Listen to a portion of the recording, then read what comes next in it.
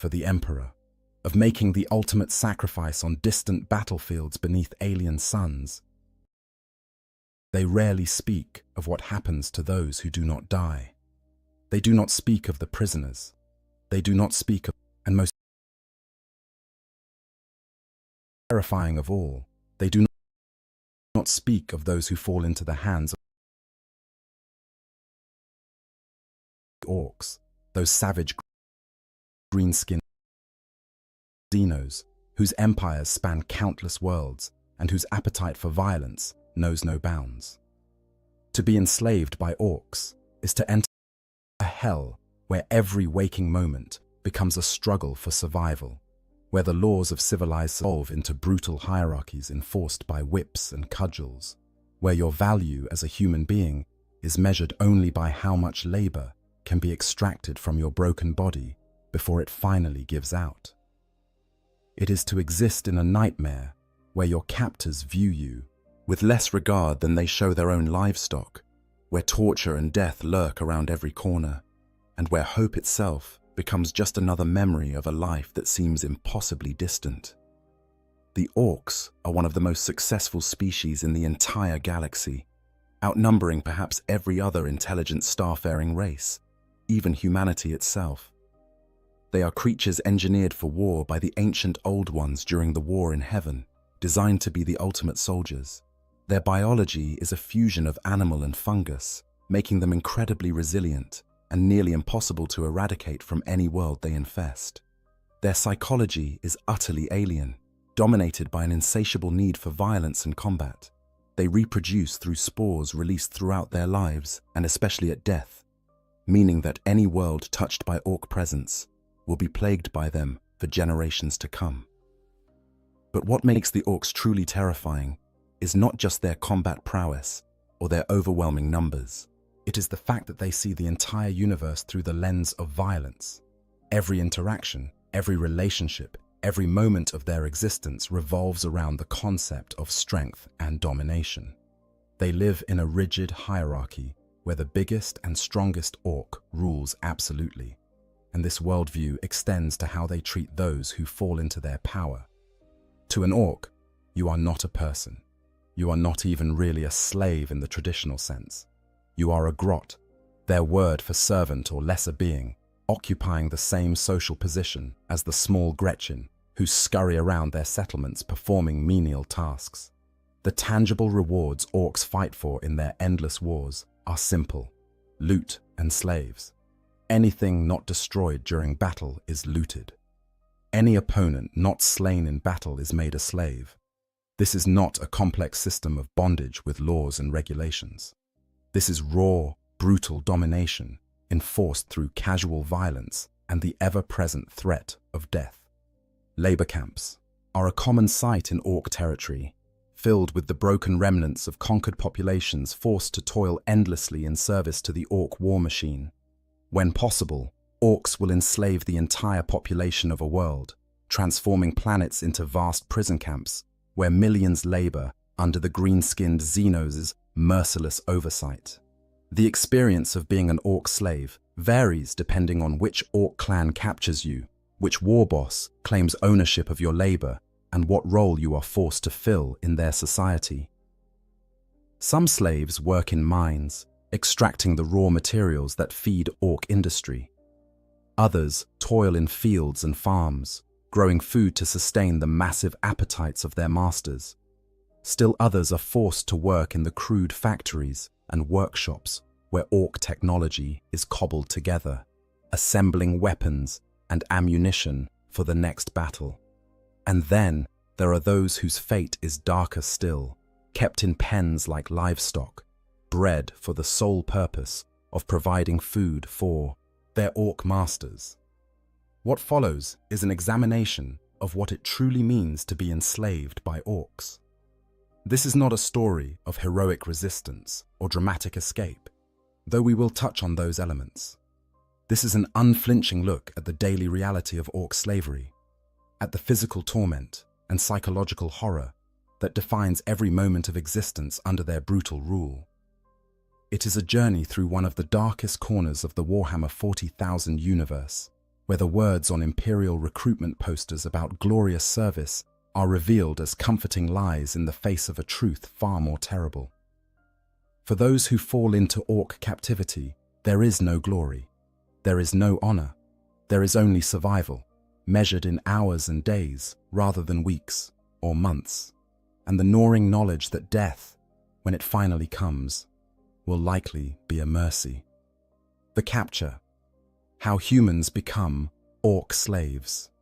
The moment your world falls to the orcs, your life as you knew it ends.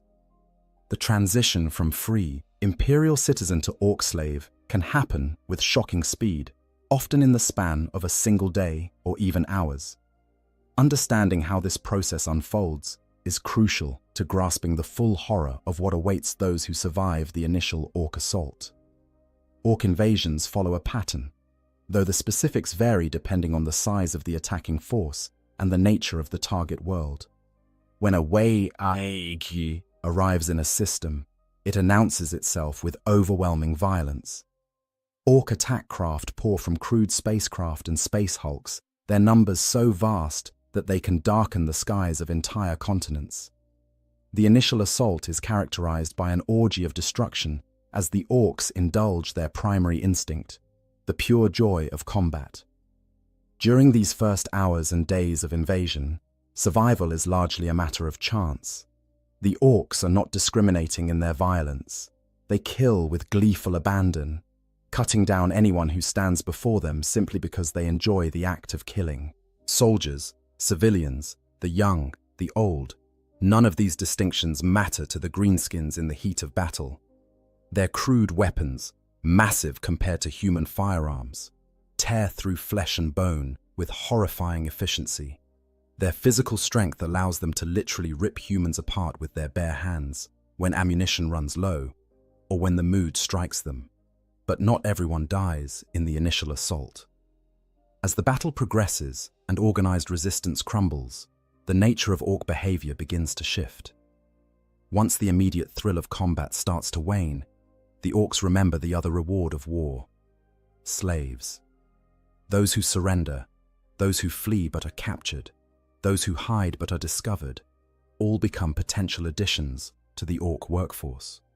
The Second War for Armageddon provides a stark example of this process. When the orc warlord, Gazgkul Mag-Uruk Thraka's forces overwhelmed the defenses of Hive Infernus, the demoralized officer in charge shamefully surrendered the entire Hive city without a fight. Refugee columns formed, stretching for hundreds of kilometers across the desert wastelands of Armageddon. These desperate people, fleeing the green tide, were systematically herded by orc speed freak biker units who circled them like predators stalking wounded prey. The bikers did not simply kill the refugees. Instead, they drove them back toward Hive Infernus, back toward their new masters, where they would be put to work as slaves in the orc war machine. This herding process is typical of how orcs handle large numbers of potential slaves. They lack the organizational skills to conduct orderly prisoner processing, but they understand the basic concept of driving groups of humans toward designated areas. Speed freaks on bikes and buggies, orc boys on foot with crude weapons. Even trained squigs and other creatures may be used to corral fleeing populations. Those who try to break away from the group are often killed as examples, their deaths serving to keep the others compliant through sheer terror. The actual moment of capture is often arbitrary and chaotic. You might be grabbed by a massive orc hand as you try to flee through rubble-strewn streets. You might find yourself surrounded by Gretchen armed with scavenged weapons, their high-pitched voices shrieking orders as they force you to join other captives. You might simply be in the wrong place when an orc runtherd sweeps through an area, rounding up anyone still alive to fill out their slave gangs. Physical violence during capture is almost universal. Orcs communicate through brutality, and they establish dominance over their new slaves through immediate and overwhelming force. Beatings are common, both to subdue resistance and simply because the orcs find it amusing. Bones may be broken, teeth may be knocked out. The message is always clear: you are powerless, You are property, and your survival depends entirely on your captor's whims. The journey to the labor camps or slave pens can be as harrowing as the capture itself. Orc logistics are crude at best, and slaves are often force-marched for days or even weeks to reach their final destinations. Those who fall from exhaustion or injury are typically killed on the spot, their bodies left to rot where they fall. Food and water are provided irregularly, if at all. The orcs seem to operate on the assumption that weak slaves who cannot survive the march are not worth keeping anyway. During these marches, you begin to understand the true nature of your new reality. The orcs do not hide their cruelty or temper their behavior. You watch as they casually torture captives for entertainment, pulling people from the column to use as living targets for weapon testing or gladiatorial combat. You see them select prisoners at random to be eaten, sometimes cooking them over fires, sometimes simply tearing into them raw. The screams of the dying become a constant background noise, a soundtrack to your new existence. Some captures occur in different circumstances. Individual humans or small groups may be seized during orc raiding parties on worlds not yet fully conquered. These raids are common as orc forces spread out from their initial landing zones, sweeping through surrounding territories to gather resources and slaves. Being captured in a raid means you might be thrown into a crude vehicle or cage and transported immediately to orc-held territory, often with minimal explanation of what is happening or what will be done with you. The psychological impact of capture cannot be overstated. In the span of hours, your entire existence is shattered. Everything you knew, everyone you cared about, all the structures and systems that gave your life meaning are torn away. You are stripped of your identity as an individual and reduced to a resource to be exploited. The orcs do not learn your name. They do not care about your skills or your history. You are simply another soft-skinned human, valuable only for the labor that can be extracted from you before you die. Perhaps most terrifying is the arbitrary nature of who is captured and who is killed. There is no logic to it, no pattern you can discern and use to increase your chances of survival. The orc who kills your friend standing next to you might spare you for no reason you can understand. The same orc might kill you tomorrow for equally incomprehensible reasons. This randomness is psychologically devastating, stripping away any sense of control or agency you might cling to. For some, particularly those from worlds with strong imperial faith, capture by Xenos is seen as a fate worse than death. The thought of serving aliens, of being forced to aid the enemies of humanity, conflicts with everything the Imperial Creed teaches. Some choose to fight to the death rather than accept capture. Others attempt suicide when the opportunity presents itself. But most, driven by the fundamental human will to survive, accept their new status as slaves and hope desperately that rescue might someday come. That hope, as we shall see, is almost always in vain. Once you enter orc captivity, escape becomes nearly impossible, and rescue by Imperial forces is extremely unlikely. The Imperium does not negotiate for prisoners. It does not launch rescue missions for enslaved civilians. The resources required to save you would be considered better spent on other military operations. In the cold calculus of Imperial strategy, you are already dead, your loss already accounted for in casualty reports filed by officials who never knew your name. The slave hierarchy and your place in it. Understanding your position in orc society is essential to survival as a slave. The orcs operate under a brutally simple hierarchy based entirely on size and strength, and this same principle extends to how they view and treat their slaves. However, the reality is more nuanced than it might initially appear, with various categories of slaves experiencing different treatment and having different chances of survival. At the very bottom of orc society are the snotlings, infantile orcoid creatures with limited intelligence used primarily for fungus tending. Just above them are the Gretchen, also called grots or runts. who are smaller, weaker orcoid subspecies that serve as the primary slave labor force within orc settlements. Gretchen perform all the menial tasks that orcs consider beneath them, from food preparation to message delivery to general organization and maintenance work. Human slaves occupy the same social position as Gretchen. The orc word for servant or slave is grot, and this term is applied equally to Gretchen and to non-orcoid slaves like humans. This linguistic detail reveals an important truth. To the orcs, there is no meaningful distinction between a Gretchen slave and a human slave. Both are weak, soft creatures to be bullied, exploited, and discarded when no longer useful. However, even within this lowest tier of orc society, there exists an informal hierarchy based on perceived usefulness. Not all slaves are treated equally, and understanding these distinctions can mean the difference between a relatively tolerable existence and a short, brutal death.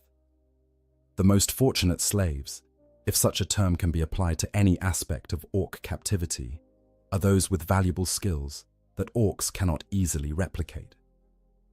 Technical expertise is particularly prized. While orc mech boys possess an instinctive understanding of technology, they often lack the precision and patience required for certain types of work. Human slaves with engineering knowledge, the ability to operate complex machinery, or expertise in manufacturing processes may find themselves assigned to relatively stable positions in orc workshops and factories. These skilled slaves can sometimes achieve a level of status that affords them marginally better treatment. Some even become trusted advisors to war bosses or mech boys, though this trust is always conditional and can evaporate in an instant if the orc decides the slave is no longer useful or amusing. The freebooter known as Uzgul the Magnificent, for instance, has been known to keep technical experts from various species as permanent members of his crew, valuing their expertise in maintaining and operating captured technology. Language skills can also provide a small measure of protection. Humans who learn to speak the orc language, or who can translate between different species, may be kept alive longer than others because they serve a useful function in communication. Commissar Sebastian Yarrick famously learned the orc language from a captured raider in his youth, knowledge that would later prove crucial in understanding and fighting orc invasions. Below the skilled slaves are the general laborers, the vast majority of human slaves in orc territory. These are the men, women, and children forced to toil in mines, fields, factories, and construction sites. They have no special skills that set them apart, nothing that makes them individually valuable to their masters. They are interchangeable parts in the orc industrial machine, worked until they can no longer perform their assigned tasks, then discarded like broken tools. General laborers are organized into work gangs, large groups supervised by runthards who ensure compliance through constant threats and occasional acts of violence. The size of these gangs can vary dramatically, from a few dozen slaves to thousands, depending on the scale of the project and the size of the orc settlement. You might find yourself working alongside people from a dozen different worlds, all thrown together by the random chance of capture. Within work gangs, informal hierarchies often develop among the slaves themselves. Those who have survived longer may have learned tricks for avoiding the worst treatment or for securing slightly better working conditions. They might share this knowledge with newcomers, or they might hoard it jealously, viewing every other slave as competition for the limited safer positions. Trust between slaves is difficult to establish when the orcs deliberately foster an environment of constant fear and competition. At the very bottom of the slave hierarchy are those kept as livestock.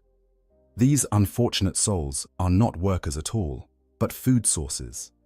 When an orc civilization grows to sufficient size and complexity while maintaining adequate resources, they may begin breeding imprisoned populations of humans for the sole purpose of being used as food. These human livestock are kept in complete darkness, in communal pens where they can barely move. The only time they see light is when water or food is brought to their enclosures. The conditions in the breeding pens are beyond description. The humans kept there are often modified by orc pain boys, altered until they are barely recognizable as human. During the War of the Beast, in the 32nd millennium, Imperial forces discovered that orcs on the planet Prax had been feeding captured human steroids and farming them like cattle. The lucky ones had their teeth punched out, were shaved and branded, and then pushed into battle as auxiliary cannon fodder. Those not deemed fit for even this grim purpose were kept as breeding stock, their humanity slowly eroded by genetic manipulation until they were born as insensate, cowering creatures existing solely to be eaten. Understanding your place in this hierarchy is crucial because it helps you navigate the daily realities of slave life. If you possess skills that might be valuable to the orcs, demonstrating them quickly could move you from general labor to a slightly more secure position. If you are assigned to a work gang, learning to read the moods of your run-third overseer and understanding the informal power dynamics among fellow slaves might help you avoid the worst punishments. But there is no safety anywhere in this hierarchy. Even the most valued technical expert can be killed on a whim if an orc finds their work unsatisfactory or simply grows bored with them. The distinction between skilled slave and livestock is not a permanent one. Injuries, age, or simply being in the wrong place at the wrong time can see you demoted to more dangerous work or thrown into the breeding pens without warning. The orcs do not have formal slave markets or organized systems for buying and selling captives. Slaves within the grot slave class do not tend to have any particular owner. Instead, any orc can force any slave into work through cudgels and whips. There are usually no chains or fences keeping slaves confined.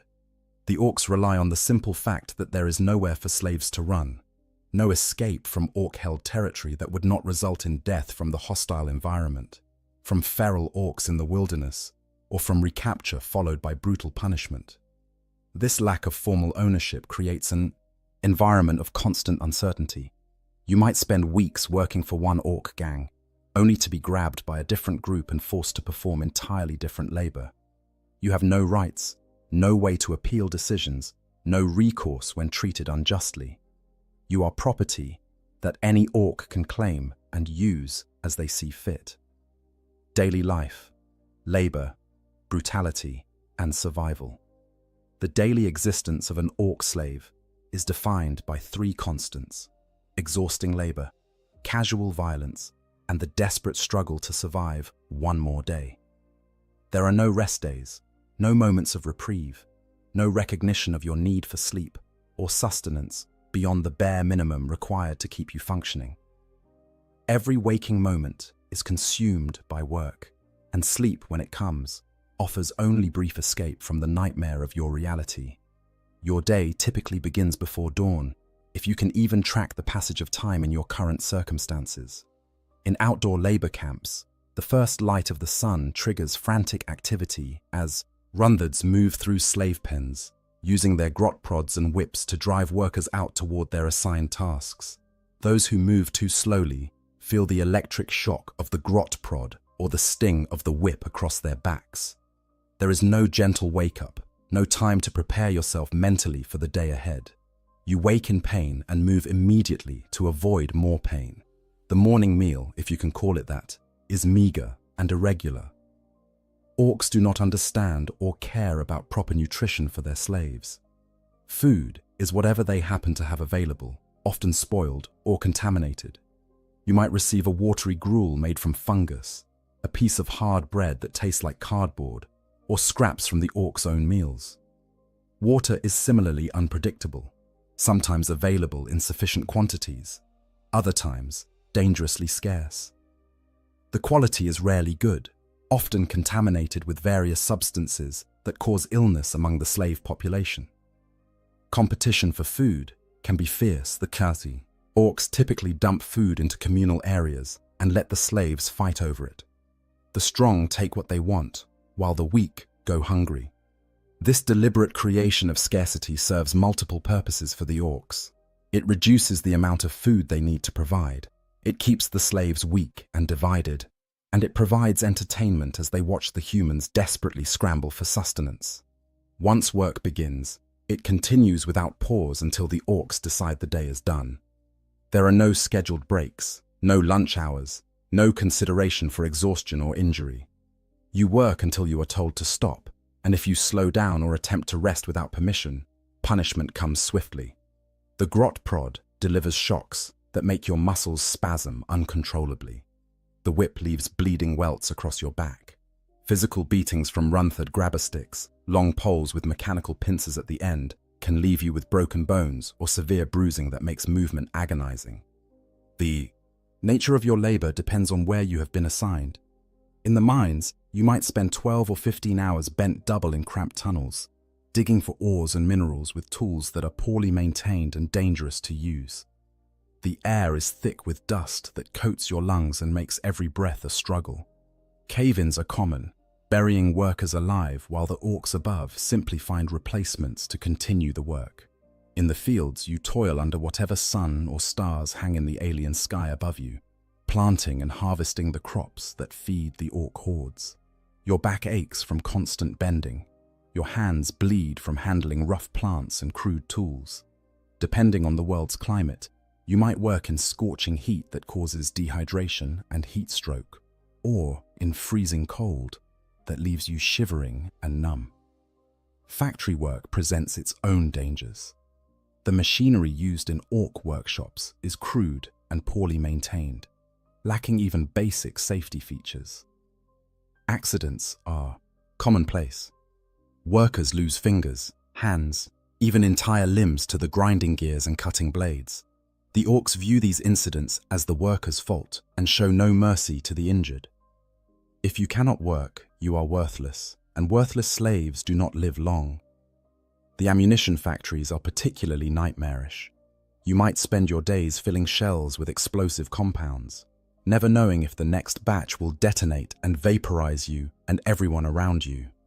The chemicals used in propellants and explosives cause long-term health problems, burning your lungs and skin, causing tremors and weakness that only worsen with continued exposure. The orcs do not provide protective equipment. They do not care if you die from chemical exposure, because there are always more slaves to replace you. Throughout the workday, the threat of violence hangs over every moment. Runthards patrol the work sites constantly, their squig hounds snapping at anyone who appears to be slacking. These creatures are trained to consume slaves who try to escape or who fail to meet the Runthards' expectations. Watching a squig hound tear into a fellow slave while the Runthard laughs is a common occurrence, a reminder of what awaits those who cannot keep up the pace. But it is not just the Runthards you must fear. Regular orc boys often wander through work areas, and their presence is always dangerous. An orc might decide to use a slave for target practice, testing the accuracy of their crude firearms on living targets. They might grab a slave to use as a demonstration subject for a new weapon they have acquired, curious to see what damage it can inflict. They might simply be in a bad mood and take it out on whatever slave happens to be nearby. The casual nature of this violence is perhaps its most horrifying aspect. To the orcs, killing a slave means nothing. It is not a significant decision that requires justification. It is as casual as swatting an insect or kicking a rock out of your path.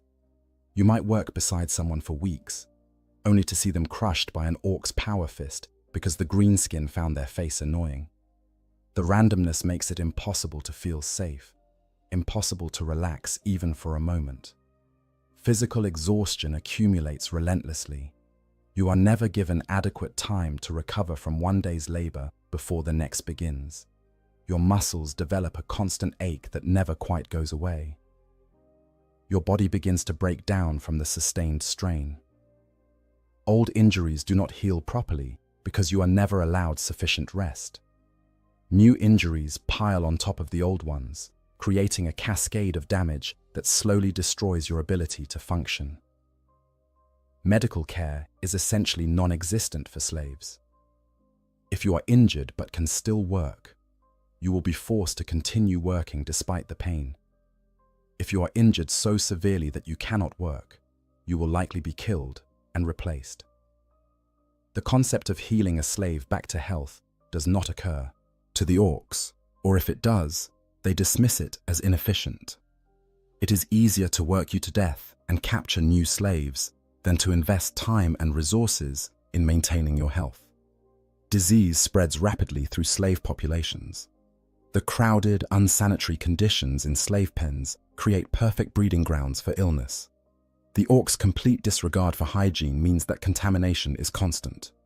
You might be forced to work in areas covered with toxic waste, or to sleep in pens where waste accumulates because the orcs never thought to provide sanitation facilities.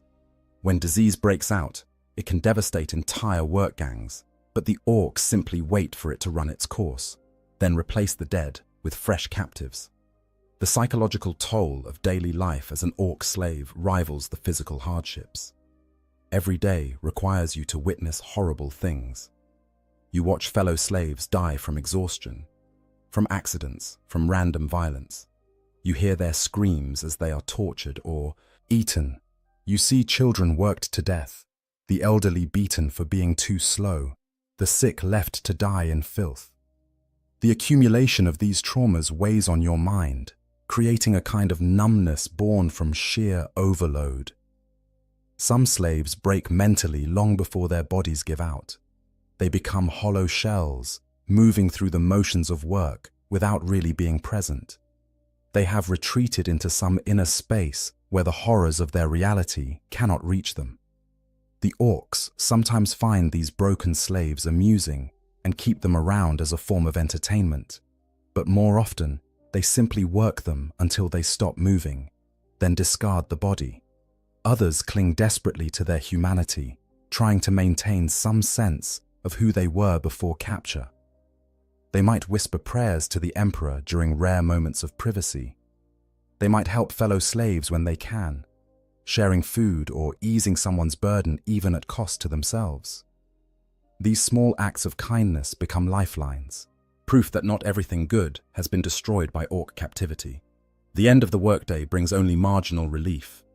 You are herded back to the slave pens, usually without having eaten since morning. The pens themselves are crude enclosures, often nothing more than open areas surrounded by scrap metal walls or natural barriers. The orcs do not provide shelter, bedding, or any amenities whatsoever. You sleep on bare ground, pressed against other slaves for warmth if the climate is cold, suffering from heat if it is not. Night offers no safety from orc violence. Patrols continue throughout the darkness, and Runthards may decide to conduct random inspections or punishments. Some orcs view the slave pens as entertainment, wandering through to terrorize the inhabitants, or select victims for various forms of abuse.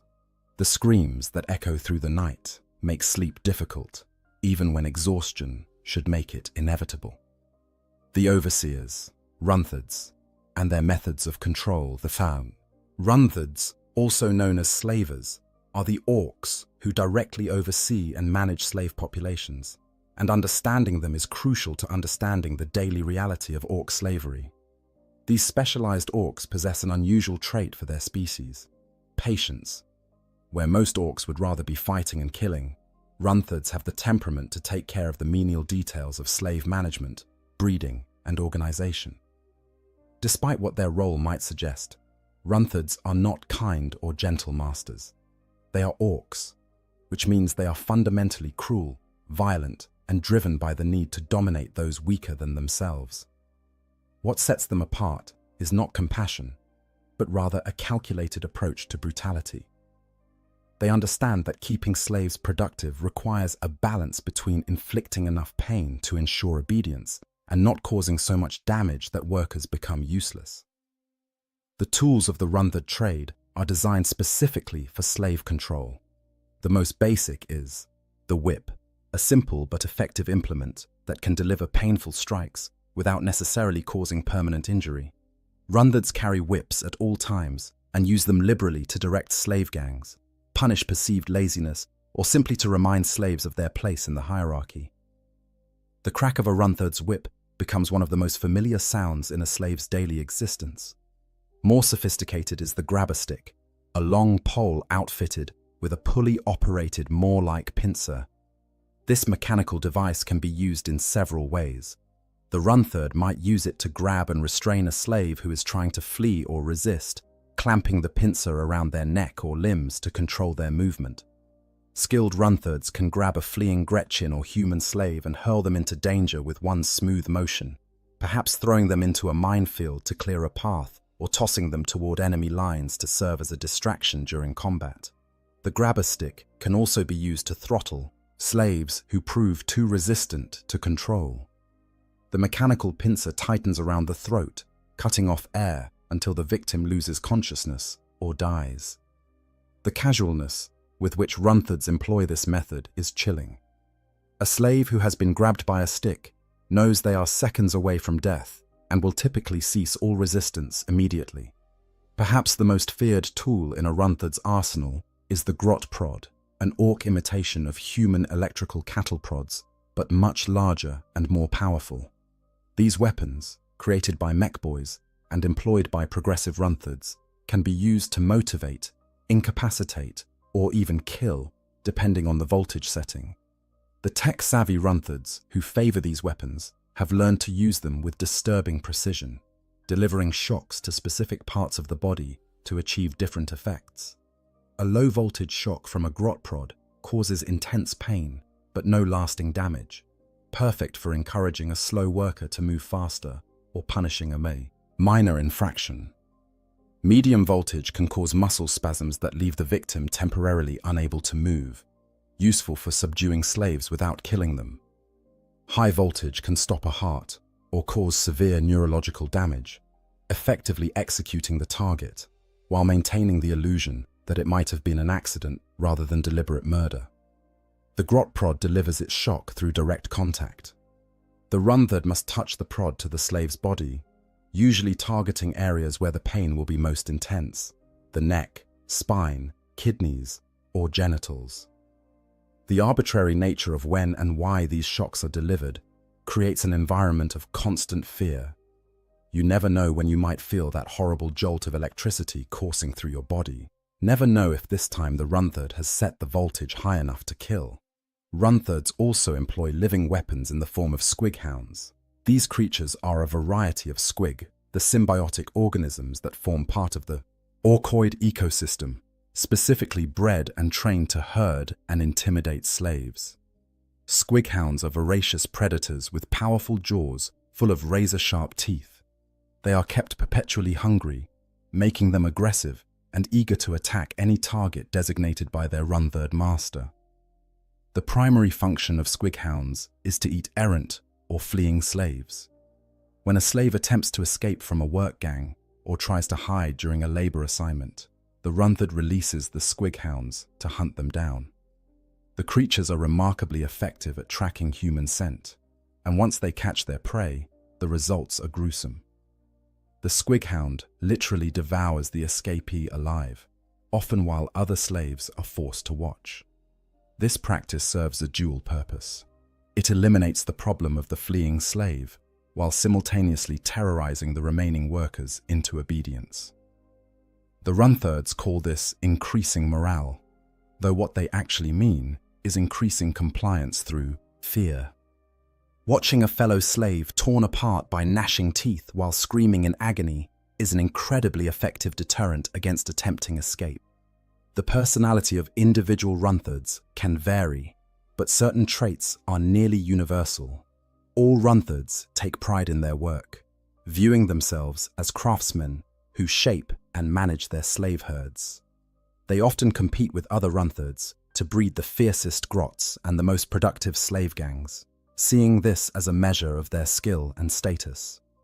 Some Runtherds become known across multiple orc settlements for their particularly effective or cruel management techniques. The role of Runtherd is hereditary in orc society. They believe themselves descended from families that were cast from the clans in the distant past, though whether this origin story is accurate or simply orc mythology is unclear.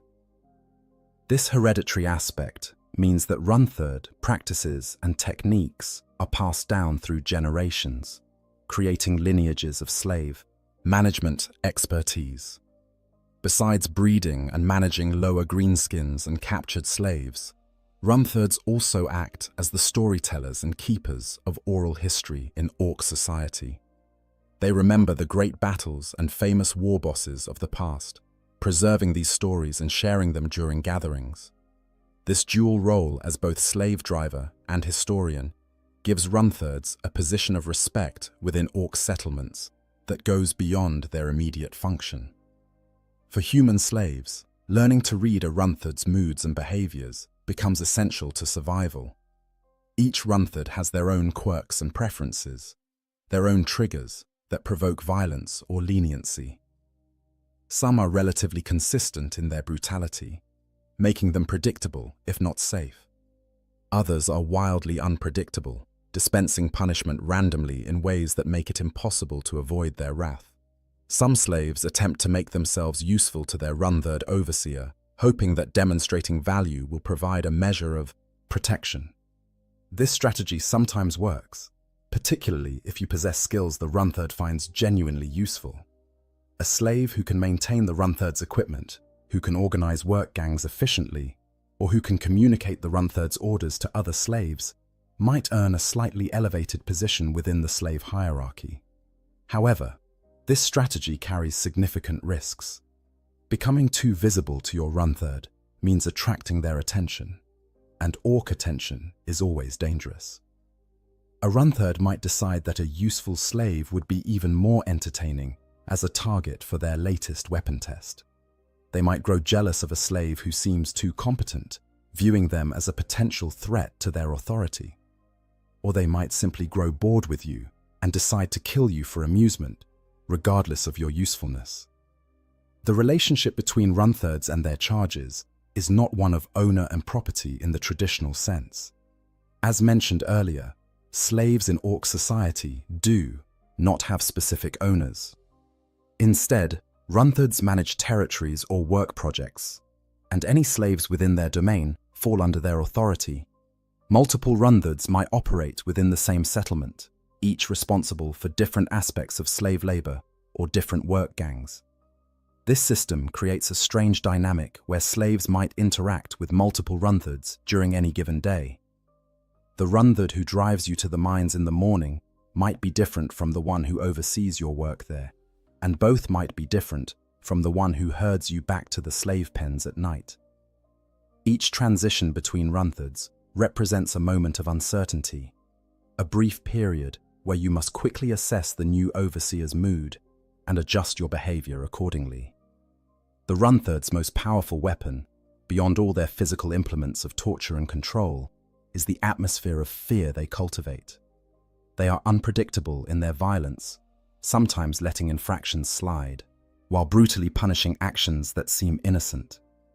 This inconsistency is not accidental. It serves to keep slaves in a constant state of anxiety, never knowing what might provoke punishment, always second-guessing every action and decision. Types of labor and work assignments. The variety of work assigned to orc slaves is vast, spanning everything from the most brutal physical labor to specialized technical tasks. Understanding the different types of work and their relative dangers is important for grasping the full scope of the slave experience in orc territory. Mining operations represent some of the most dangerous and physically demanding work. Orc mines are crude affairs, dug with minimal concern for stability or worker safety. The orcs extract whatever minerals and ores their mech boys need for construction and manufacturing, and they do so with the same reckless disregard for consequences that characterizes all their endeavors. As a mining slave, you might be sent deep, underground with only the crudest tools, pickaxes, shovels, perhaps a primitive drill. The tunnels are often poorly supported, prone to collapse at any moment. Rockfalls kill dozens or hundreds of workers regularly, burying them alive beneath tons of stone and earth. The orcs simply dig new tunnels around the collapsed sections, leaving the bodies where they fell. The air quality in orc mines is abysmal. Ventilation is minimal or non-existent, leaving the atmosphere thick with dust and various toxic gases. You breathe in particles that coat your lungs, causing progressive respiratory damage that makes each day harder than the last. Some mines contain naturally occurring toxic minerals that poison workers slowly, causing symptoms like tremors, loss of coordination, and eventually organ failure. Lighting in the mines comes from crude torches or bioluminescent fungus, creating pools of dim illumination separated by vast stretches of darkness. Working in these conditions means you can barely see what you are doing, increasing the risk of accidents and injuries. The darkness also allows for rats, insects, and other creatures to proliferate in the mines, some of them dangerous predators that view weak or isolated workers as prey. Agricultural work, while less immediately dangerous than mining, carries its own hardships. Entire native populations are forced into agricultural labor to manufacture food for the orc hordes. The work is backbreaking and endless, following the cycles of planting, tending, and harvesting with no rest periods between. The crops grown for orc consumption are often varieties of fungus native to the orcoid ecosystem, plants that thrive in conditions that would kill human edible species. Working with these crops exposes you to spores and toxins that cause skin irritation, allergic reactions, and respiratory problems. Some orc crop varieties are aggressive and dangerous in their own right, with thorns, acidic sap, or defensive mechanisms that cause injury to anyone handling them. The tools provided for agricultural work are crude and poorly maintained. You might spend entire days bent over hand tools with broken or missing handles, using your bare hands to pull weeds or harvest crops, because no implements are available. The physical toll of this constant bending and stooping causes chronic back problems that leave you in agony by the end of each day. Factory work encompasses a wide range of activities, all of them dangerous. Some slaves work in munitions plants, filling shells with explosive compounds or assembling the components of orc weapons. The crude nature of orc manufacturing means that accidents are commonplace.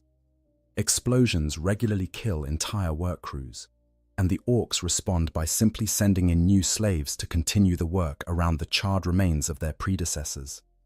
Other factory slaves work on assembly lines, putting together the various components of orc technology. You might spend 12 hours a day inserting bolts into the same piece of machinery over and over again. Your hands developing calluses and repetitive stress injuries from the monotonous motion.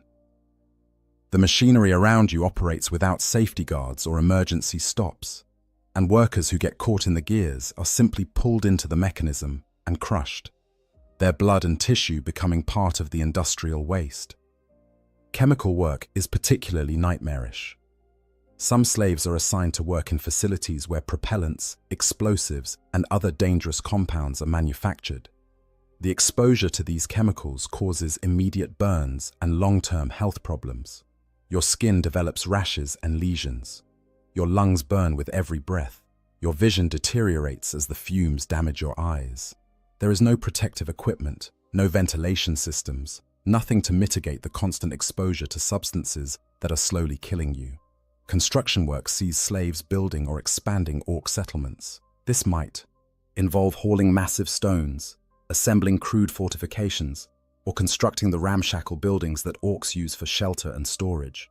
The work is physically exhausting, requiring you to lift and move objects far heavier than what a healthy human should safely handle. Injuries are constant: crushed fingers, broken bones, hernias from excessive strain. Some slaves are assigned to maintaining orc vehicles and war machines. This can actually be one of the relatively less dangerous assignments, as the orcs need their vehicles functional and may therefore provide slightly better conditions for the mechanics and technicians. However, orc technology is inherently unstable and prone to catastrophic failures. Working on a vehicle that might explode, catch fire, or simply collapse on top of you creates constant stress and frequent casualties. Ammunition manufacturing deserves special attention due to its particularly high fatality rate. Slaves in ammunition plants work with volatile explosives all day, every day. You might be filling shells with unstable compounds, assembling fuses that could detonate at any moment, or packing gunpowder into casings that leak and create explosive dust throughout the facility. One spark, one moment of static electricity, one defective component, and the entire facility can detonate, killing everyone inside. The orcs find this risk acceptable because ammunition is essential to their war machine, and they can always capture more slaves to replace those killed in explosions. From the slave's perspective, working in munitions is essentially a slow-motion death sentence. It is not a question of whether you will die in an explosion, but rather when and how many others will die with you. Waste management, such as it exists in orc settlements, is another assignment that slaves might receive. This involves dealing with the enormous amounts of garbage and refuse that orc society produces. You might spend your days sorting through toxic waste, trying to identify anything that can be recycled or reused while exposed to all manner of hazardous materials. The smell alone is overwhelming, and the health effects of constant exposure to rotting organic matter and chemical waste are devastating. Some slaves are assigned as personal servants to individual orcs, particularly knobs or important mech boys. This role can range from marginally better to catastrophically worse than general labor, depending entirely on the temperament of the orc you serve. A slave serving a knob might have access to better food and shelter, but they are also constantly in close proximity to an orc who could kill them casually at any moment.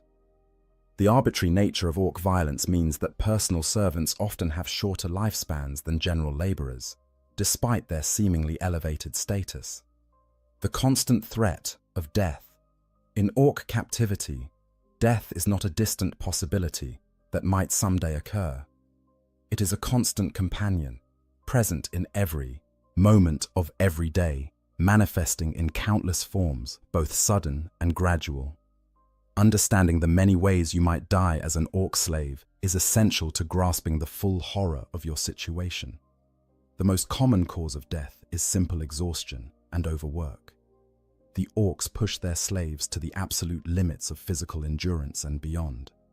You are worked for 12, 15, sometimes 20 hours a day without adequate food, water, or rest. Your body accumulates damage faster than it can repair itself. Eventually, something critical fails. Your heart gives out from the strain, or your body can no longer maintain basic functions, and you simply collapse. When slaves die from overwork, the orcs rarely even notice immediately. You might fall where you were working, your body left there until someone trips over it, or until the smell becomes noticeable.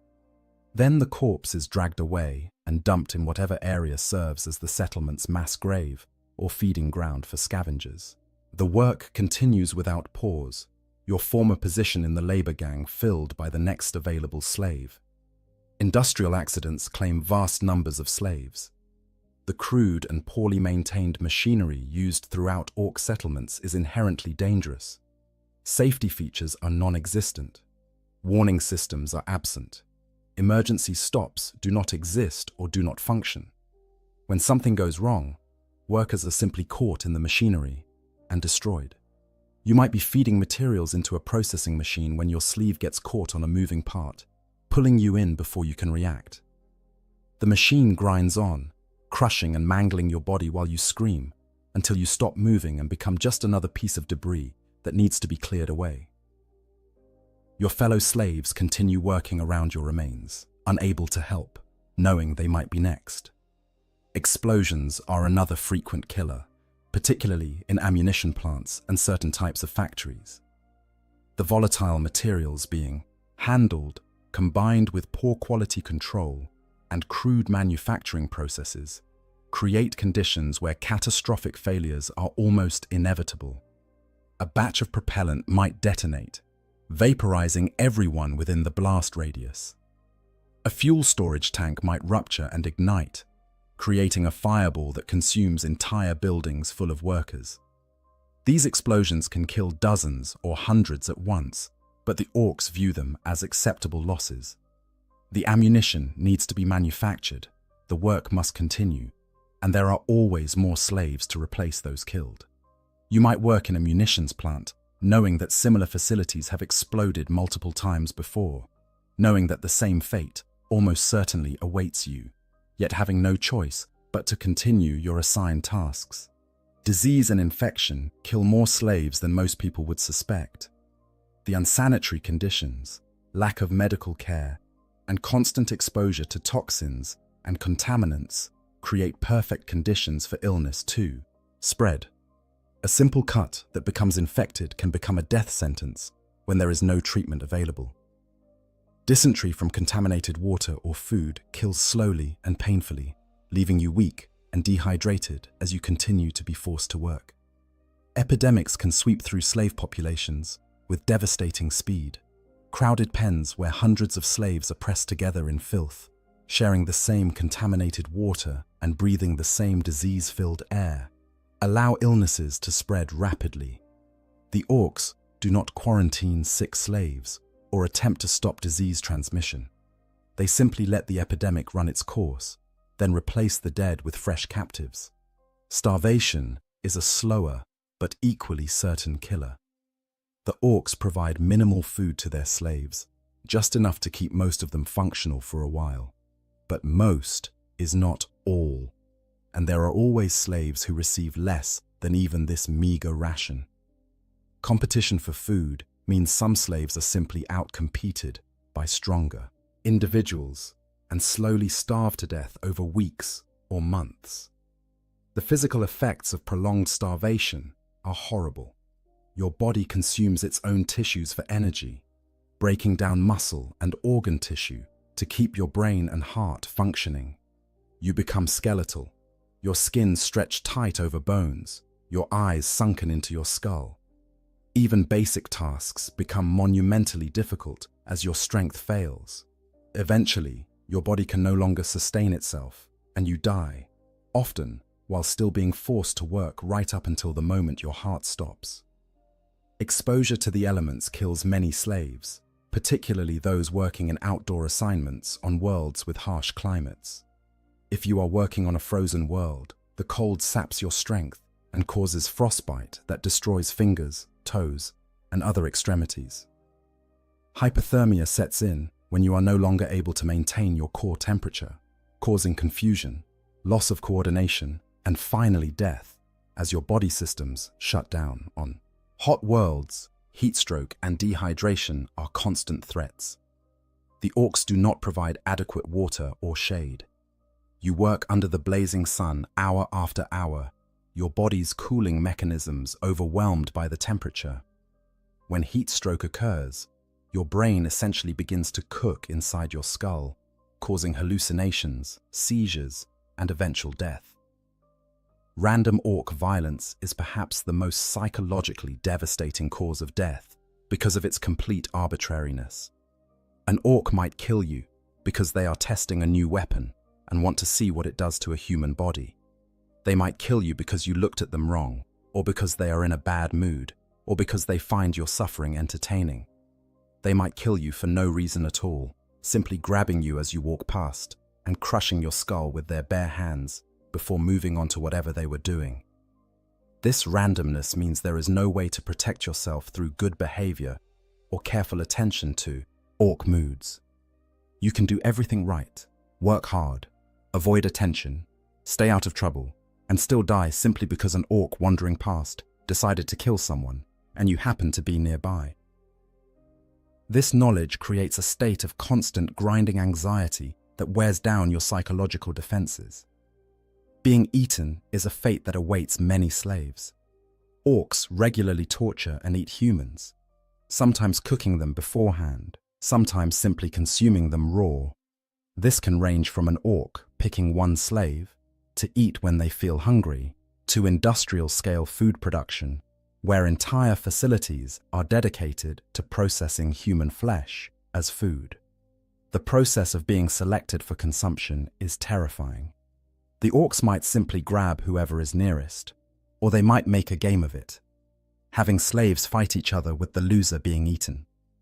Sometimes they cook their victims slowly over fires while they are still alive, finding the screams entertaining. Other times they simply tear into living flesh with their teeth, the victim dying slowly from blood loss and trauma while being devoured.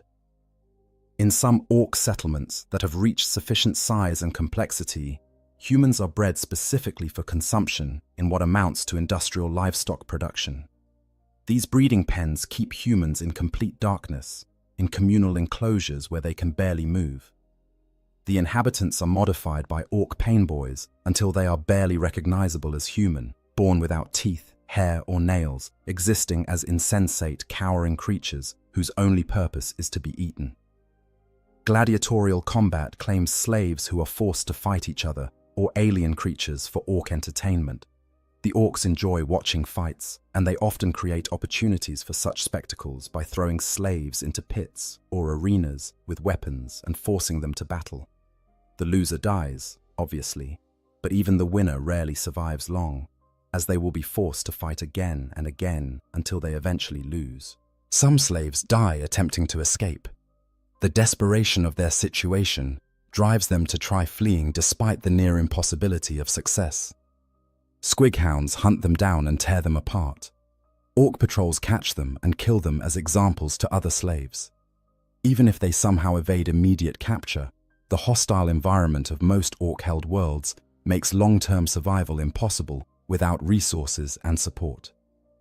Punishment executions serve as examples to other slaves and as entertainment for the orcs. Slaves who displease their masters might be killed in elaborate and painful ways, specifically designed to terrorize the remaining population. Public tortures, where slaves are slowly killed over hours or days, while other workers are forced to watch, create an atmosphere of fear that keeps the broader slave population compliant. Psychological torment and orc psychology. The physical hardships of orc slavery are matched and perhaps exceeded by the psychological torture inherent in every aspect of the experience. Understanding the mental and emotional toll of captivity requires understanding orc psychology and how profoundly alien it is from human thinking. Orcoid psychology is utterly different from that of humans, to the point where they can simultaneously believe two contradictory facts without experiencing any cognitive dissonance. This ability to hold conflicting ideas represents a fundamental difference in how orcs process information and understand reality. It makes them unpredictable and incomprehensible to human slaves trying to anticipate their behavior or find logical patterns in their actions. Orcs have no concept of love as humans understand it. They find human affection strange and inexplicable, viewing emotional bonds between people as a weakness to be exploited. What orcs do experience is a kind of battle bliss, an ecstatic state that occurs during combat. They associate this feeling with both love and hate, blurring the distinction between the two in ways that make no sense to human psychology. This absence of empathy or emotional connection means that orcs literally cannot understand why their treatment of slaves might be wrong. They do not recognize the suffering they inflict as suffering in any meaningful sense. To them, humans are weak creatures whose screams and pleas are merely noise, no more significant than the sounds made by malfunctioning machinery. Your pain means nothing to them because they are incapable of recognizing it as something that matters. The arbitrary nature of orc behavior creates constant psychological stress for slaves. There is no pattern to discern, no rules to learn that might help you avoid punishment or death. An orc might walk past you 100 times without incident, then crush your head on the 101st time for no reason you can perceive. This randomness makes it impossible to develop coping mechanisms based on understanding and predicting your captor's behavior. Orc humor, such as it is, often involves the suffering of weaker beings.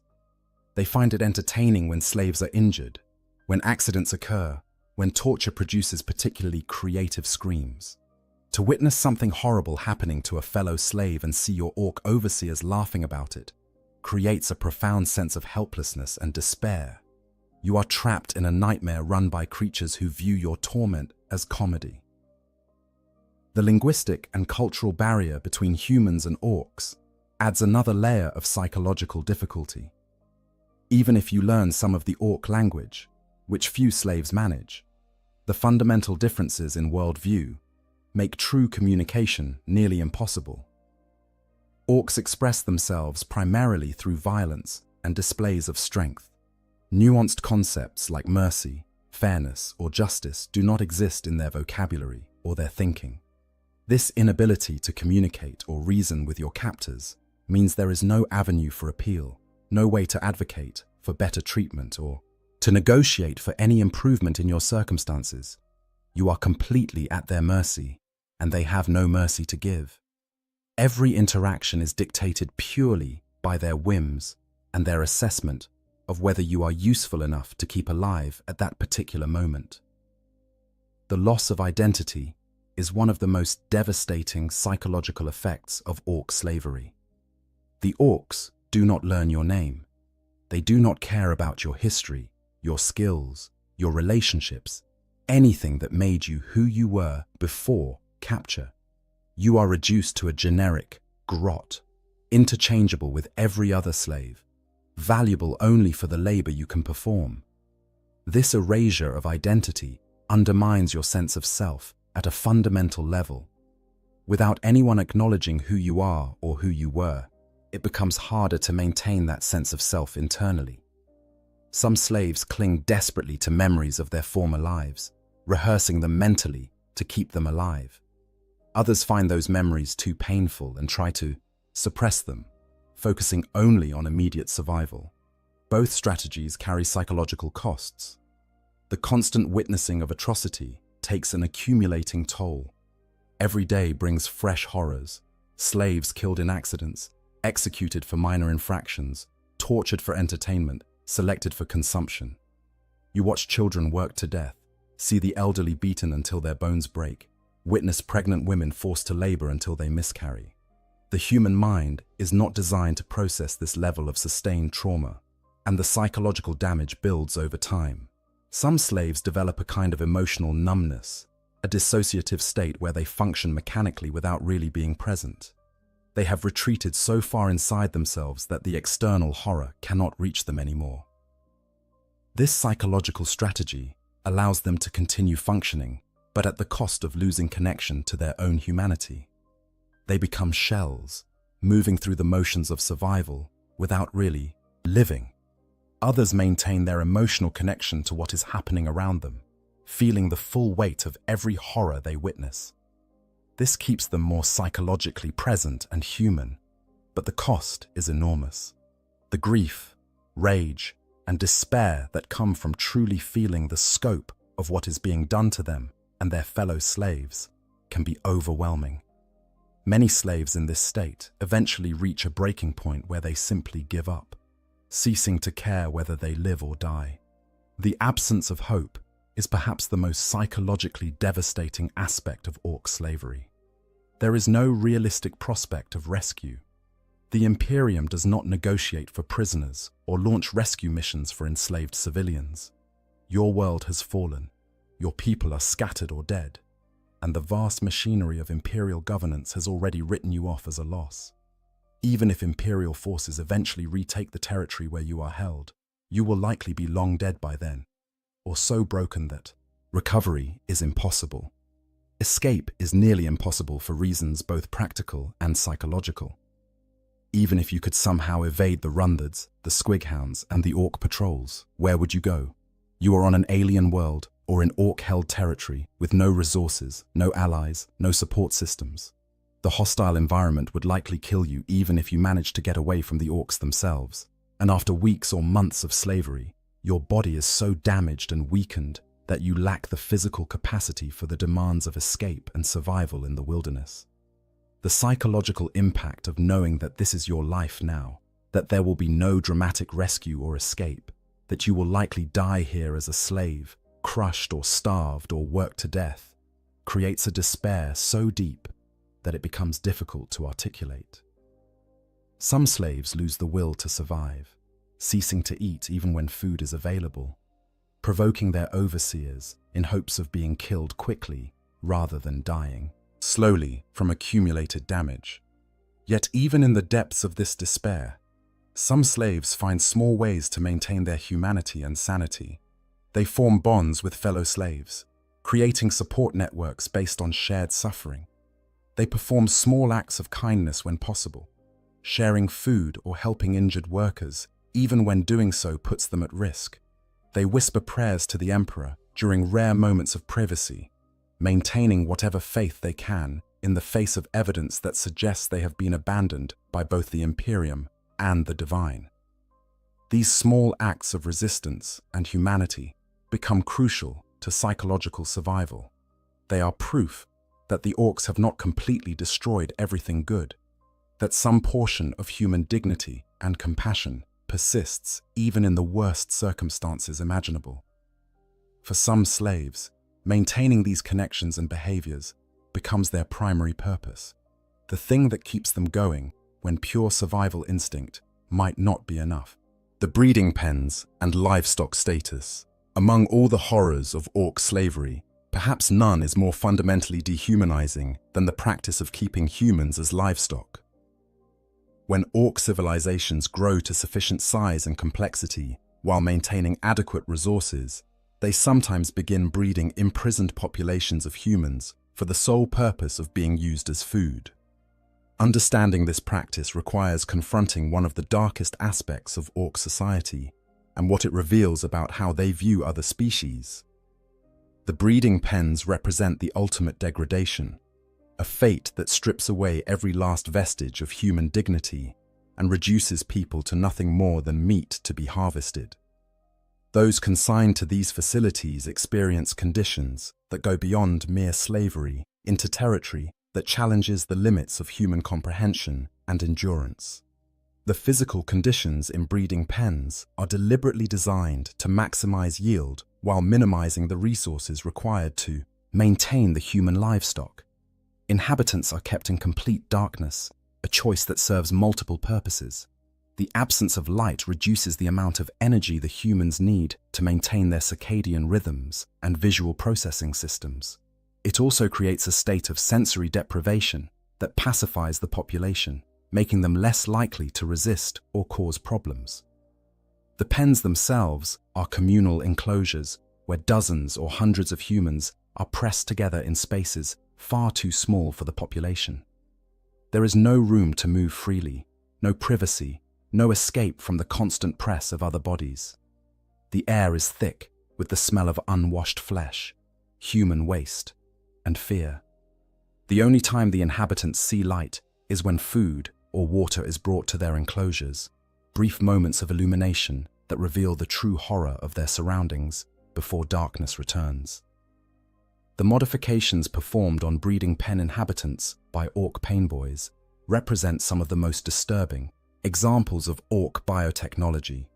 The goal is to create humans who are more efficient as food sources, less troublesome to manage, faster to mature, with more edible mass relative to their overall size. The methods used to achieve these goals are nightmarish. During the War of the Beast, in the 32nd millennium, Imperial forces who liberated breeding facilities on the planet Prax discovered the extent of these modifications. The humans being kept as livestock had been altered until they were barely recognizable as human. They were born without teeth, hair, or nails, their development arrested at a stage where these features had not yet formed. Their minds had been similarly stunted, leaving them as insensate, cowering creatures incapable of complex thought or resistance. The modifications extend beyond mere appearance. The musculature and metabolism of breeding pen humans are altered to promote rapid weight gain and to convert nutrients into edible tissue more efficiently. Their digestive systems are simplified, allowing them to survive on the cheapest possible feed. Their nervous systems are sometimes dulled, reducing their capacity for suffering, or at least their ability to express it in ways that might disturb even orc sensibilities. The breeding program itself is conducted with the same crude efficiency that characterizes all orc endeavors. Humans are paired for reproduction based on whatever criteria the painboys and rundhards deem important, with no consideration for the individuals involved. Pregnancies are monitored only to the extent necessary to ensure live births. The newborns are immediately separated from their mothers and placed into the system of communal raising that will prepare them for their eventual slaughter. The psychological state of breeding pen inhabitants is difficult to assess because the modifications they have undergone have fundamentally altered their capacity for thought and feeling. The original generations, those captured and placed into the pens with their full mental faculties intact, experience a descent into madness as they realize what is being done to them and what will be done to their children. The subsequent generations, born into darkness and modified before they can develop normally, may lack the cognitive capacity to understand their situation, which might be a mercy or might be the cruelest aspect of their fate. The feeding of breeding pen populations is done with the same minimal investment of resources that characterizes orc slave management elsewhere.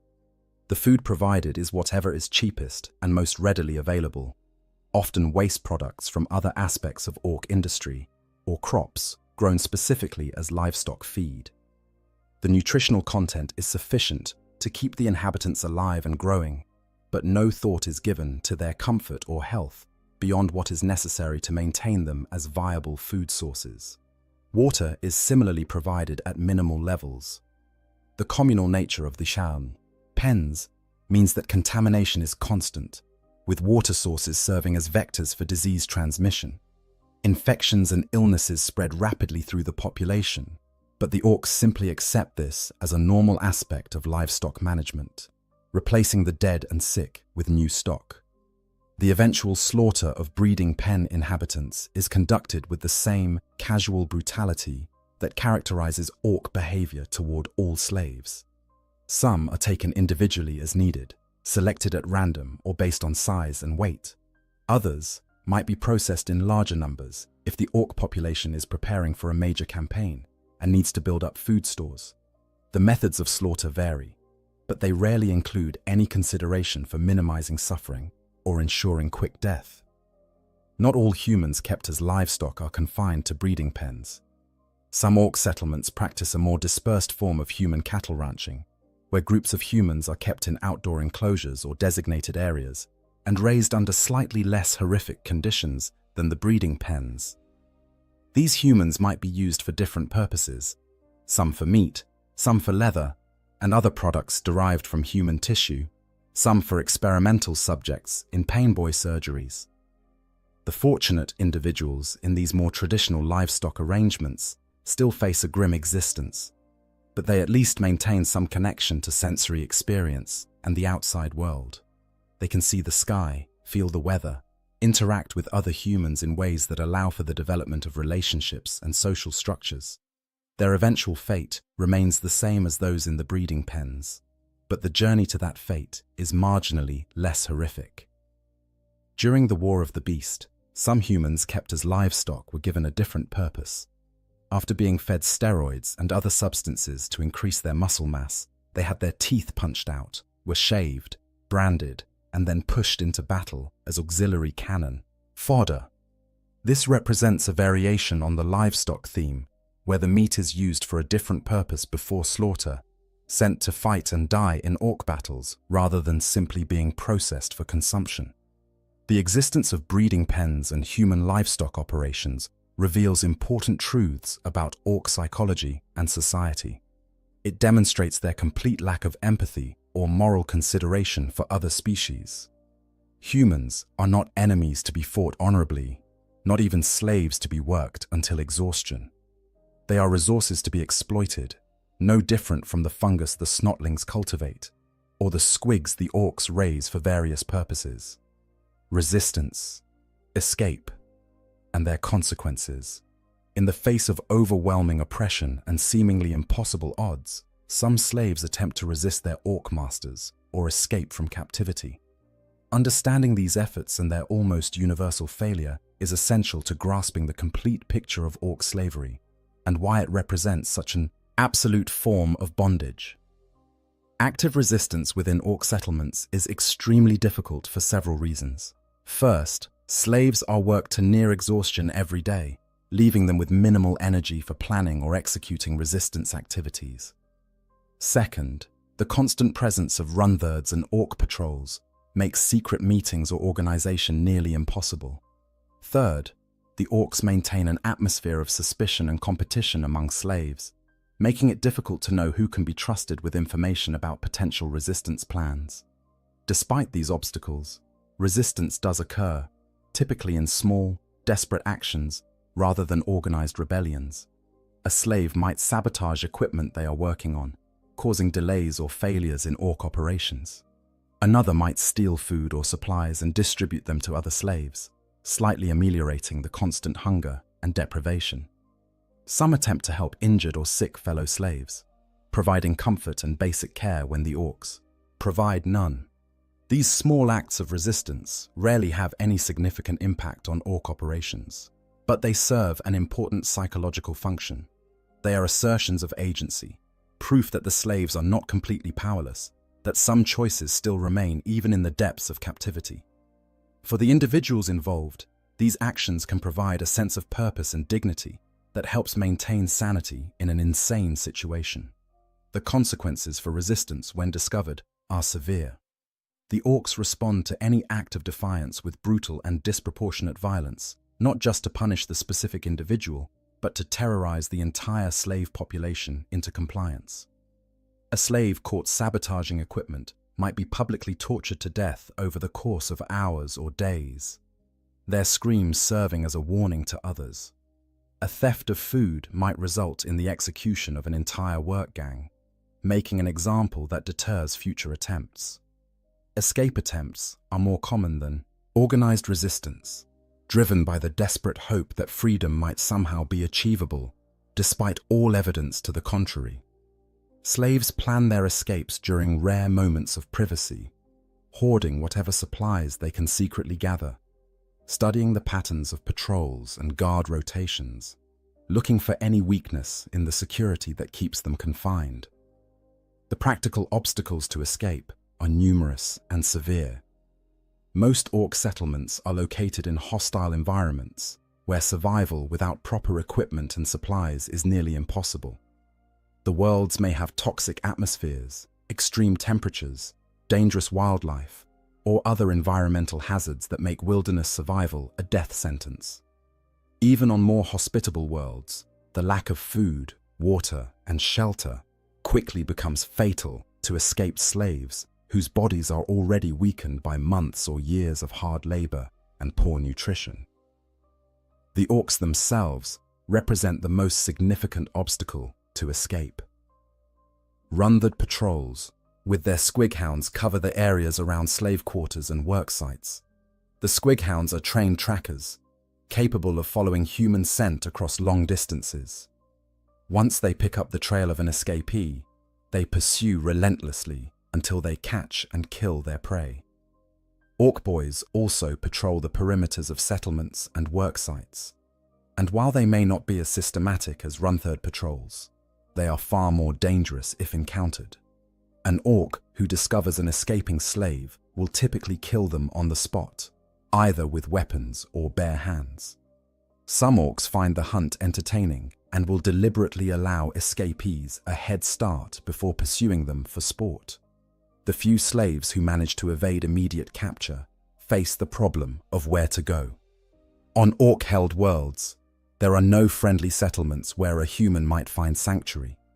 The entire planet is hostile territory, and any orcs encountered will either kill you or return you to slavery. On worlds not fully conquered by orcs, feral orc tribes proliferate in wilderness areas, making those regions equally dangerous. Even if a slave could somehow reach imperial-held territory, which would require crossing vast distances through hostile terrain, they would likely be treated with suspicion by imperial authorities. Long-term exposure to orc captivity might lead to quarantine or even execution, as the Imperium fears potential corruption or contamination from prolonged contact with Xenos. The harsh reality is that escaped slaves often face persecution even from their own people. The most famous example of successful slave resistance occurred when Commissar Sebastian Yarrick was captured by Gazgukul Thraka after the Battle of Golgotha. Yarrick endured grueling torture and forced labor aboard Gazgukul's Space Hulk before leading a slave revolt that allowed him and other captives to escape. This event is nearly unique in the annals of orc slavery, remarkable precisely because it is so unusual for any slave to successfully resist orc captivity, let alone a figure as prominent as Yarrick. Yarrick's success can be attributed to several exceptional factors: his personal combat prowess, his understanding of orc psychology from years of fighting them, his natural leadership abilities, and the peculiar respect that Gazkul himself had developed for the commissar. These circumstances were so unusual that they cannot reasonably be replicated by ordinary slaves, making Yarrick's escape more of an exception that proves the rule than a model that others might follow. More commonly, resistance and escape attempts end in failure and death. The orcs ensure that these failures are public and horrific, using them as opportunities to reinforce the futility of resistance among the broader slave population. Public executions of escaped slaves are common, conducted with maximum cruelty to create a spectacle that terrorizes other captives into compliance. The psychological impact of witnessing failed escapes is devastating. Each attempt that ends in the escapee's brutal death reinforces the sense of hopelessness that pervades slave populations. It demonstrates that even the bravest and most resourceful individuals cannot overcome the barriers to freedom, that the cage is simply too strong to break. This accumulation of failed attempts can crush the morale of entire work gangs, leaving them resigned to their fate. Some slaves choose a different form of escape: suicide. When the pain and degradation become unbearable, when there seems to be no prospect of anything ever improving, some slaves deliberately end their own lives. Methods vary depending on what opportunities present themselves: stepping in front of dangerous machinery, provoking an orc into killing them, refusing to eat until starvation takes them, or finding some other means to achieve death. The orcs generally do not care if slaves commit suicide, viewing it as simply one more form of weakness that culls the unsuitable from their labor force. They make no particular effort to prevent suicide beyond the practical concern that too many deaths might reduce the workforce below functional levels. In some cases, orcs find slave suicide amusing, particularly if the method chosen is dramatic or painful. The question of whether resistance is worthwhile, given its near-certain failure and terrible consequences, haunts many slaves. On one hand, resistance maintains dignity and agency, providing psychological benefits that can be crucial to maintaining sanity. On the other hand, it invites brutal retaliation that might kill not just the resistor, but other innocent slaves as well. The ethical calculus is impossibly complex, with no clear right answer. Variations. Different orc clans and their slave treatment. The experience of orc slavery can vary significantly depending on which orc clan holds you captive. While all orc clans share fundamental characteristics and behaviors, each clan has its own cultural identity and priorities that influence how they treat their slaves. The Goths are the largest and most aggressive clan, representing the Orci ideal in its purest form. Goths are loud, violent, and obsessed with close combat and physical prowess. For slaves, being held by Goths generally means being subjected to particularly brutal treatment, as these orcs have the least patience for anything they perceive as weakness. Goth slaves are often used as sparring partners or practice targets, forced into fights with each other or with other creatures purely for orc entertainment. The Bad Moons are the richest orc clan, obsessed with accumulating wealth and displaying it ostentatiously. They have more teeth, the orc currency, than any other clan, which means they can afford to maintain larger slave populations and more extensive operations. Bad Moon slaves might find themselves working in more organized operations than those under other clans, as the Bad Moon's relative wealth allows, for slightly more systematic exploitation. However, this organization does not translate to better treatment, merely more efficient extraction of labor.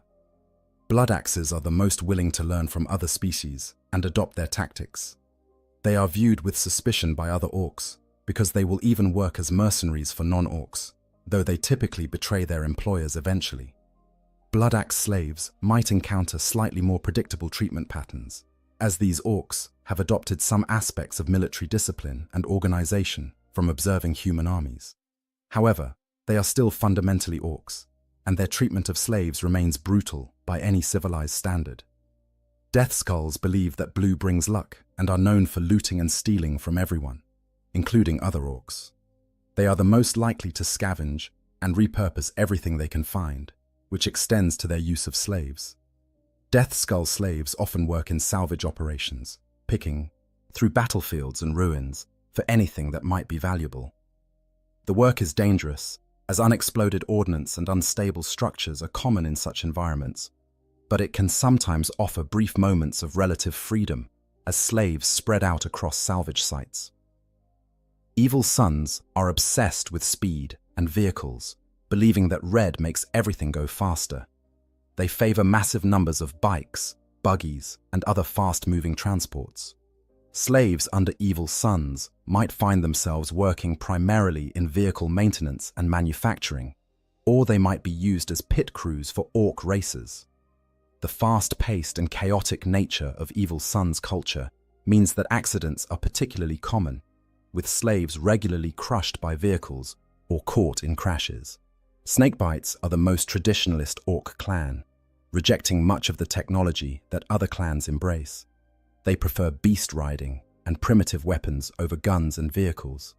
Slaves under Snakebite control might be assigned to care for the various creatures the clan breeds and trains for war, including massive squiggoths and other dangerous beasts. This work carries its own unique risks, as the creatures are unpredictable and often view slaves as potential prey. Freebooters are not technically a clan, but rather a collection of orc pirates and mercenaries who have been exiled or who chose to leave their original clans. They are fleet-based, using ships to traverse the galaxy and engage in piracy and raiding. The freebooter captain, known as Uzgul the Magnificent, has expressed preferences in slave species, favoring Eldar over humans because Eldar typically survive longer and have hidden reserves of strength for forced labor. Uzgul holds the spirit stones of Eldar slaves hostage as leverage to ensure compliance, demonstrating the calculating cruelty that some freebooters employ. The variation in treatment between clans should not be overstated. All orc clans fundamentally view slaves as disposable resources to be exploited until death. The differences are matters of degree and focus rather than fundamental approach. A slave under Bad Moons might have slightly more predictable working conditions than one under Goths, but both will experience brutal treatment, constant danger, and eventual death as the most likely outcome. Location also affects the slave experience beyond just which clan is in control. Slaves on Orc space hulks face unique challenges. Space hulks are massive conglomerations of ships that have been fused together by warp energies, creating unstable and dangerous environments. Atmospheric integrity is often compromised. Radiation leaks are common, and the twisted geometry of the fused ships creates countless hazards. Slaves working aboard space hulks must navigate these dangers while performing their assigned tasks. Slaves on orc-controlled planets face different challenges depending on the world's characteristics. On hive worlds or urban centers, slaves might work in factories and industrial centers. On agricultural worlds, they toil in fields. On mining worlds, they descend into the depths of the earth to extract resources. Each environment presents its own specific dangers and hardships. The scale of the orc settlement also matters. Small orc encampments might have only a few dozen or hundred slaves, all pressed into whatever labor is needed with minimal organization.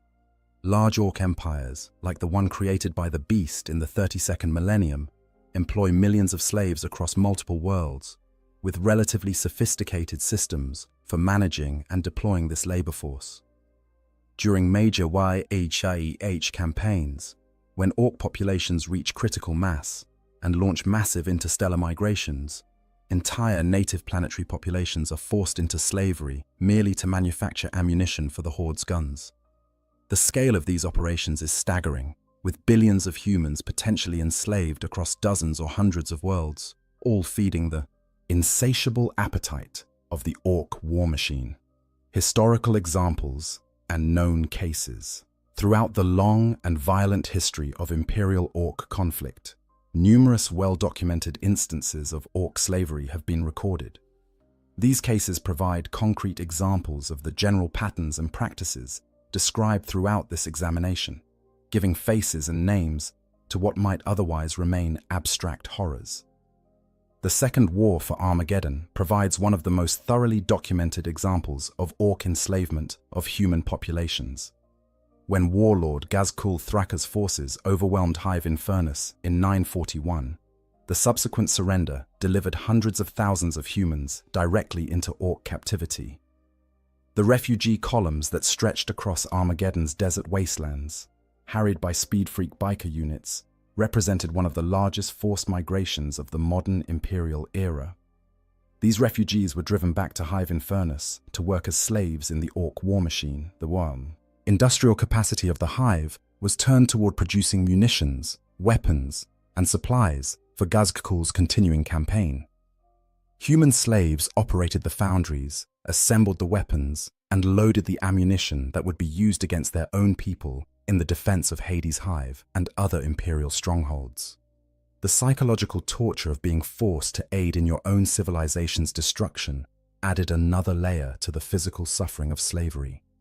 Commissar Yarrick's own capture and enslavement aboard Ghazghkull's Space Hulk 3 years after the Second War demonstrates that even the most formidable imperial heroes are not immune to the horrors of orc captivity. After his defeat at Golgotha in 944, Yarrick endured grueling torture and forced labor alongside other captured humans. His eventual leadership of a slave revolt and escape represents an extraordinary achievement that has entered into imperial legend, but it also illustrates just how exceptional such outcomes are. The planet Letum in the Calixis sector provides a more recent example of orc slave practices. Following its conquest by Wa'arg Grimtuf, the entire surviving population of this temperate, fertile world was forced into slavery. Work camps were established in the planet's fields, mines, and foundries.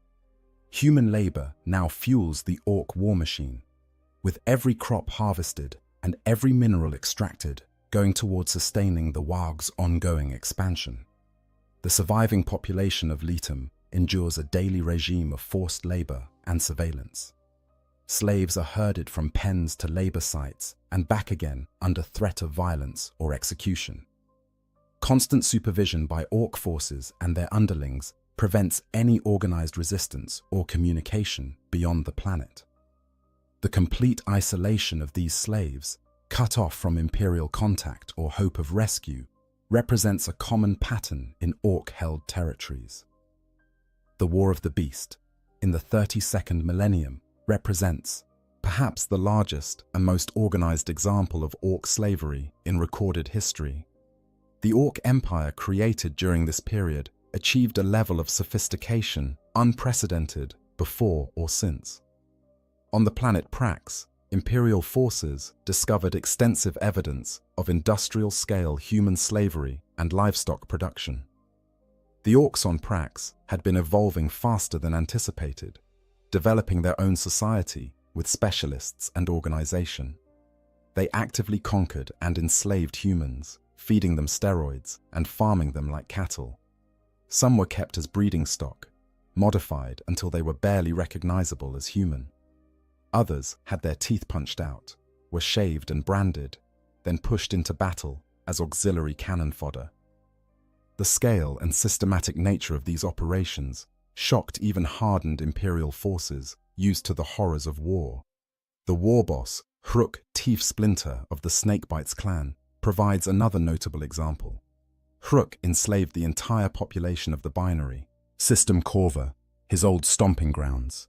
He forced his captives to build him spacecraft, with holds cavernous enough to accommodate his beloved mega menagerie of creatures. This represents a case where slave labor was employed for a specific, large-scale construction project at the whim of an individual war boss. Throughout the Armageddon conflicts, smaller-scale enslavements occurred constantly. Thousands of imperial citizens who attempted to flee advancing orc forces were captured by speed cults, the fast attack units that circle hive cities like buzzards waiting for prey. These captives were distributed among various orc mobs for use in different capacities, from mine workers to factory laborers to personal servants for orc nobs. The freebooter Uzgul the Magnificent's admitted preference for Eldar slaves over human ones provides insight into how some orcs think about the relative value of different species as labor sources. Uzgul notes that humans typically survive for only a short time and need to be replaced frequently, while Eldar slaves have a greater will to live and hidden strength for forced labor work. His practice of holding Eldar spirit stones hostage as leverage demonstrates a level of psychological manipulation unusual among orcs, but not unique. Lesser-known cases exist throughout imperial records, brief mentions in military reports or administrative documents that hint at the broader scope of orc slavery. References to liberated slaves found in reclaimed territories, their minds and bodies shattered by their experiences. Reports of work camps discovered and destroyed during imperial offensives, the emaciated survivors barely recognizable as human. Accounts from interrogations of captured orcs that casually mention slaves as just another resource they manage alongside ammunition and fuel. These historical examples collectively paint a picture of slavery as a fundamental and enduring aspect of orc civilization. It is not an aberration or an occasional practice, but rather a core component of how orcs organize their societies and conduct their wars. Wherever orcs conquer, slavery follows, as inevitable as the spores they release and the violence they perpetuate. Conclusion: to be enslaved by orcs in the grim darkness of the far future is to experience a form of suffering that challenges the limits of human endurance and comprehension. It is a descent into a hell where every day brings fresh horrors, where survival is measured in hours rather than weeks, and where death, when it finally comes, is often welcomed as a mercy. The physical torments are immense, the back-breaking labor that continues until your body fails, the constant beatings and casual violence, the inadequate food and water, the complete lack of medical care or basic sanitation. Your body accumulates damage faster than it can heal, slowly breaking down under the relentless strain until some critical system fails and you die. Another statistic in the endless churn of orc slavery. But perhaps even worse than the physical suffering is the psychological torture. The complete erasure of your identity and dignity, the reduction of your existence to nothing more than a resource to be exploited and discarded. The constant witnessing of atrocity, the accumulation of trauma that no human mind was designed to process. The crushing despair that comes from understanding that rescue will not arrive, that escape is impossible, that this nightmare is your life now until death finally releases you. The arbitrary nature of orc violence, the complete absence of rules or patterns you might use to protect yourself, creates an environment where psychological defense mechanisms break down. You can do everything right and still die randomly because an orc happened to walk past in a bad mood. You can survive for months through skill and luck, only to be selected for consumption or gladiatorial combat for reasons beyond your understanding or control. The variations between orc clans and locations provide different flavors of misery, but no real escape from the fundamental horror. Whether you are worked to death in a mine, processed as livestock, or forced to build weapons that will be used against your own people, the end result is the same. You suffer, you die, and the orcs move on to the next conquest, the next harvest of slaves, the endless cycle continuing without pause or mercy. Yet even in this darkest corner of the Warhammer 40,000 universe, some slaves maintain their humanity.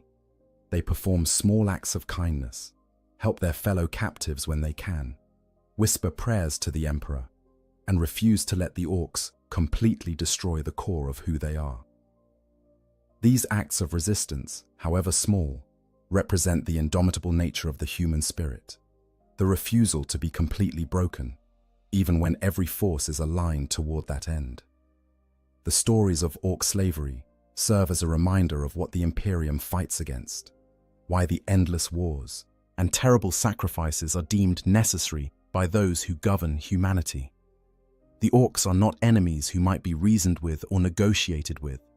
They are a fundamental threat to human existence, a species whose very nature demands that they conquer, enslave, and destroy everything in their path.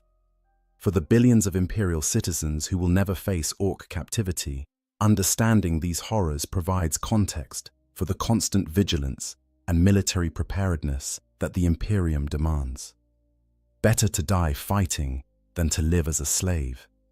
Better to endure the hardships of Imperial service than to experience the incomparable suffering that awaits those who fall into orc hands. And for those reading this who might someday face the possibility of capture by orcs, the message is clear. Resist with every fiber of your being, fight to the last breath, and if capture seems inevitable, consider that a quick death in battle might be preferable to the prolonged torment that awaits in orc captivity. The Imperium does not judge those who make such choices, understanding that there are fates worse than death, and that orc slavery represents one of the absolute worst fates imaginable in a galaxy full of horrors.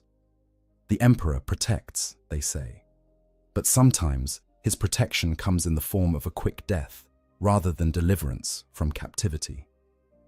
In the grim darkness of the far future, where there is only war, sometimes the greatest mercy is to be granted release from suffering rather than to endure it without end.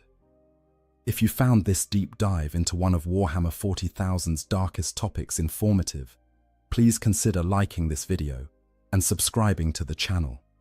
Hit that notification bell to stay updated on future lore explorations as we continue to examine the grim darkness of the far future. The Emperor protects.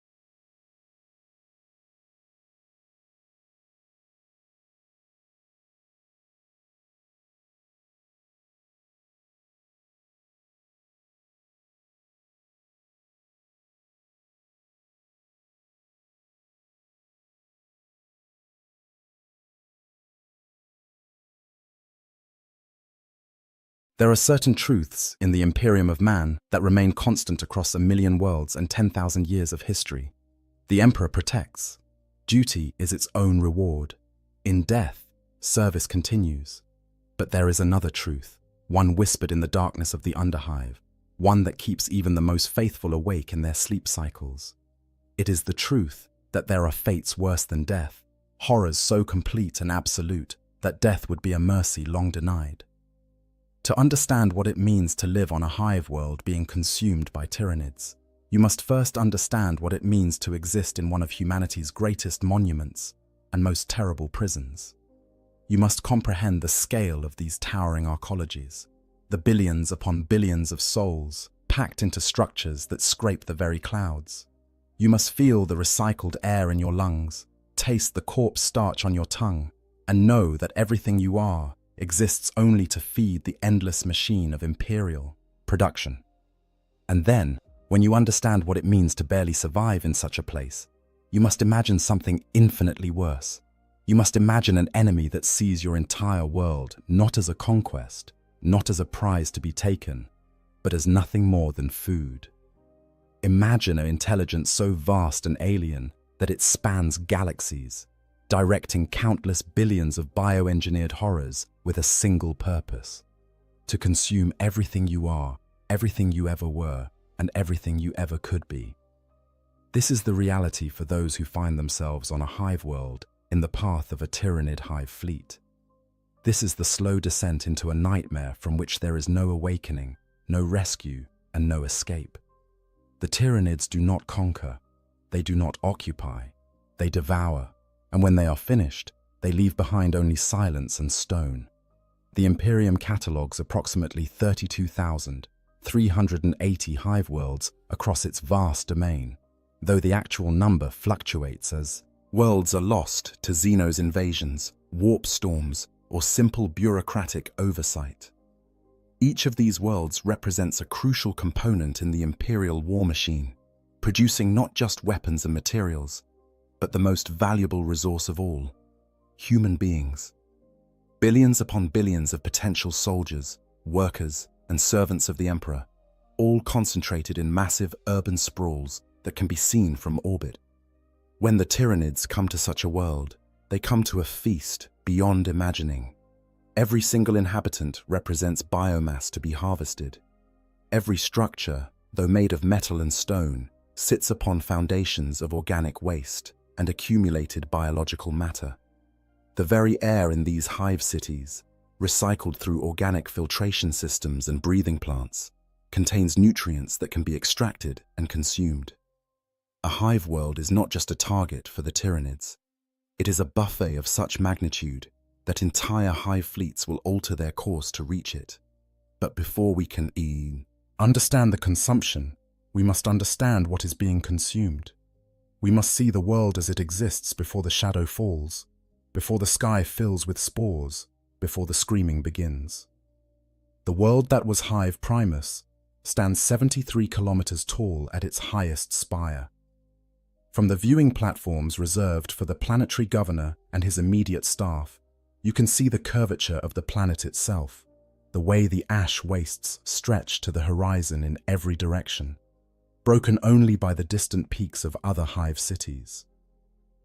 The air at this altitude is thin but pure, filtered through 100 levels of atmospheric processes, scented with exotic flowers imported from agri-worlds light years away. But you are not standing on those viewing platforms. Few are. The population of Hive Primus numbers somewhere between 47 and 52 billion souls, and fewer than 10,000 of them will ever breathe air that has not passed through 10,000 other pairs of lungs. First, you work in Manufactorum Delta 779, 12 kilometers below the hive's crown and 18 kilometers above its foundations. Your shift began 14 hours ago and will continue for another 6. The work is simple, repetitive, and absolutely essential. You operate a press that stamps out shell casings for heavy bolter rounds, each one precisely calibrated to Imperial specifications that were ancient before your grandfather's grandfather was born. The Manufactorum stretches for kilometers in every direction, a vast chamber carved from the bones of the hive itself. The ceiling disappears into shadows high above, marked only by the occasional flicker of lighting arrays that struggle against the darkness. The floor is a maze of assembly lines, each one tended by hundreds of workers who perform their designated tasks with the mindless efficiency that comes from a lifetime of repetition. The noise is constant, overwhelming, a symphony of industrial fury that makes conversation impossible and renders thought difficult. The clang of metal on metal, the hiss of hydraulics, the grinding of gears, the occasional scream when someone makes a mistake and loses a hand or arm to the machinery. These sounds are the soundtrack of your existence, as familiar as your own heartbeat. The air here is hot and thick with the smell of machine oil, ozone from welding torches, and the peculiar metallic tang of recycled atmosphere that has passed through too many filters without ever seeing the sky.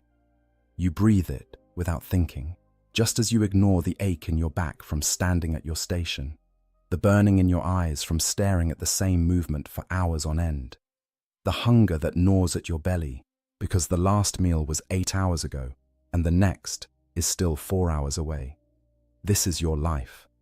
This is the only life you have ever known, and the only life you will ever know unless injury, or age renders you unable to work, at which point you will be recycled like everything else in the hive. Your corpse will be rendered down into corpse starch to feed the next generation of workers, and your bones will be ground into fertilizer for the few remaining food production facilities. Nothing is wasted in a hive city. Nothing can be wasted when billions must be sustained on a world whose surface has long since been rendered uninhabitable by industry. Above you, separated by kilometers of rockcrete and plasteel, the mid-hivers live in relative comfort. They are the administrators, the overseers, the minor nobles who manage the countless systems that keep the hive functioning. They have natural light, piped in through elaborate mirror systems from the surface. They have running water that comes from purification plants rather than condensation collectors. They have food that resembles actual food rather than the grey-brown nutrient paste that sustains the workers below. But even they are nothing compared to those who dwell in the spires. The nobility, the merchant princes, the high-ranking members of the Adeptus Administratum, who coordinate the hive's contribution to the imperial tithe. These privileged few live in a world of luxury that would seem fantastical to someone like you. They have gardens, actual growing things tended by armies of servants. They have windows that look out upon the world beyond the hive. They have access to off-world goods, exotic foods, and entertainments that the masses below can scarcely imagine. And below you, separated by another 18 kilometers of hive structure, lies the underhive. Here, the rule of imperial law has long since broken down, replaced by the brutal hierarchy of gangs and mutant tribes. Here, in the ruins of older construction, in the collapsed sectors and forgotten chambers, humanity reverts to its basest instincts. Here, the weak are prey, and the strong survive only until someone stronger comes along. The population of the underhive is unknown, and probably unknowable. The Adeptus Arbites makes periodic sweeps, culling the numbers when they grow too large, but new inhabitants simply flood in to replace the dead. Some are criminals, fleeing justice in the levels above. Others are simply the unlucky, those who fell through the cracks of imperial society and found themselves in the darkness below. A few are mutants, their genetic corruption making them unwelcome in the higher levels, forced to eke out an existence among the ruins and refuse. This vertical segregation is the natural order of a hive city. Those at the top literally look down upon those below, and those below can only dream of ascending even a single level closer to the light. It is a system that has persisted for thousands of years, across thousands of worlds, brutal in its efficiency and absolute in its enforcement. But it is also a system built on a foundation that assumes the Imperium's protection, that takes for granted the relative stability that comes from being just one more world among millions. It assumes that life will continue as it always has, generation after generation, world without end. That assumption is about to be tested in ways that no one in the hive can possibly imagine. Your shift finally ends, and you make your way through the labyrinthine corridors that connect the manufactorum to your hab block. The journey takes 45 minutes, navigating through passages so crowded that you must sometimes turn sideways to squeeze between the press of bodies. The air grows no fresher as you travel. If anything, it becomes worse, thick with the smell of unwashed humanity and the peculiar sourness of recycled water. Your hab unit is a cube measuring 3 meters by 3 meters by 2.5 meters high. You share it with your spouse and 2 children. There is a sleeping pallet that folds down from one wall, a small cooking unit that runs on geothermal power tapped from deep within the hive, and a waste reclamation unit that processes everything into fertilizer for the hive's food production systems. There are no windows, of course. Windows are for those who can afford to have something to look at, and you are 18 kilometers above the surface and 12 kilometers below the spire. There is nothing to see but the corridor outside, which looks exactly like every other corridor in this section of the hive. This is home. This is what you fight to return to each day, what you labor to maintain. It is not much, but it is yours, purchased with your sweat and sanctified by the presence of your family. Your children were born here, and if the Emperor wills it, they will work in the same manufactorum you do, stamping out shell casings for bolters that will be fired on worlds they will never see, in wars they will never comprehend. You eat your evening meal, a portion of corpse starch mixed with protein supplement and flavored with a few precious drops of synthetic seasoning. Your spouse has managed to acquire a small addition of textured fungus protein, a rare treat that makes the meal almost palatable. You share it with your children, watching as they eat with the unconscious hunger of youth, and you feel something that might be contentment. Tomorrow will be the same as today. The day after that will be the same as tomorrow. This is the rhythm of life in a hive city, unchanging and eternal. You have your work, your family, your small corner of the Emperor's imperium. What more could anyone ask for? You do not know that this is the last normal meal you will ever eat. You do not know that within 3 solar days, the very concept of normalcy will be shattered beyond recognition. You do not know that the sky above the hive, hidden from your sight by kilometers of rockcrete and steel, is already beginning to change. The stars are going out, one by one, obscured by something vast and terrible that approaches from the void. The astropaths in their sanctums high in the spire have begun to scream, their minds overwhelmed by a psychic pressure that builds like a coming storm. The navigators who guide ships through the warp have found their vision clouded, the Astronomican's light dimmed by an interference they cannot name or comprehend. And in the underhive, in the deepest and darkest places where even the gangers fear to tread, things that have lurked in shadow for decades are beginning to stir, responding to a call that echoes across the light years. The Genestealer cults, patient and prepared, feel the approach of their gods and begin their final preparations. The feast is about to begin.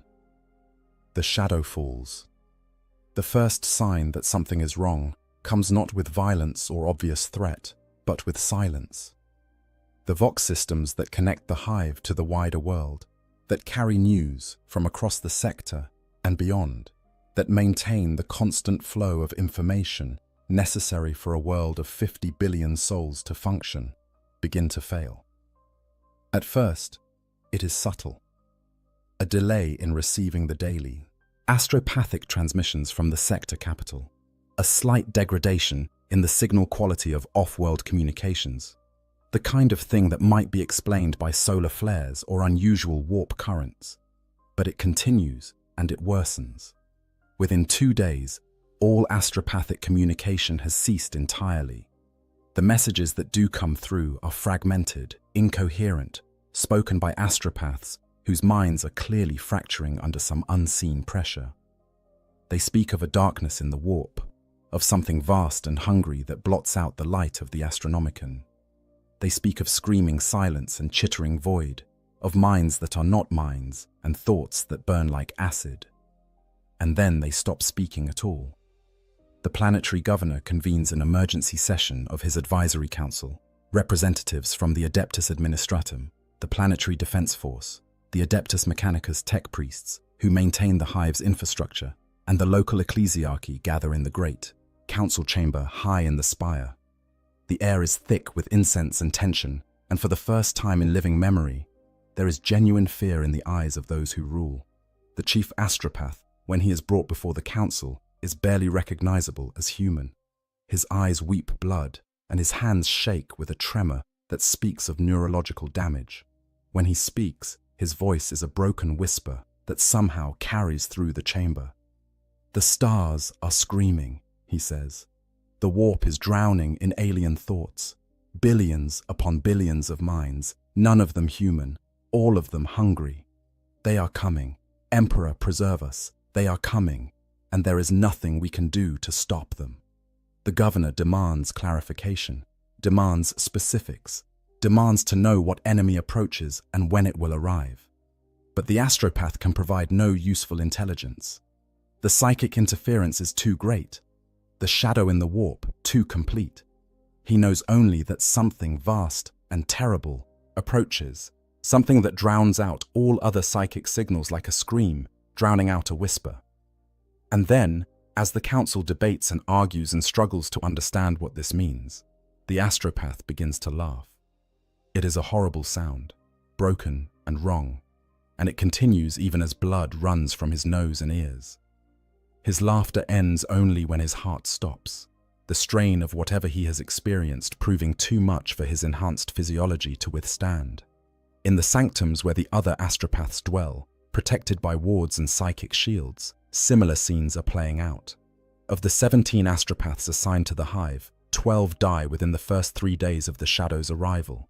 The 5 who survive do so only by severing their connection to the warp entirely, rendering themselves useless for their intended purpose, but preserving their sanity and their lives. For the common people of the hive, these events are unknown. You go to work, you come home, you sleep and wake and work again. But there are small changes that begin to accumulate, details that individually mean nothing but collectively paint a picture of something wrong. The daily announcements that play through the hive's public vox systems, usually filled with imperial propaganda and productivity quotas, become shorter and less frequent. The overseers in the manufactorums seem nervous, distracted, and more than usually harsh with those who fail to meet their quotas. There are whispers of supply shipments that have failed to arrive, of warehouses that are beginning to run low on essential materials. And then there are the dreams. You wake in the middle of your sleep cycle, your heart pounding, your mind filled with images that dissolve like smoke when you try to grasp them. You dreamed of hunger, vast and all-consuming, of teeth and claws and endless appetite. You dreamed of the sky falling, of walls melting like wax, of your children screaming as something unseen dragged them into darkness. You tell yourself it was just a nightmare, stress from increased quotas perhaps, or bad protein supplement in your last meal. But when you speak to your spouse, you learn that they too had troubled dreams. And when you arrive at work, you overhear others speaking of similar experiences. The dreams are spreading through the hive like a disease, touching everyone, regardless of their station or position. The tech priests of the Adeptus Mechanicus have a different perspective on the changes occurring. Their augmetic sensors detect shifts in electromagnetic fields, unusual patterns in the hive's power distribution, subtle variations in the planet's magnetic field that have no natural explanation. Their most sensitive instruments pick up what they describe as background noise in every frequency, a kind of static that should not exist. Some of the more knowledgeable among them recognize the signs. They have read the reports from other worlds, other sectors, other times when the Tyranids came. They know what the shadow in the warp represents, what it means when the stars go silent and the warp becomes thick with alien thought. They make their recommendations to the planetary authorities, urging immediate mobilization of all military forces, evacuation of non-essential personnel, and a request for imperial assistance. But who can they ask? The astropaths are dead or useless. No ship can safely navigate the warp when the shadow falls so heavily. They are alone, cut off from the Imperium that is supposed to protect them, isolated on a world that has become a target for an enemy they cannot yet see. In the spires, the nobility begins to panic. Some make arrangements to flee off-world, bribing void ship captains to take them through the warp, despite the danger. A few succeed, their vessels disappearing into the immaterium and never being heard from again, their fate unknown and unknowable. Most find that the ships they had counted on have already departed, their captains unwilling to risk their vessels and crews for any price. Those who cannot flee begin to fortify. Private armies are expanded, security measures are enhanced, and stockpiles of food and water are secured behind reinforced doors. The wealthy have always known that the masses below might rise up if pushed too far, and now they prepare for that eventuality, even as they remain ignorant of the true threat that approaches. In the underhive, the gangs feel it too, though they lack the education to understand what they sense. The mutants and the outcasts, those whose altered genetics make them more sensitive to psychic phenomena, huddle in their dens, and speak of doom approaching. Some flee deeper into the ruins, seeking shelter in levels so old that they remember when the planet still had a sky that could be seen.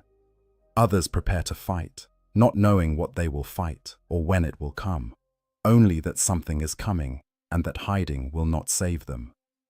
And in the deepest, most forgotten places of the Underhive, in chambers sealed for centuries and forgotten by all but a few, the Genestealer cults gather. They have waited for this moment for generations, ever since the first pure-strain Genestealer found its way into the hive aboard a merchant vessel and began its patient work of infection and reproduction. The cult has grown slowly, carefully, seeding itself throughout the hive's population. The first generation of hybrids were monstrous things, barely able to pass for gated to the darkest corners of the Underhive. But each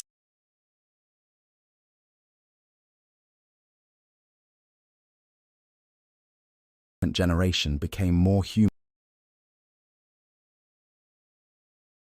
in appearance, able to move freely through hive society, to take positions of minor authority, to spread the infection further. By now, the cult numbers in the hundreds of thousands spread across all levels of the hive. There are cultists among the factory workers, among the Adeptus Administratum clerks, among the enforcers of the Adeptus Arbites.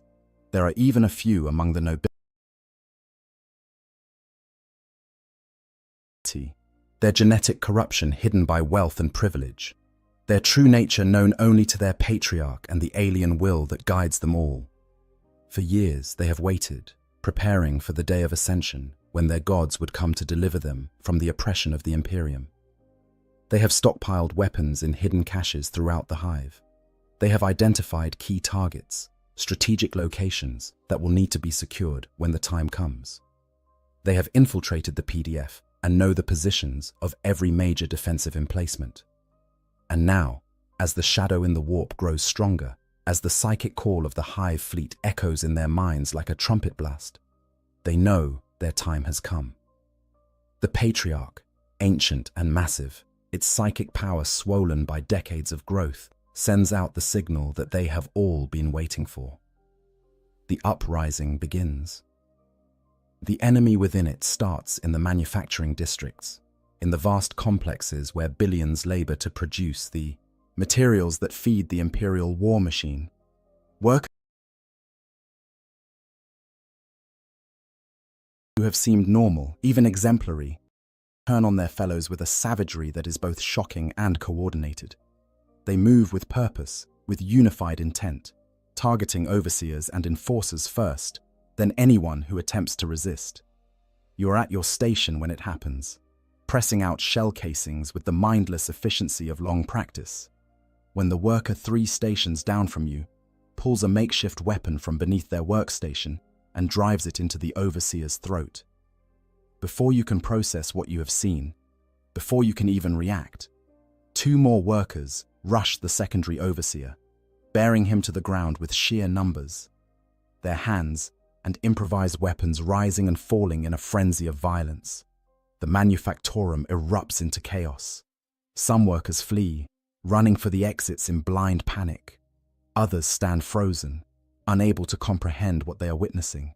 And still others, more than you would, have believed possible, reveal themselves as part of the uprising, producing weapons and moving with coordinated purpose to secure the exits, to disable the Vox systems, to take control of the facility.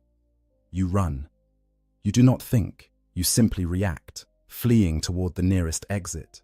Behind you, you can hear screaming, the sounds of violence and death. You see workers you have labored beside for years transforming before your eyes into something else, their human features twisted by an alien fervor that burns in their eyes like fever. You make it into the corridor beyond the manufactorum, and here the scene is even worse. The uprising is not limited to your facility. It is happening everywhere simultaneously. A coordinated strike timed with precision across thousands of locations throughout the hive. The corridors are choked with people, some fleeing, others fighting, and still others who have revealed their true nature as cultists. And among the cultists, you see things that cannot be, should not be. Figures that are too tall, too thin, their movements fluid and wrong. You catch glimpses of extra limbs, of distended heads, of skin that seems to ripple and shift. These are the earlier generation hybrids, the ones who could not pass for fully human, now freed from their hiding places and eager to participate in the uprising they have dreamed of for so long.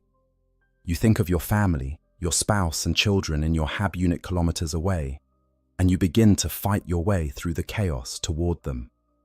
The journey that usually takes 45 minutes stretches into hours as you navigate through corridors that have become war zones. Enforcers of the Adeptus Arbites, those who have not already been killed or revealed as cultists themselves, fight desperate holding actions at key choke points, trying to maintain some semblance of order. You see an enforcer cut down by gunfire, his armor unable to withstand the concentrated fire of a dozen cultists armed with stolen lace guns.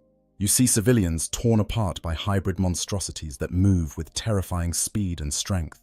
You see things that will haunt your dreams for the rest of your life, however long that may be. By the time you reach your hab block, it has already been overrun. The corridors are filled with the dead, and the walls are marked with strange symbols painted in blood, sigils that hurt to look at, that seem to writhe and shift when you try to focus on them. You find your hab unit, the door torn from its hinges, and inside. Your spouse is dead, killed defending your children. Your youngest child is dead too, their small body broken by violence you cannot bear to examine too closely. Your older child is gone, taken by the cultists, for purposes you dare not imagine. You fall to your knees in the ruins of your home, your hands covered in your spouse's blood, your mind unable to process the magnitude of what has been taken from you. The world has ended.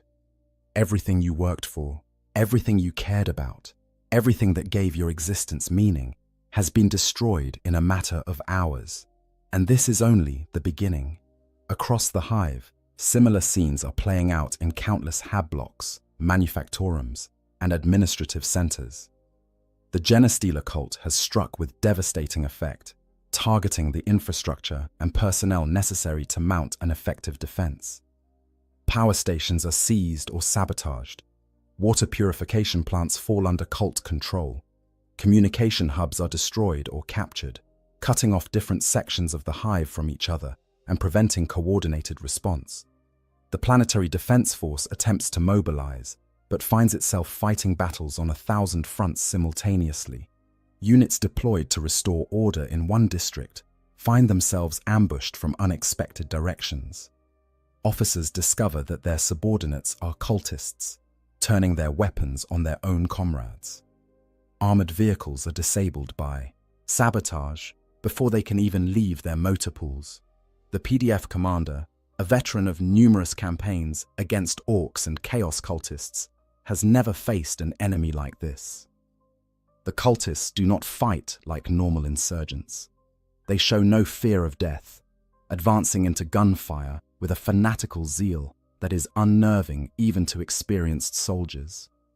They coordinate their actions with impossible precision, as if guided by a single will, and they seem to know the positions of PDF forces before those forces even arrive. What the commander does not know, what he cannot know, is that the cultists are indeed guided by a single will. The brood mind, the psychic gestalt that connects all members of the cult through their patriarch, allows them to function as a single organism with billions of hands. They share information instantaneously, coordinate their actions without need for vox communication, and adapt to changing tactical situations with inhuman speed. High in the spires, the governor finally accepts the truth that his advisors have been trying to make him understand. This is not a simple uprising of discontented workers. This is not even a chaos cult rebellion like those that have plagued other worlds. This is something far worse, a Xenos infiltration that has compromised the hive from top to bottom, and it is only the prelude to something even more terrible. He orders the activation of the hive's void shields, massive energy barriers designed to protect against orbital bombardment. He commands the PDF to implement martial law with extreme prejudice, authorizing the use of any force necessary to put down the uprising. He sends desperate pleas for help through every remaining communication channel, knowing they will likely go unanswered, but hoping against hope that someone will hear. And he prays. The governor is not a particularly religious man, his faith more a matter of political necessity than true belief. But now he prays with a fervor he has never felt before. He prays that the emperor will protect his people, that the Adeptus Astartes will arrive to deliver them from this nightmare, that somehow, some way, they will survive what is coming. His prayers, like those of billions of others across the hive, go unanswered. The emperor protects, the faithful say, but on this day, on this world, protection is not forthcoming. You emerge from your destroyed home, moving like a ghost through corridors that have become a charnel house. You have no destination, no plan, no purpose beyond the animal need to survive. Around you, the battle between PDF forces and cultists continues to rage, but you barely notice. You are beyond fear now, beyond horror, existing in a state of shock that shields you from the full weight of what you have experienced.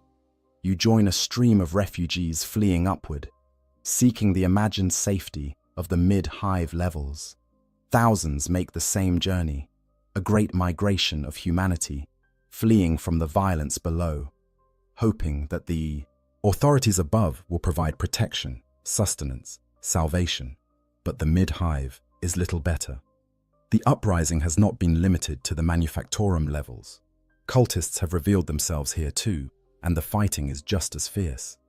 The difference is that here, the PDF has managed to establish some defensible positions, creating fortified zones where non-infected civilians can shelter.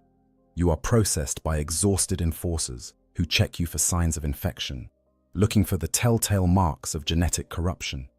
You pass their inspection, more by luck than anything else, and are directed to a refugee center in a converted warehouse.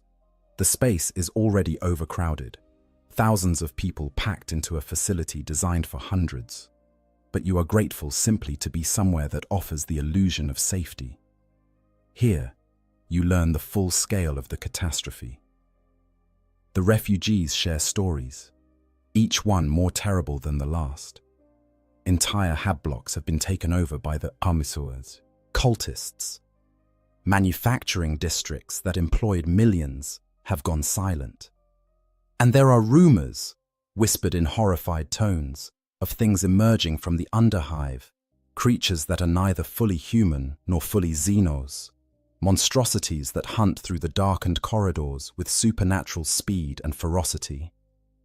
An old woman tells you that she saw pure strains, actual genestealers, tall and terrible with 4 clawed arms and eyeless faces that somehow see everything. A manufactorum worker swears he saw a patriarch, a thing 3 meters tall and swollen with psychic power, its presence alone enough to drive men mad with fear. A former enforcer speaks of hybrids of every generation, from those who look almost human to things that should not exist, all of them working together with unified purpose. And then someone asks the question that everyone has been avoiding. Why? Why would these cultists, many of them born in the hive, many of them with families and lives just like everyone else, turn against their own kind with such violence? What could possibly motivate such complete betrayal? A man in the robes of a minor ecclesiarchy priest provides the answer, his voice hollow with despair. The cultists, he explains, worship the Tyranids as gods. They believe the hive fleet is coming to save them, to elevate them, to grant them ascension into something greater than mere humanity. They have been preparing for this moment for generations, and they genuinely believe that when the Tyranids arrive, they will be rewarded for their faithful service. The reality, the priest continues, is far darker. The Tyranids do not reward. They do not spare. They consume everything, including those who worship them. The cultists are tools, nothing more, used to weaken the hive's defenses and make the eventual consumption easier. When the Tyranids come, the cultists will die just like everyone else, their biomass harvested and repurposed like all the other organic matter on the world. This knowledge that the cultists are not only traitors, but fools who doom themselves along with everyone else, somehow makes it worse. There is no rationality to it, no logic that can be understood or negotiated with. It is simply madness, wrapped in religious fervor and directed toward an ending that can only mean death for all. You spend 3 days in the refugee center, 3 days during which the fighting continues to rage throughout the hive. The PDF makes some progress, retaking key districts and establishing secure perimeters, but the cost is staggering. Thousands of soldiers die in brutal close-quarters combat. Millions of civilians are caught in the crossfire or fall victim to the cultists' knives. And then, on the 4th day, everything changes.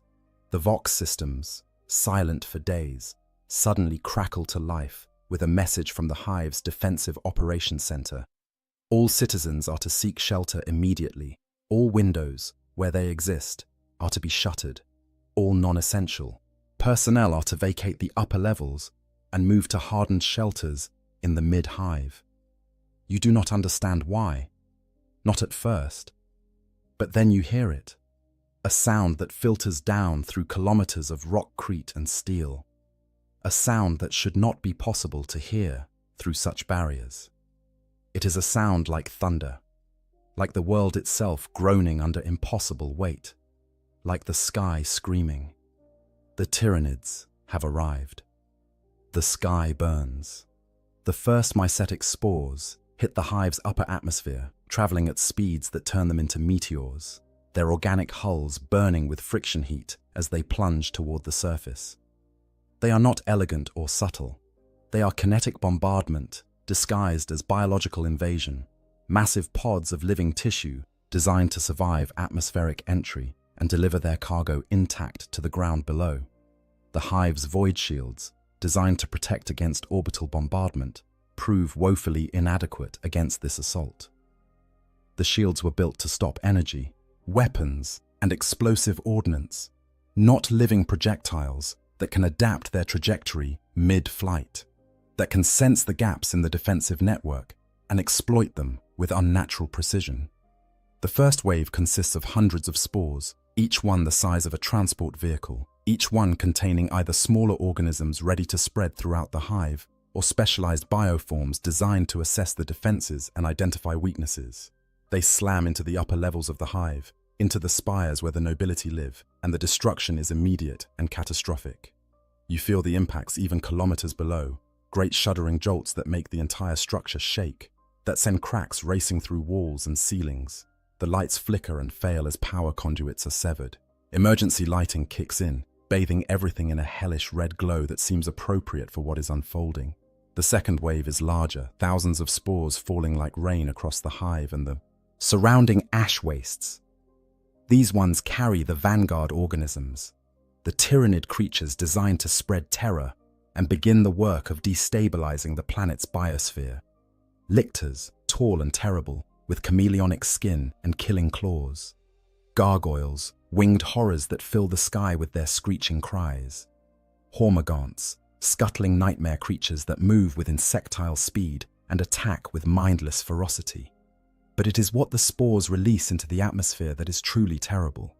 Microscopic organisms, billions upon billions of them, designed to begin the process of transforming the planet into something more suitable for Tyranid consumption. They are xenophagic viruses and bacteria, designer organisms that can survive in almost any environment and reproduce at frightening speed. These microscopic invaders have multiple purposes. Some attack the planet's native plant life, wherever such things still exist, altering their genetic structure to make them grow faster, larger, drawing nutrients from deep in the soil and concentrating them in easily harvested biomass.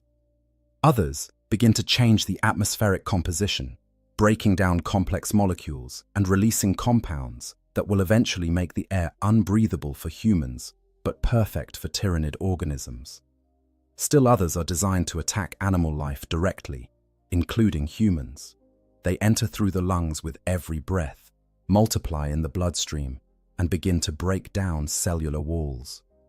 The effects are not immediate, but within days, those exposed will begin to experience hemorrhaging, organ failure, and a slow, agonizing death as their bodies are literally dissolved from within.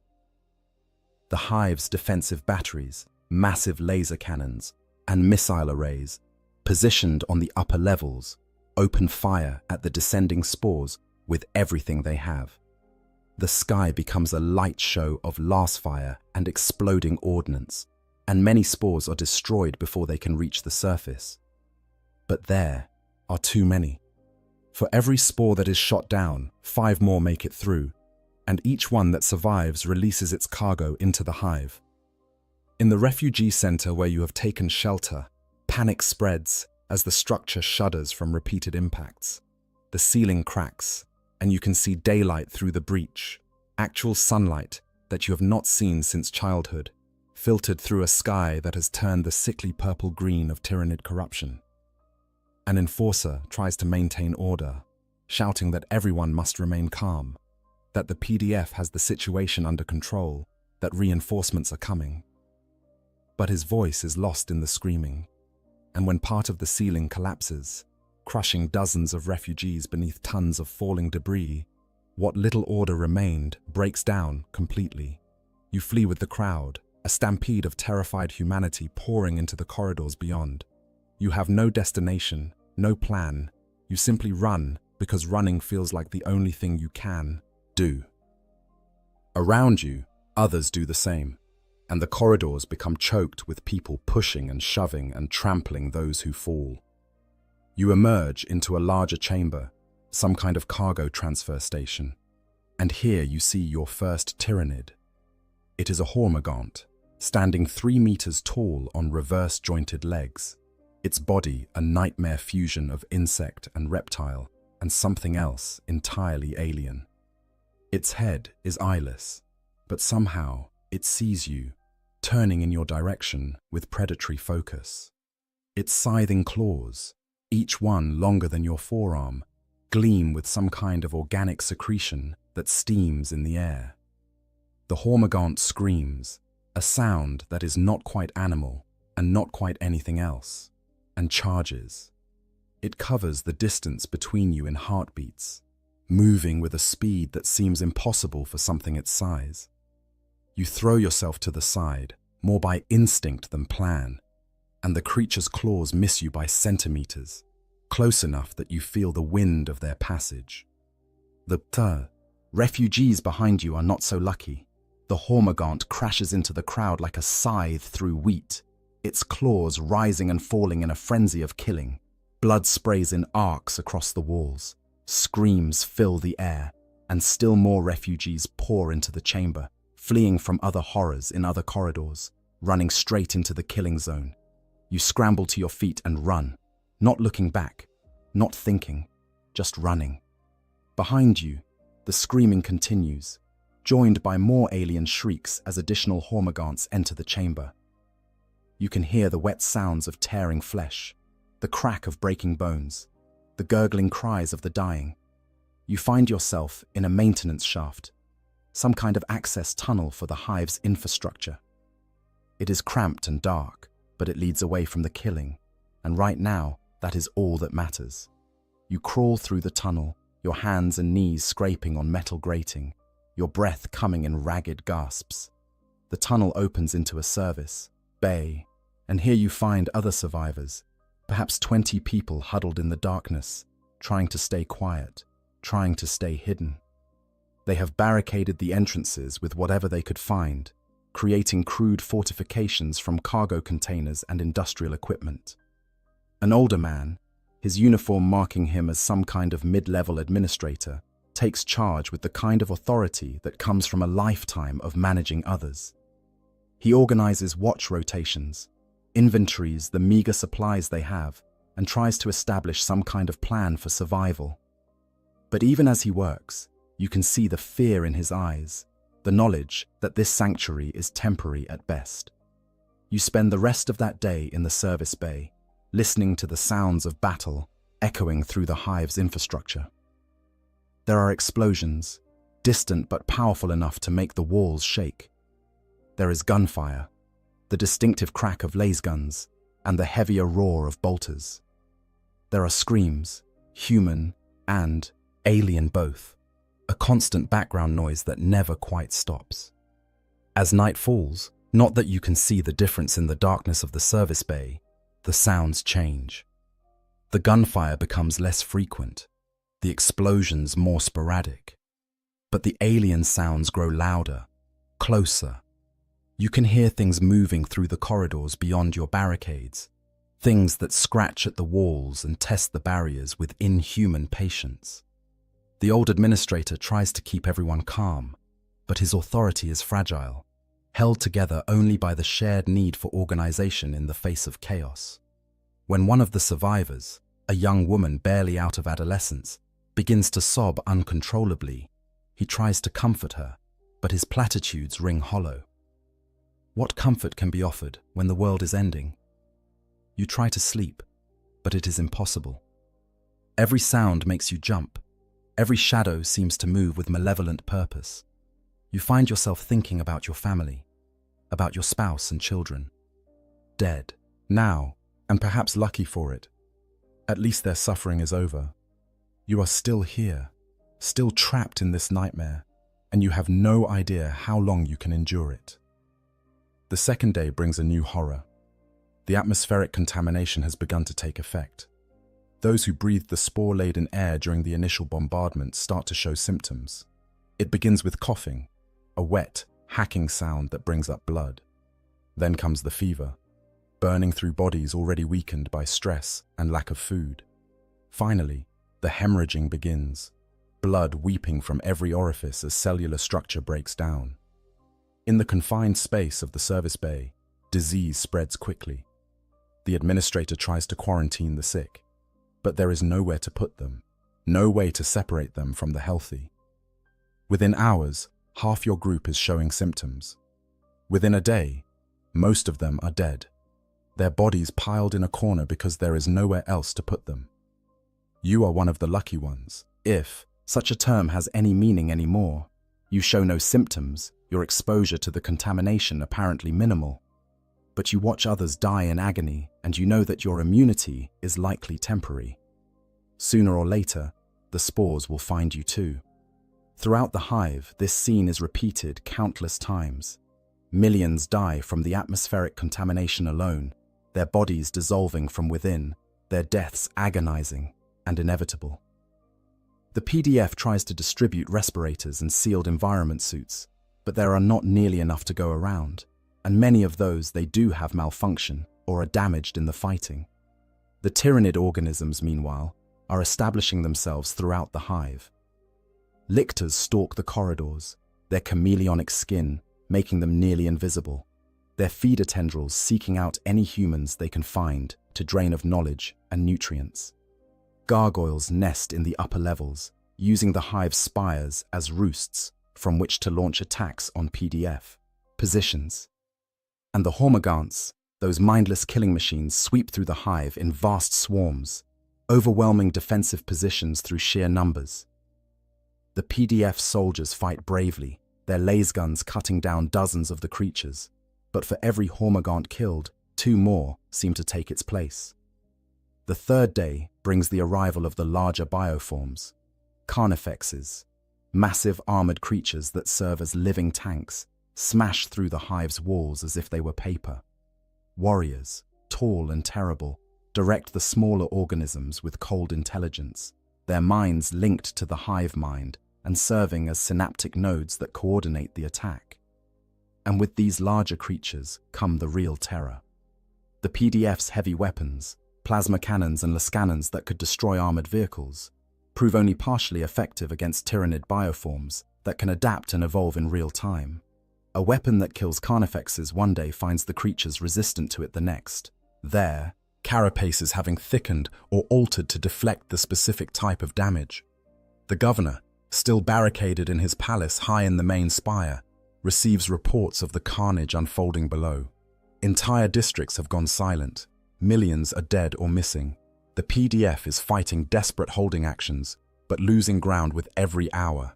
And worst of all, the Genestealer cults, which had seemed to go quiet after the initial uprising, are now active again, attacking PDF positions from behind, sabotaging defenses, and generally making coordinated resistance impossible.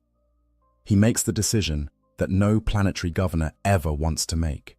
He sends out a final message on all remaining channels, a message that he knows will likely never be received by anyone who could help. The message is simple. The Hive world is under Tyranid attack.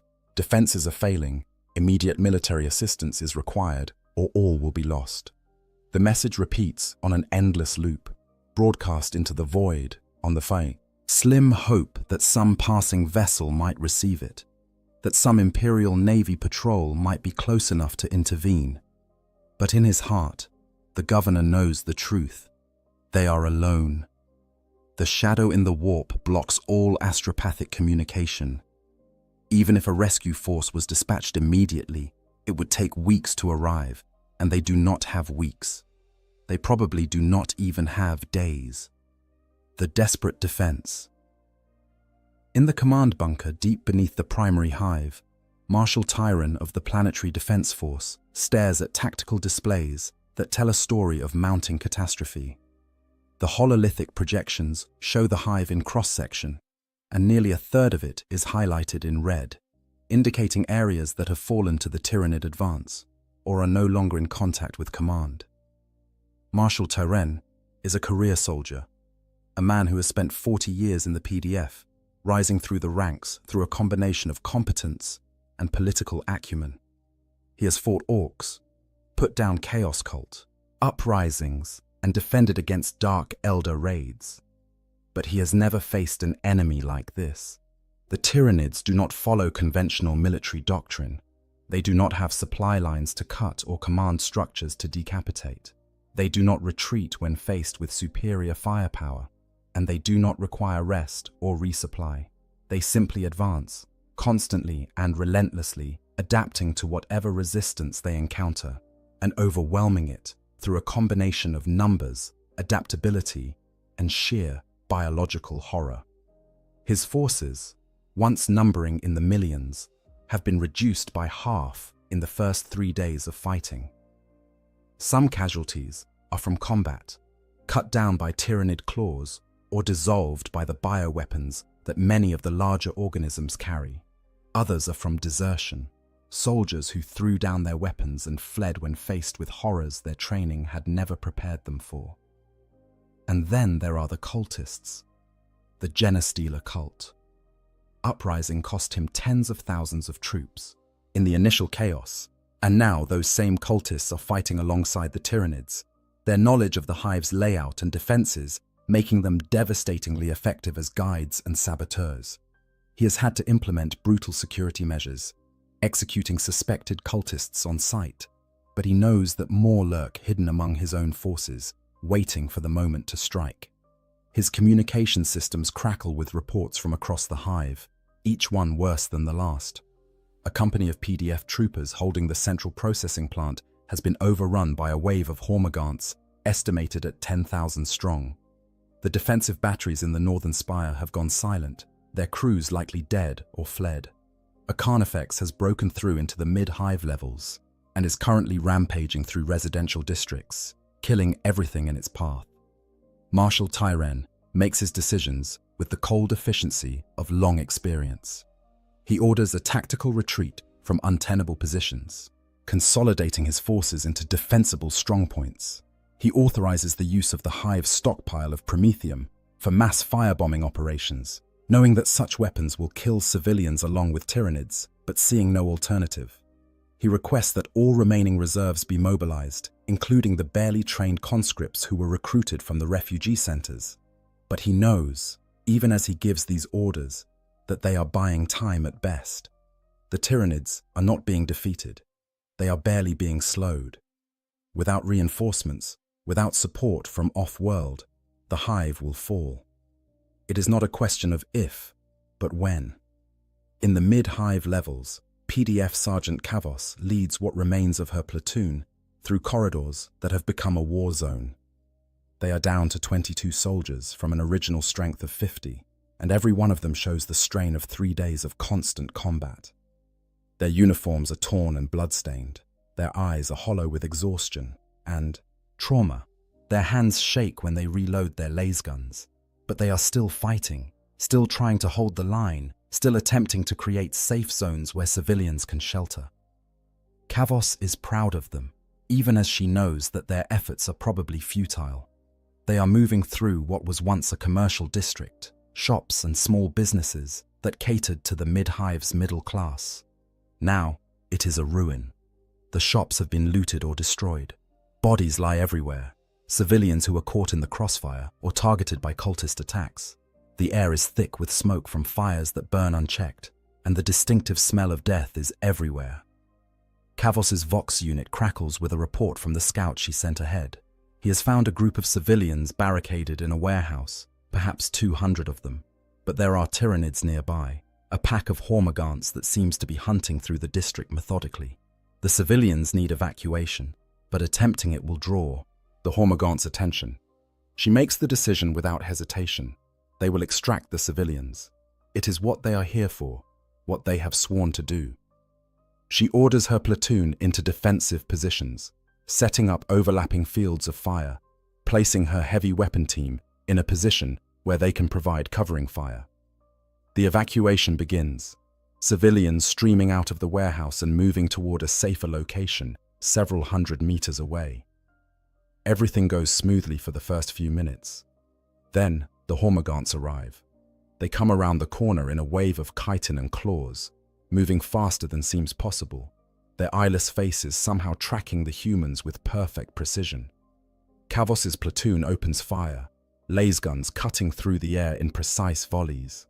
The first rank of Hormagaunts goes down, their bodies smoking from las burns, but the ones behind simply leap over their fallen kin and continue the charge.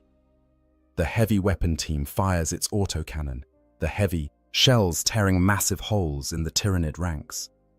But there are so many of them, more than Kavos has ever seen in one place. She realizes with sickening certainty that this is not a hunting pack. This is a proper swarm, and her platoon has walked into the middle of it. She orders a fighting retreat, her soldiers falling back by squads while maintaining fire discipline. But the Hormagaunts are faster, and they are flanking, cutting off the escape route. Kavos sees one of her troopers go down, dragged into the mass of aliens and torn apart in seconds. Then another falls, and another. The civilians are screaming, running in panic, and the Hormagaunts follow, their killing instincts driving them toward the easiest prey. Kavos makes a decision that will haunt her for the rest of her life, however long that may be. She orders her remaining soldiers to focus their fire on the Hormagaunts pursuing the civilians, effectively using her own troops as bait to buy the civilians time to escape. It works, but the cost is terrible.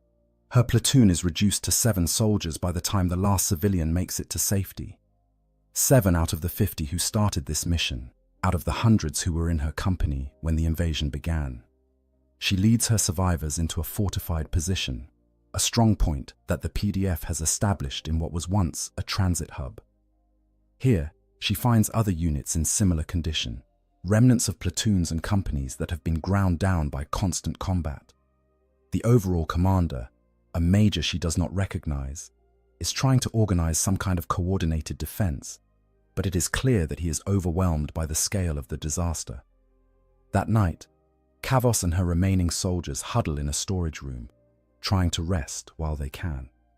They speak little, each lost in their own thoughts, their own memories of comrades lost. One of her troopers, a young man who cannot be more than 18, breaks down crying, and Kavos lets him. There is no point in maintaining discipline when the world is ending. In the lower hive, where the fighting has been fiercest, entire districts have been abandoned by the PDF. The soldiers simply do not have the numbers to defend everything, and they have been forced to make brutal decisions about what can be held and what must be sacrificed. Those civilians left behind in these zones face a choice between staying put and hoping to hide from the Tyranids, or trying to flee upward to areas still under PDF control. Most choose to flee, joining the great waves of refugees that clog the hive's arterial corridors, slowing to a crawl the already difficult movement of military forces and supplies. Among these refugees, you continue to survive through a combination of luck and desperate determination. You have joined a group of perhaps 50 people, all of whom have similar stories of loss and trauma. You move together, reasoning that there is safety in numbers, though whether this is actually true remains to be seen. Your group is led by a former ganger from the underhive, a woman named Selka, who knows the hive's hidden ways, the maintenance shafts and forgotten passages that most citizens do not even know exist. She guides you through routes that avoid both the Tyranid swarms and the PDF checkpoints, the latter because she does not trust the military to protect refugees when their own survival is in doubt. You traverse sections of the hive you have never seen before, moving through industrial zones and storage facilities, through collapsed sections where you must climb over rubble, through chambers filled with machinery whose purpose you cannot even guess. And everywhere you go, you see evidence of the catastrophe unfolding. Bodies, both human and Tyranid. Damage to the hive's structure, cracks and holes that were never there before, and the smell, the pervasive stench of death and decay that grows stronger with every hour. On the 5th day, your group encounters something that changes everything. You are moving through an old cargo bay when you hear sounds of combat ahead. Selka signals for everyone to stop, to stay quiet, and she moves forward to investigate. She returns minutes later, her face pale. Ahead, she reports, there is a PDF unit engaged in combat with Tyranids. But they are not alone. With them, fighting alongside the human soldiers, are Space Marines. This news spreads through your group like electricity. The Adeptus Astartes, the Emperor's Angels of Death, have arrived. Perhaps there is hope after all. Perhaps they can turn the tide, drive back the Tyranid invasion, save what remains of the hive. You move forward cautiously, and through the gaps in the cargo containers, you see them. They are massive, each one standing over 2 meters tall in their power armor, moving with a grace that seems impossible for such large figures. Their armor is painted in blue and white, marked with icons and honors that speak of countless battles and ancient victories. You recognize them from propaganda posters and imperial doctrine lessons. Ultramarines, the exemplars of the Adeptus Astartes, sons of the Primarch Reboot Guilliman himself. There are perhaps 20 of them, a single squad, and they are systematically annihilating the Tyranid forces arrayed against them. Their bolters speak with a distinctive crack boom, each shot placing a mass reactive shell precisely where it will do the most damage. When the Tyranids close to melee range, the Space Marines meet them with chainswords and power weapons, cutting through chitin armor as if it were paper. You watch a Carnifex, one of the massive armored creatures that you have seen smash through rockcrete walls, charge a Space Marine. The Marine does not retreat or even seem concerned. He plants his feet, raises his bolter, and puts 3 shots into the creature's head at point-blank range. The Carnifex's head explodes in a shower of gore, and the massive body crashes to the ground at the Marine's feet. He steps over it without pausing and continues firing at the next target. The battle lasts perhaps 10 minutes from start to finish, and when it is over, dozens of Tyranid corpses litter the cargo bay. Not a single Space Marine has fallen. They begin to reload their weapons with mechanical efficiency, and their squad sergeant notices your group watching from behind the cargo containers. He approaches, and up close, he is even more intimidating. His armor is scarred from countless battles, his helmet displaying a stern death's head insignia. When he speaks, his voice is amplified by his armor's vox systems, resonating with authority. He identifies himself as Sergeant Marius of the Ultramarines' 3rd Company. His squad was deployed to the hive when the invasion began, part of a larger force that is attempting to evacuate key personnel and establish defensive strongpoints. He informs you that there is an evacuation zone being set up in the upper mid-hive, that civilian refugees are being gathered there for potential off-world evacuation. He provides specific coordinates and directions, then warns that time is short. The Tyranids are advancing faster than anticipated, and the window for evacuation is narrowing rapidly. His squad must continue their mission, but he advises you to reach the evacuation zone as quickly as possible. With that, the Space Marines are gone, moving with purpose toward their next objective. You are left staring after them, struck by the contrast between their power and confidence, and your own helplessness. But Sergeant Marius's words have given you something you had lost: purpose. There is an evacuation zone. There is a chance, however slim, of getting off this doomed world. Selka immediately begins planning the route to reach the coordinates the Space Marine provided. It will require moving back upward, traversing some of the most dangerous sections of the hive, areas where Tyranid presence is likely to be heavy. But what choice do you have? Staying here means certain death. At least if you try to reach the evacuation zone, you have a chance. Your group sets out immediately, moving as quickly as they dare through the hive's labyrinthine passages. You see more signs of the Space Marine presence, areas where defensive positions have been established, where Tyranid corpses are piled like cordwood. But you also see evidence that even the Adeptus Astartes cannot be everywhere. There are sections where the Tyranids have broken through, where civilian bodies lie testament to the failure of protection. As you climb higher into the hive, the nature of the destruction changes. Here, in the mid-hive levels, the damage is from more than just combat. The atmospheric contamination has taken a severe toll.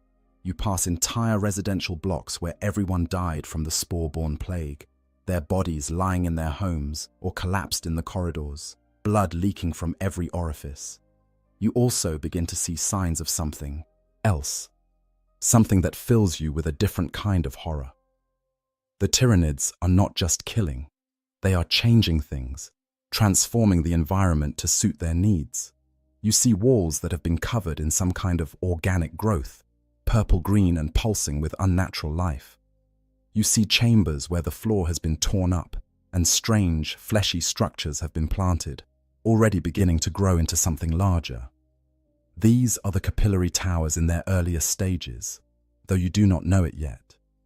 You do not understand that these strange growths are designed to eventually reach the surface, to connect with the hive ships in orbit, and pump the planet's biomass upward to be consumed and recycled.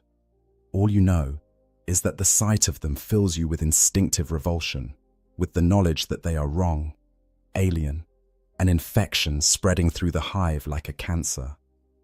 On the 7th day of the invasion, you finally reach the evacuation zone. It is a massive chamber, some kind of former commercial center that has been converted into a staging area. PDF soldiers man barricades around the perimeter, and you can see several Space Marines coordinating the operation, their presence both reassuring and unsettling. There are thousands of civilians already here, perhaps tens of thousands, all waiting for transport off-world. But as you join the crowd, as you find a space to sit and rest for the first time in days, you hear the conversations around you, and your fragile hope begins to crumble. There are not enough ships. The number of vessels available for evacuation is woefully inadequate for the millions who still survive in the hive. At best, perhaps 10% of those who make it to the evacuation zone will actually be able to leave. The rest will be left behind when the Tyranids break through the defenses. The selection process, you learn, is being managed by the Space Marines and senior PDF officers.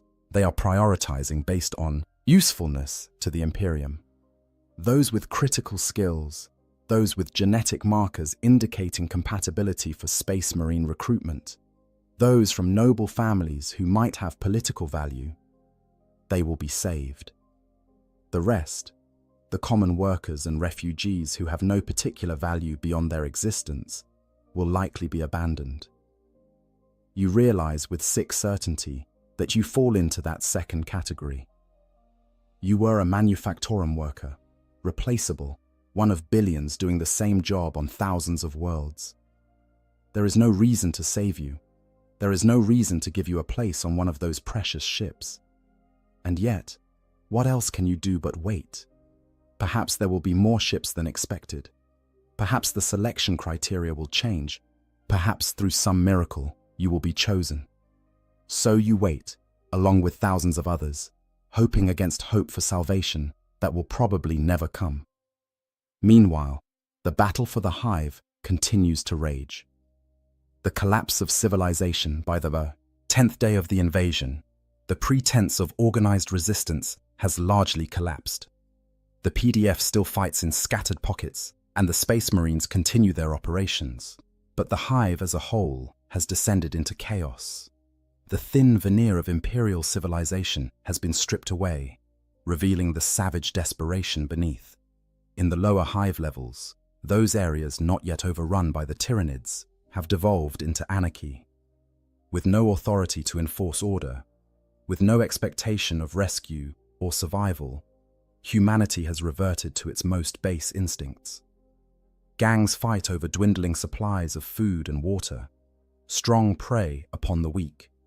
The old social hierarchies have inverted, with those who were once respected now targets for violence and theft. You hear stories from new arrivals at the evacuation zone, tales of horror that have nothing to do with the Tyranids. A refugee camp in the lower levels that descended into cannibalism when food ran out. A water reclamation plant where workers murdered each other for control of the last clean water. A noble family's palatial hab complex that was stormed by a mob. The nobility torn apart by hands hungry for revenge against years of oppression. These stories should shock you, should horrify you, but instead you feel a strange numbness. After everything you have witnessed, after all you have lost, the revelation that humans can be as monstrous as aliens feels almost expected. Civilization, it turns out, is a fragile thing, dependent on the continuity of basic services and the promise of future stability. When both are removed, when survival becomes the only imperative, the beast within emerges. The atmospheric contamination continues to worsen. The initial wave of spore-borne plague killed millions in the first days. Now, those who survived that plague face new horrors as the planet's biosphere begins to transform. The air is becoming difficult to breathe, thick with spores and chemical compounds that make every breath burn. Those without respirators or environmental suits begin to show symptoms of oxygen deprivation, their lips turning blue, their thinking becoming sluggish. The water supply, always a critical concern in a hive city, has become actively dangerous in many districts.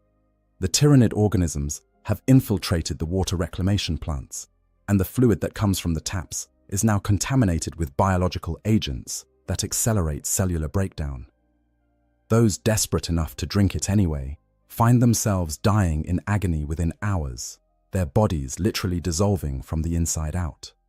Food becomes the most precious commodity, more valuable than gold or weapons.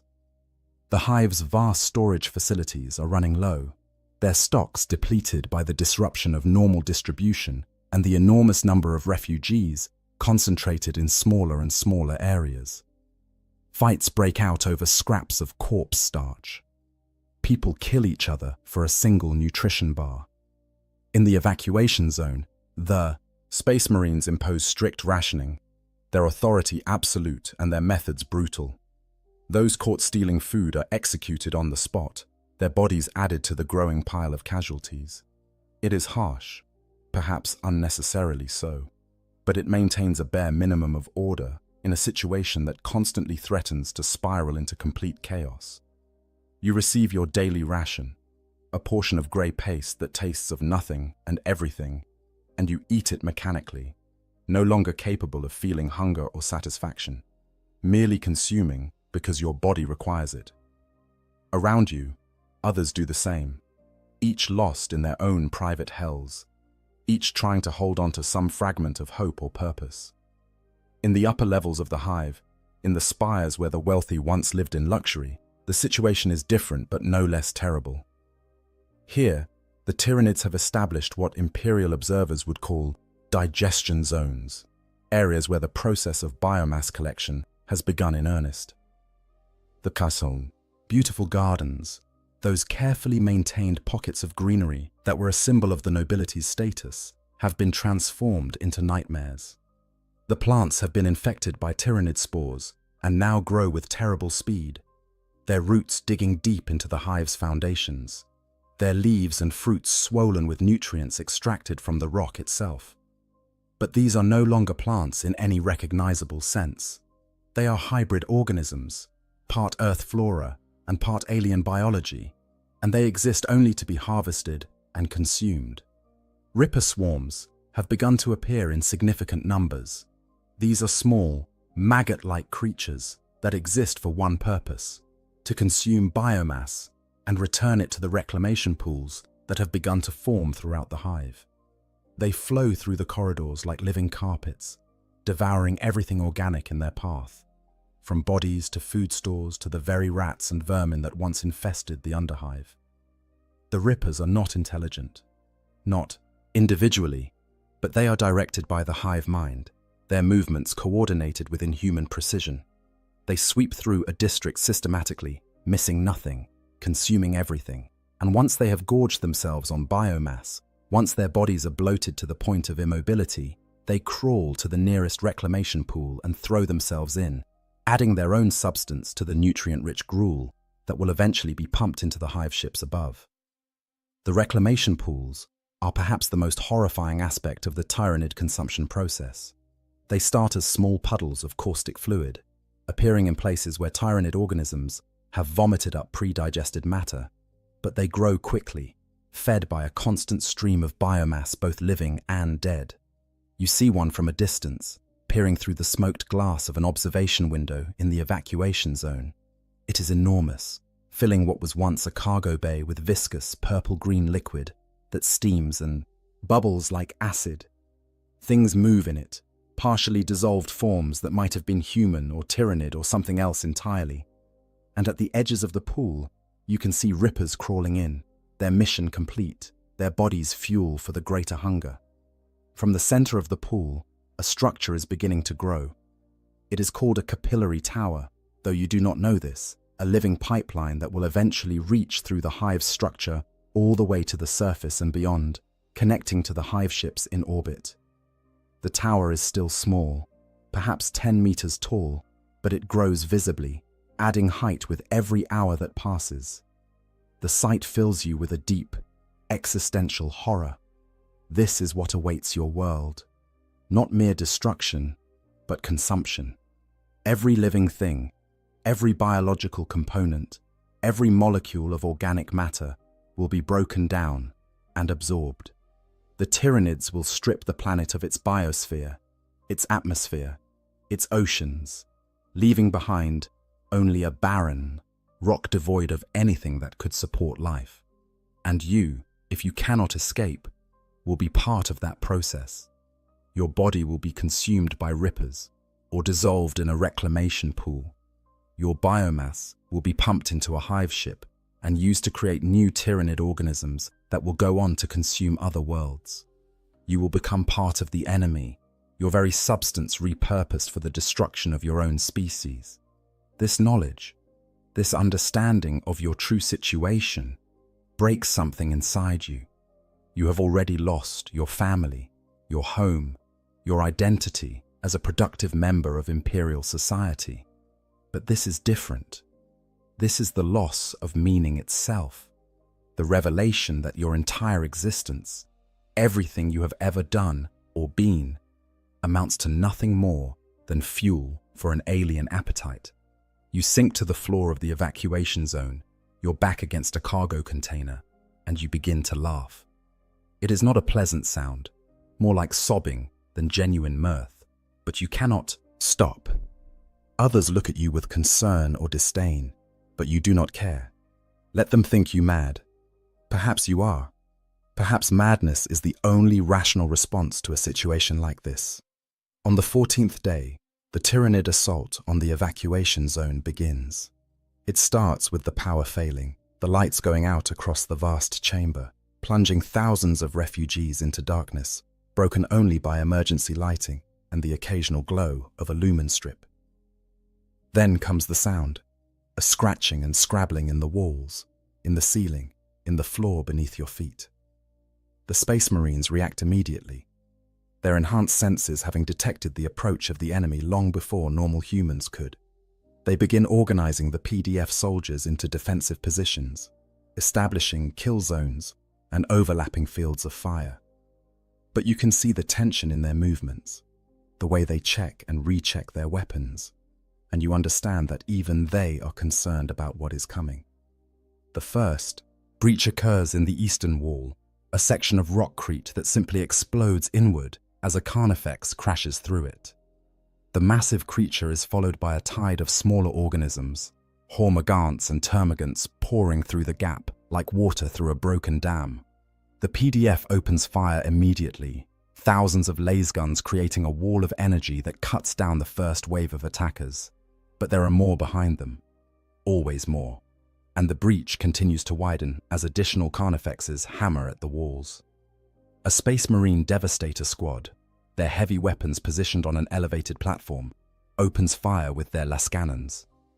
The powerful energy beams punch through carnifex armor, dropping the massive creatures one after another. But for every one that falls, another appears to take its place. The civilians in the evacuation zone begin to panic. There is nowhere to run, nowhere to hide.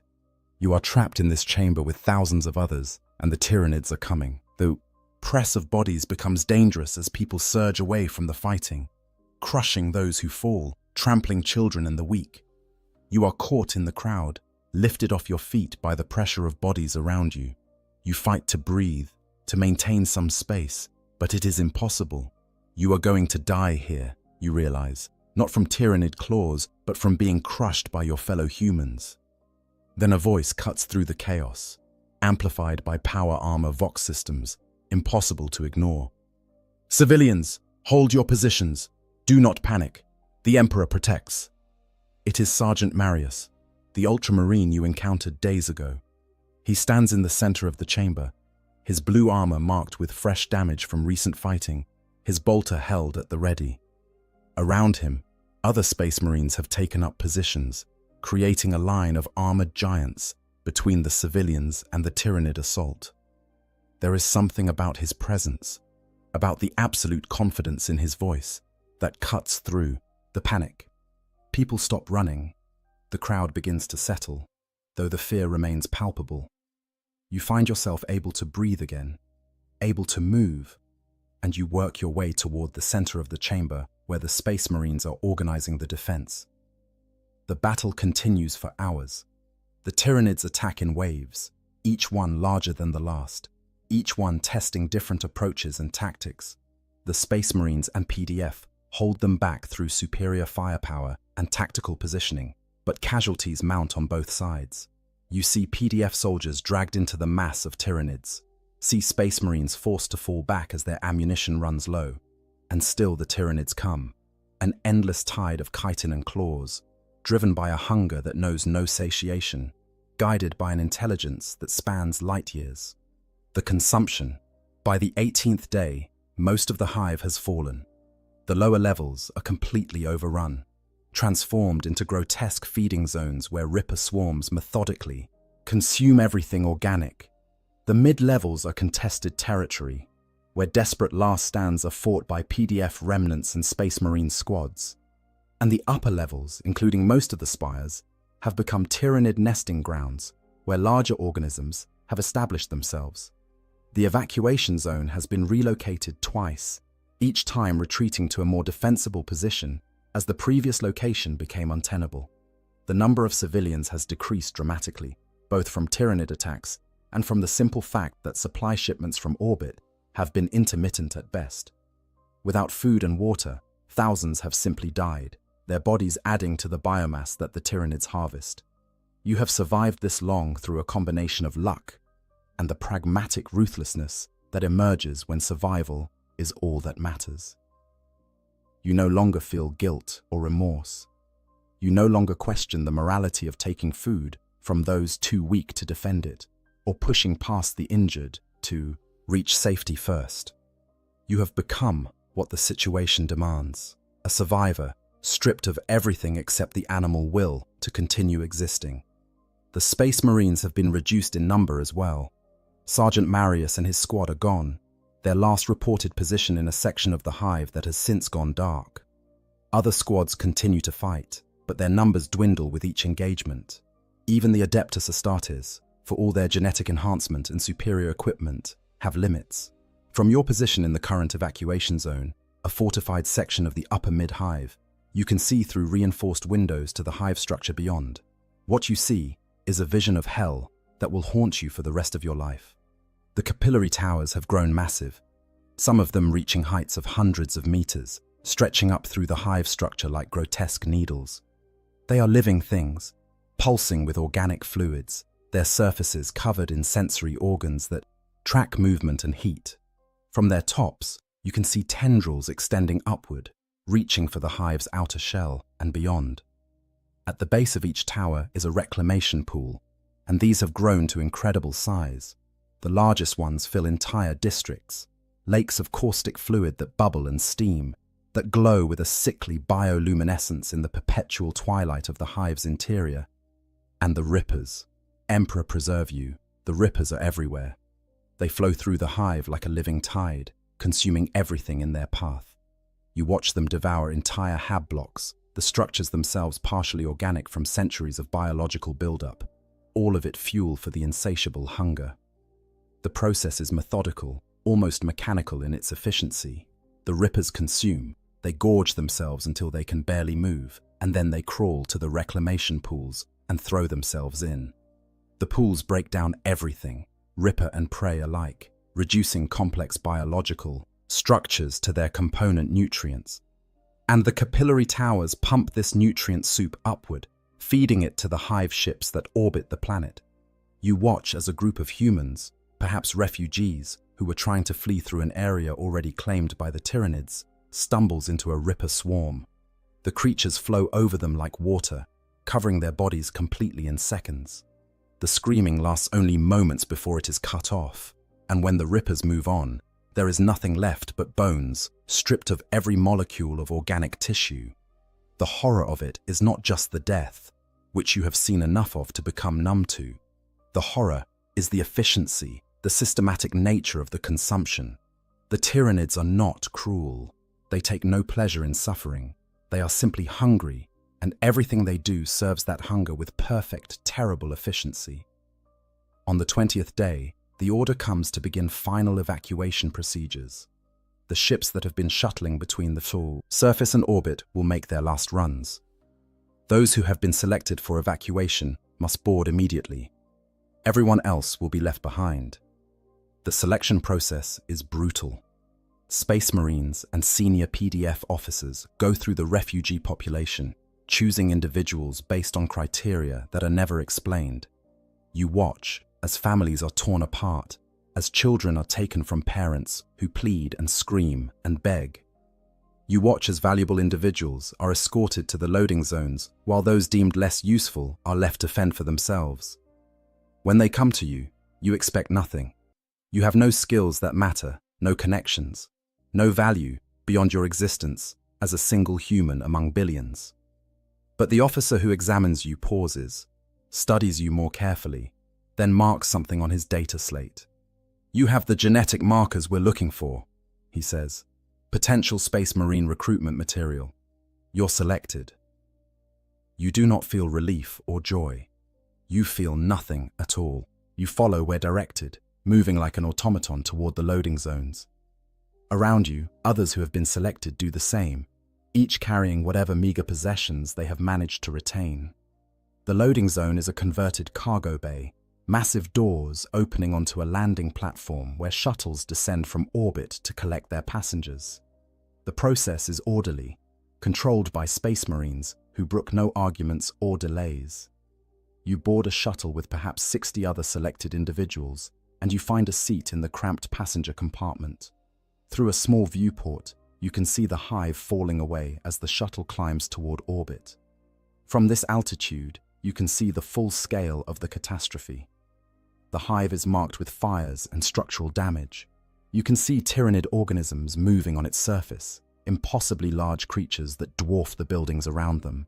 And in orbit, you can see the hive ships, massive organic vessels that blot out the stars. Their bioarchitecture alien and terrible. The shuttle shakes as it passes through the atmosphere, and you close your eyes against the sight. You do not want to see anymore. You do not want to witness the death of your world. The final days. The ship that receives you is an Imperial Navy transport, one of the few vessels brave or desperate enough to remain in system despite the tyrannid presence. You are processed with mechanical efficiency, assigned a berth in a crowded compartment with dozens of other refugees, given basic provisions and told to await further instructions. For the first time in weeks, you are safe. The tyrannids cannot reach you here. The shadow in the warp still presses against the minds of the ship's navigators and astropaths, but they are trained to endure such pressure, and the vessel's Geller fields provide some protection. You should feel grateful. You should feel blessed to have escaped when billions were left behind. But instead, you feel hollow, empty, as if everything that made you who you were has been stripped away, leaving only a shell that continues to function out of habit rather than purpose. In the compartment, you meet others who escaped. They share stories in quiet voices, tales of horror and loss that mirror your own. A woman who watched her children torn apart by hormagaunts. A man who saw his entire district consumed by ripper swarms. A former noble who survived by pure chance when her family's palatial estate was one of the first areas evacuated. Each story is different in its details, but identical in its essence. Each person has lost everything. Each has been fundamentally broken by what they experienced. And each struggles with the guilt of survival, the knowledge that they live only because they were deemed valuable enough to save, while millions of others were abandoned to their fates. Through the viewports, you can see the planet below. The hive is barely visible now, a small point of light on a world that is rapidly transforming. The atmospheric processing is nearly complete. The air composition changed to suit tyrannid organisms rather than human life.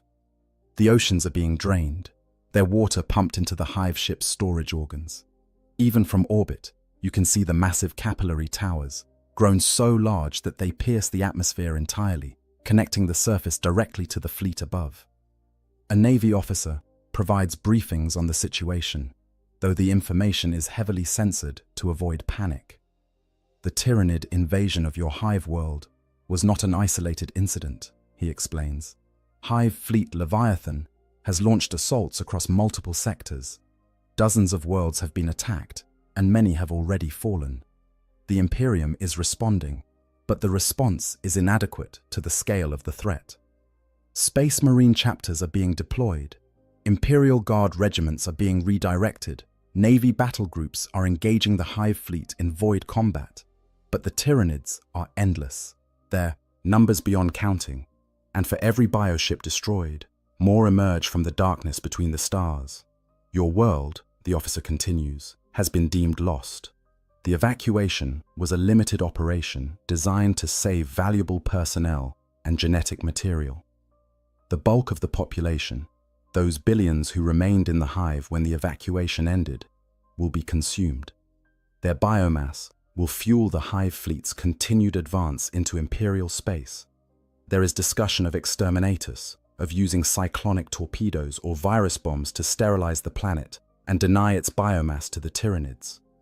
But the Navy does not have the resources for such an operation, and even if they did, the tyrannid fleet in orbit would prevent any approach close enough to deploy such weapons, so your world will be consumed. There is no rescue coming for those left behind. There is no last-minute salvation. There is only the slow, methodical destruction of everything that existed on that planet, the reduction of billions of years of evolution and thousands of years of human civilization to nothing more than nutrients for an alien hunger.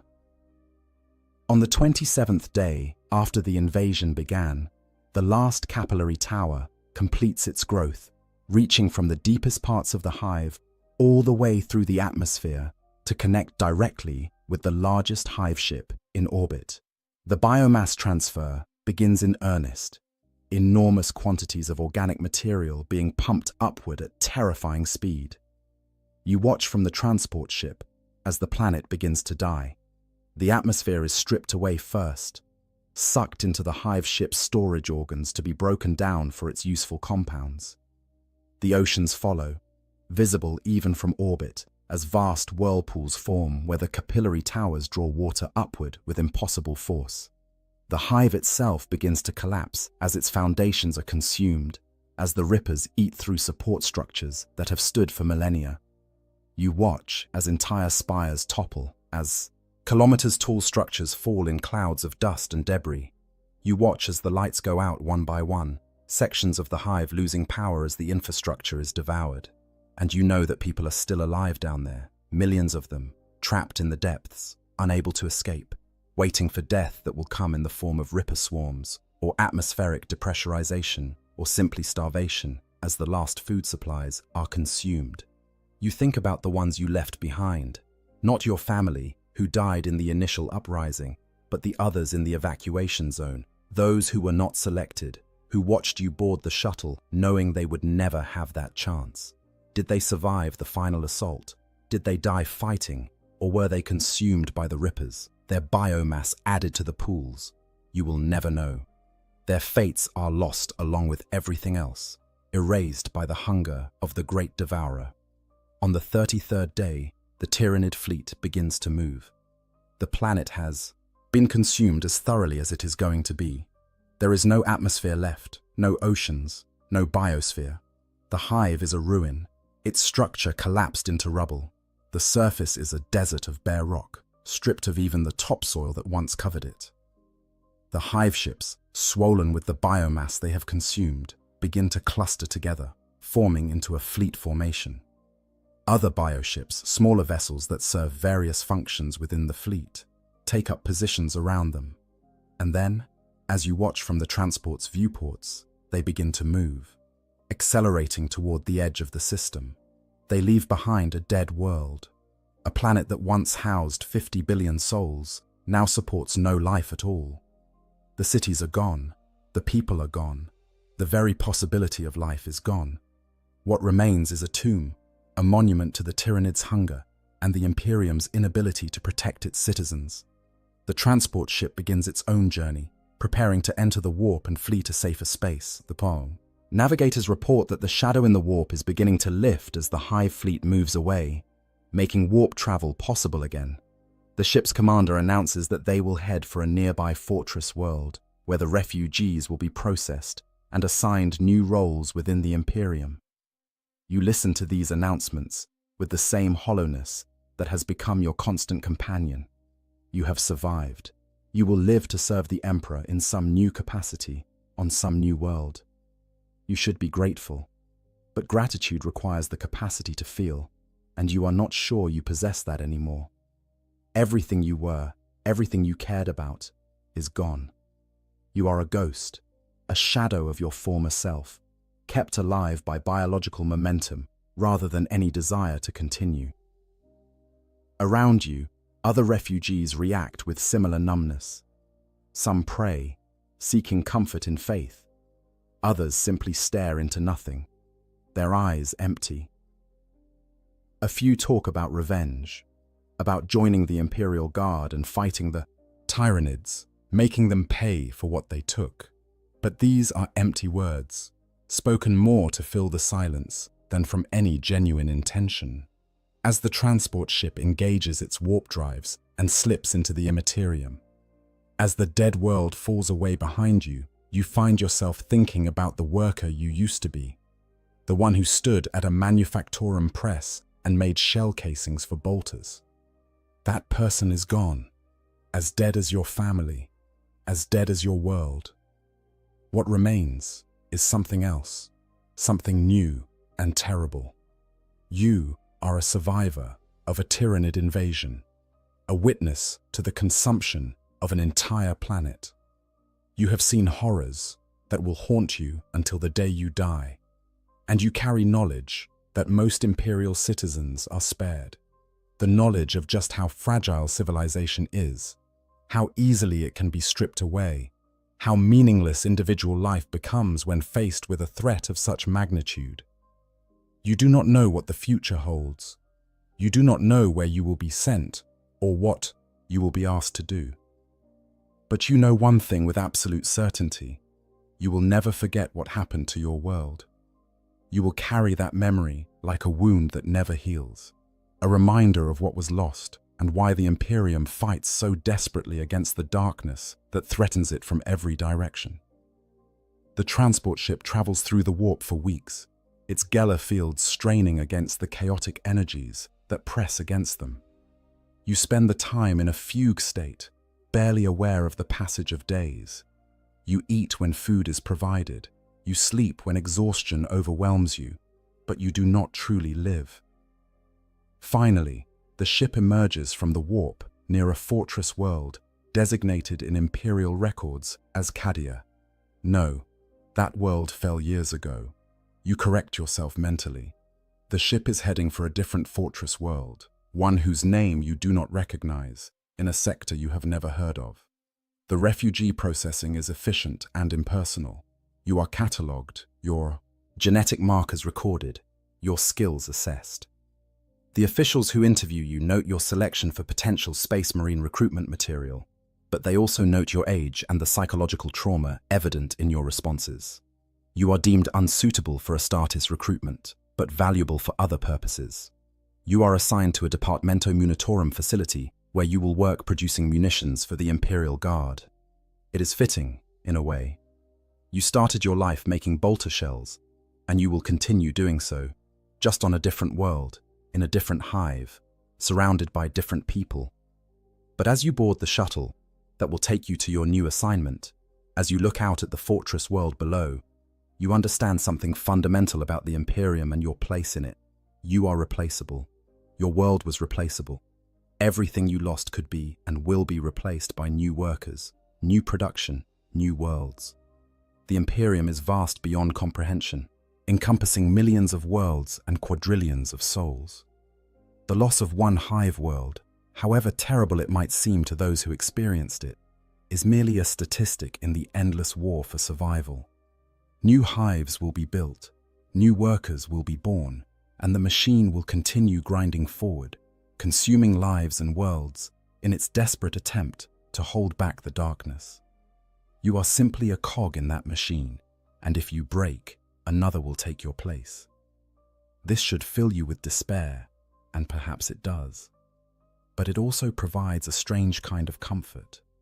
Your suffering, your loss, your trauma, these things are individual and terrible, but they are also part of something larger. You are not alone in your grief. Across the Imperium, countless others have experienced similar losses, faced similar horrors, and continued to exist, continued to serve, because that is what is required of them. The Imperium protects, they say, but perhaps what they really mean is that the Imperium endures. Individual worlds may fall, individual lives may be snuffed out like candles in a storm, but the greater structure persists, adapting and rebuilding, continuing the eternal struggle against the manifold threats that seek to destroy humanity. Your world is gone. Your family is gone. The person you used to be is gone. But you remain, and you will continue to serve because that is what the Imperium demands and what your existence requires.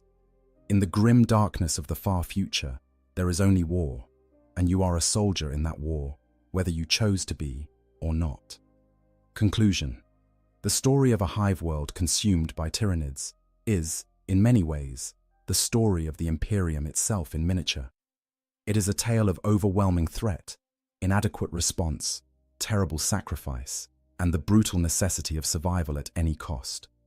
It is a reminder that in the 41st millennium, there is no safety, no guarantee of protection, and no mercy for the weak or unlucky. The Tyranids represent perhaps the most existential threat that humanity faces in this dark age. They cannot be reasoned with or negotiated with. They do not seek territory or resources in any conventional sense.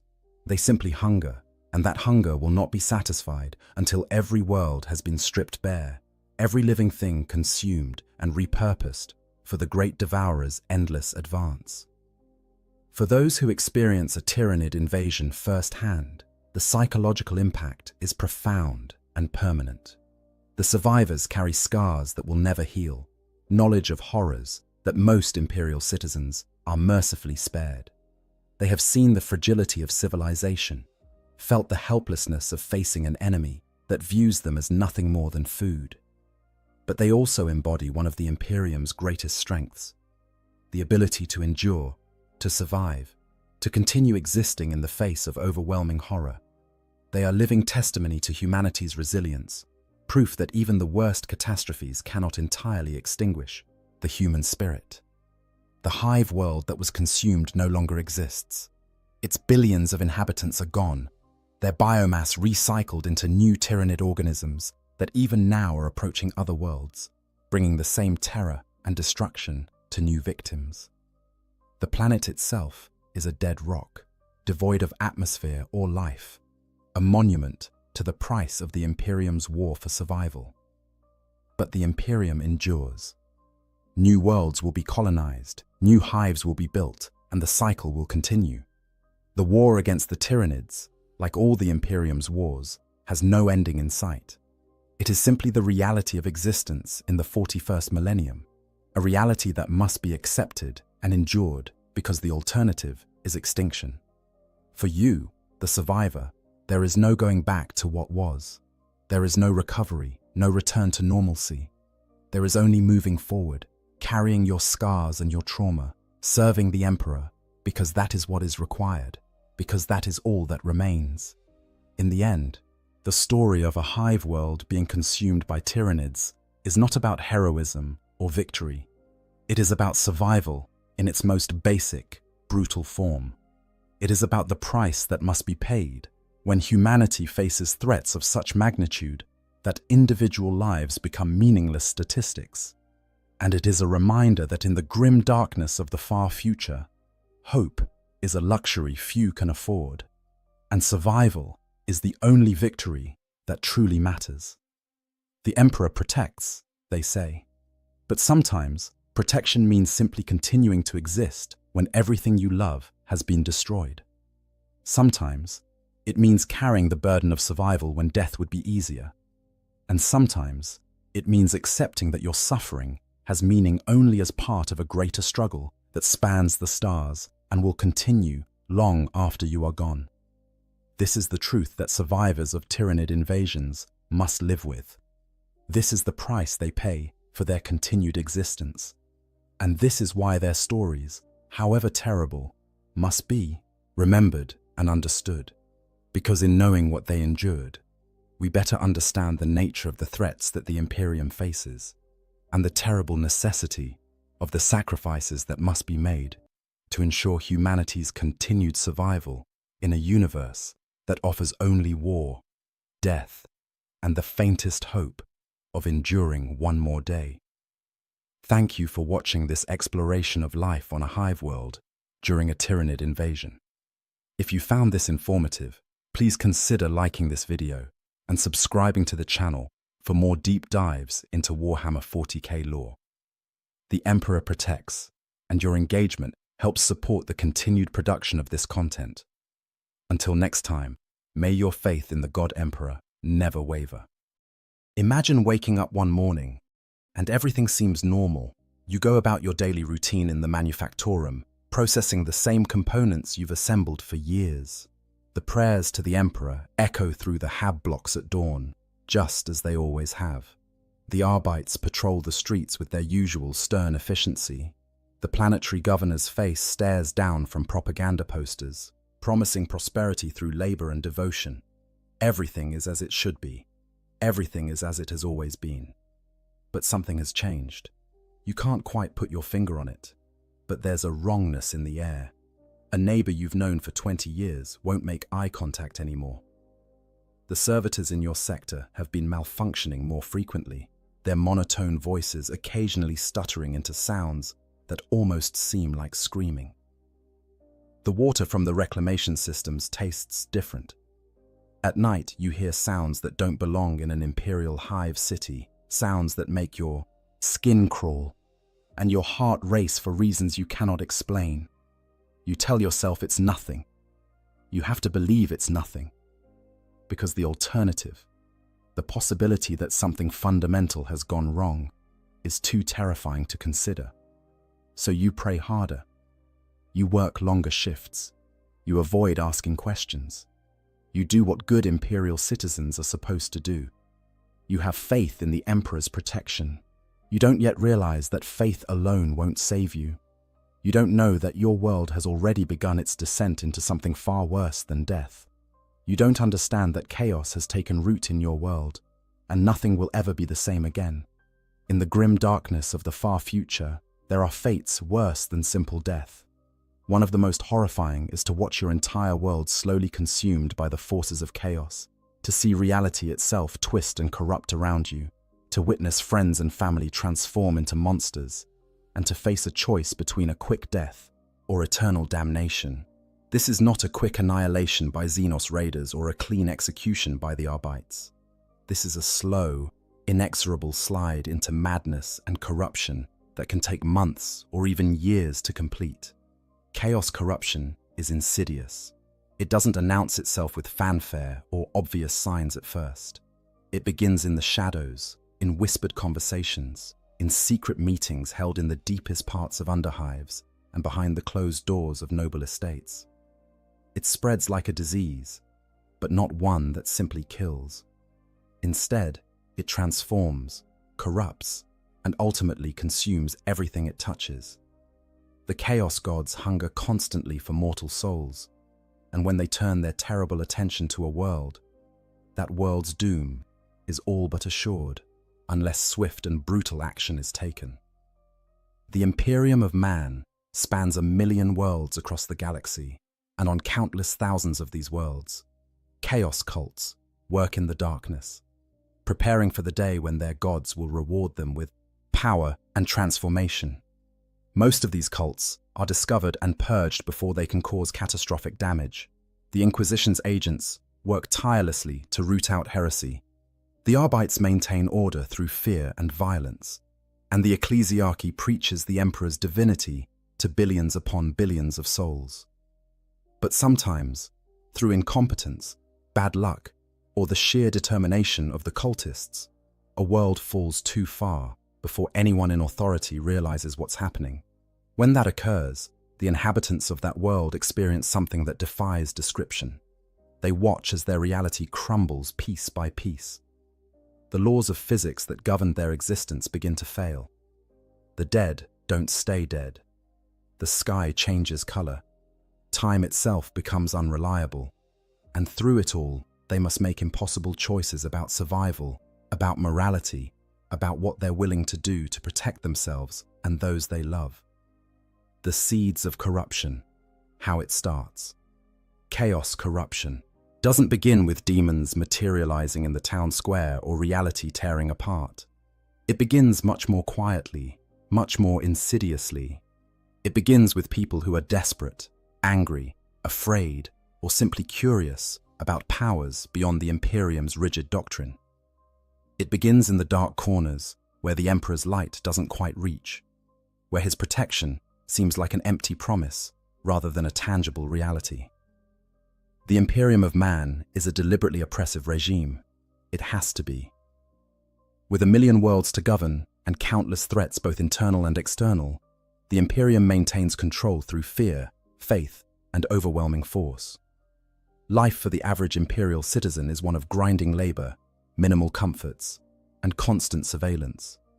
You work until you're too old or injured to be useful, and then you're processed into corpse starch to feed the next generation of workers. Your children are taken for military service or labor assignments. Your thoughts are monitored for heresy. Your every action is scrutinized for signs of deviation from the approved norms. This oppression, while necessary from the Imperium's perspective to maintain unity across such a vast empire, creates the perfect breeding ground for resentment. People who feel powerless begin to look for alternatives. Those who've lost everything to the uncaring machinery of the Imperium's bureaucracy seek revenge. The ambitious who are denied advancement through legitimate means, are tempted by promises of power through other avenues. And into this fertile ground of discontent, chaos plants its seeds. The four major chaos gods each offer something different, something tailored to human weakness and desire. Khorne, the blood god, appeals to those consumed by rage and the desire for martial prowess.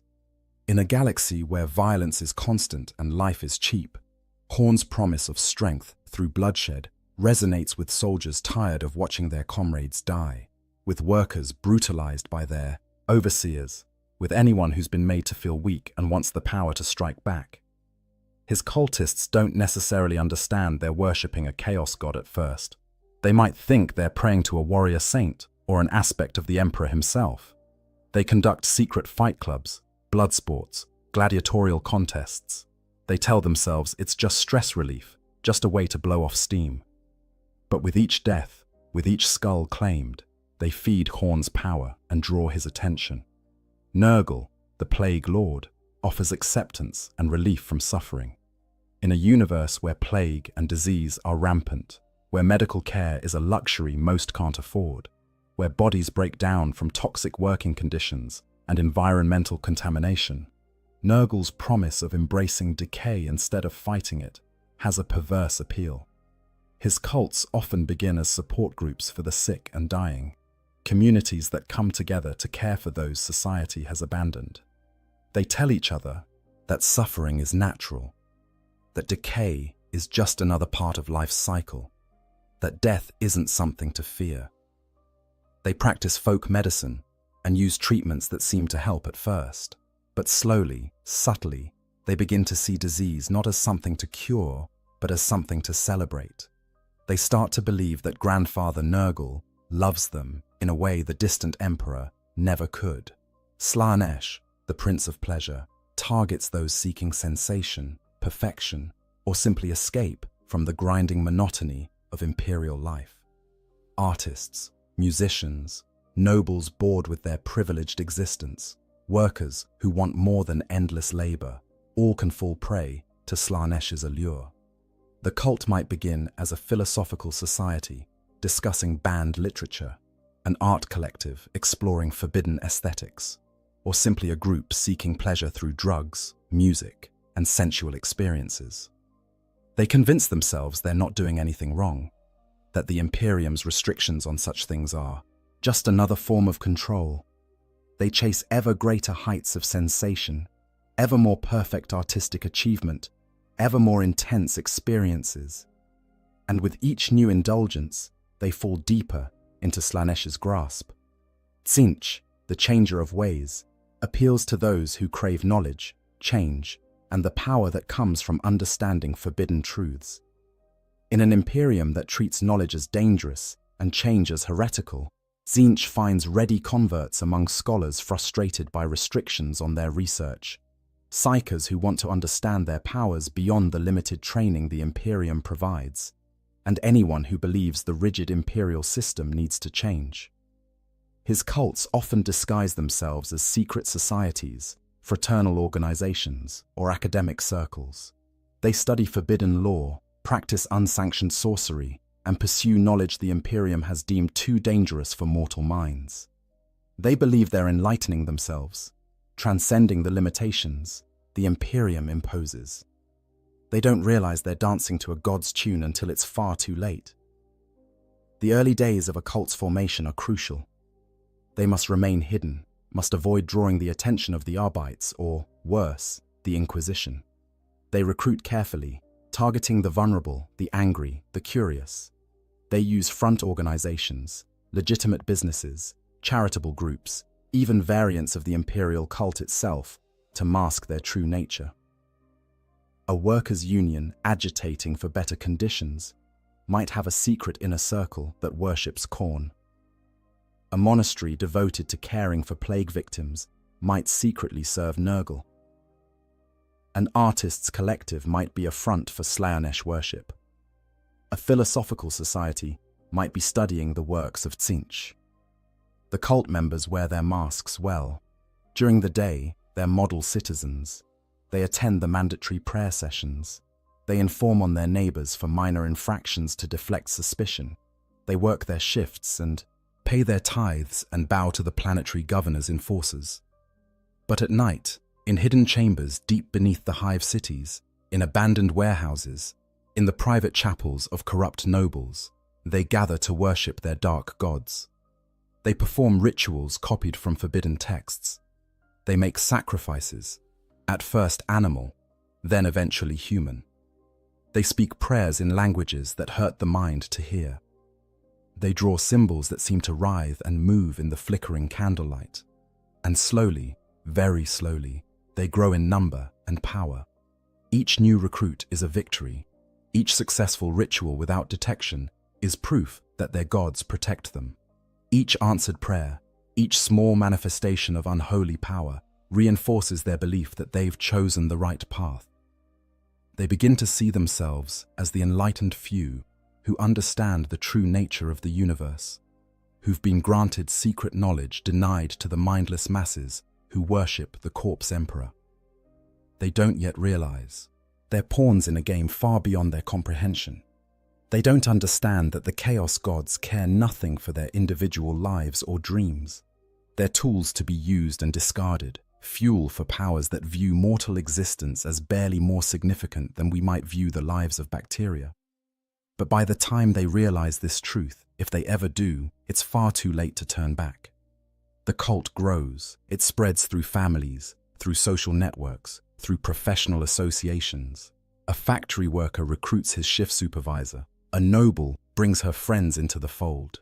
A priest of the imperial cult, disillusioned by years of preaching to people who suffer endlessly despite their faith, begins to wonder if perhaps there are other gods who might actually answer prayers. The infection spreads from person to person, from district to district, from social class to social class. The rise of the cults, hidden among us. As the cult grows in size and confidence, it must become more sophisticated in its operations. What began as a handful of true believers meeting in secret becomes an organization that requires structure, hierarchy, and careful planning to avoid detection. The cult develops internal ranks, with the most devoted and powerful members forming an inner circle, while newer or less committed members remain on the periphery, often unaware of the cult's true nature and ultimate goals. The cult's public face becomes increasingly important. They establish front organizations that serve real, legitimate purposes while funneling resources and recruits to the hidden core. A charitable organization that provides food to the poor might be using its distribution network to identify vulnerable targets for recruitment. A merchant house that trades across the hive might be moving not just goods, but forbidden texts, cult paraphernalia, and messages between different cells. A labor union fighting for workers' rights might have a leadership that sees chaos as the ultimate revolution against an oppressive system. These fronts are carefully chosen to blend into the fabric of imperial society. In a hive world's administrative sector, the cult might disguise itself as a clerk's social club, using the trust and camaraderie of overworked bureaucrats to slowly introduce heretical ideas. In the underhive, they might pose as a gang or protection racket, indistinguishable from the countless other criminal enterprises that operate below the sight of imperial authorities. In noble circles, they might be a secretive art society or a philosophical discussion group where the wealthy and bored can indulge in forbidden knowledge without fear of being associated with common criminals. The cult's leadership typically emerges from those who show the greatest devotion or who demonstrate psychic potential. These are the cult demagogues, charismatic figures who can inspire others to greater acts of heresy, who can justify the increasingly horrific things the cult does in service to their dark gods. Some are true believers, utterly convinced of their chosen deity's righteousness. Others are cynical manipulators who see the cult as a path to personal power. Many are former imperial officials, priests who lost their faith, military officers cashiered for infractions, or nobles who've grown bored with conventional power and seek something more. These leaders conduct the cult's most important rituals, the ones that go beyond simple worship and begin to actively invoke the powers of chaos. They might use forbidden psychic abilities to contact entities in the warp, entities that whisper secrets and promises into their minds. They conduct increasingly elaborate sacrifices, sometimes of animals, sometimes of unwilling victims, kidnapped from the streets or taken from the ranks of the cult's enemies. They study ancient texts recovered from Xenos ruins or passed down through generations of cultists, learning rituals that were old when humanity first reached for the stars.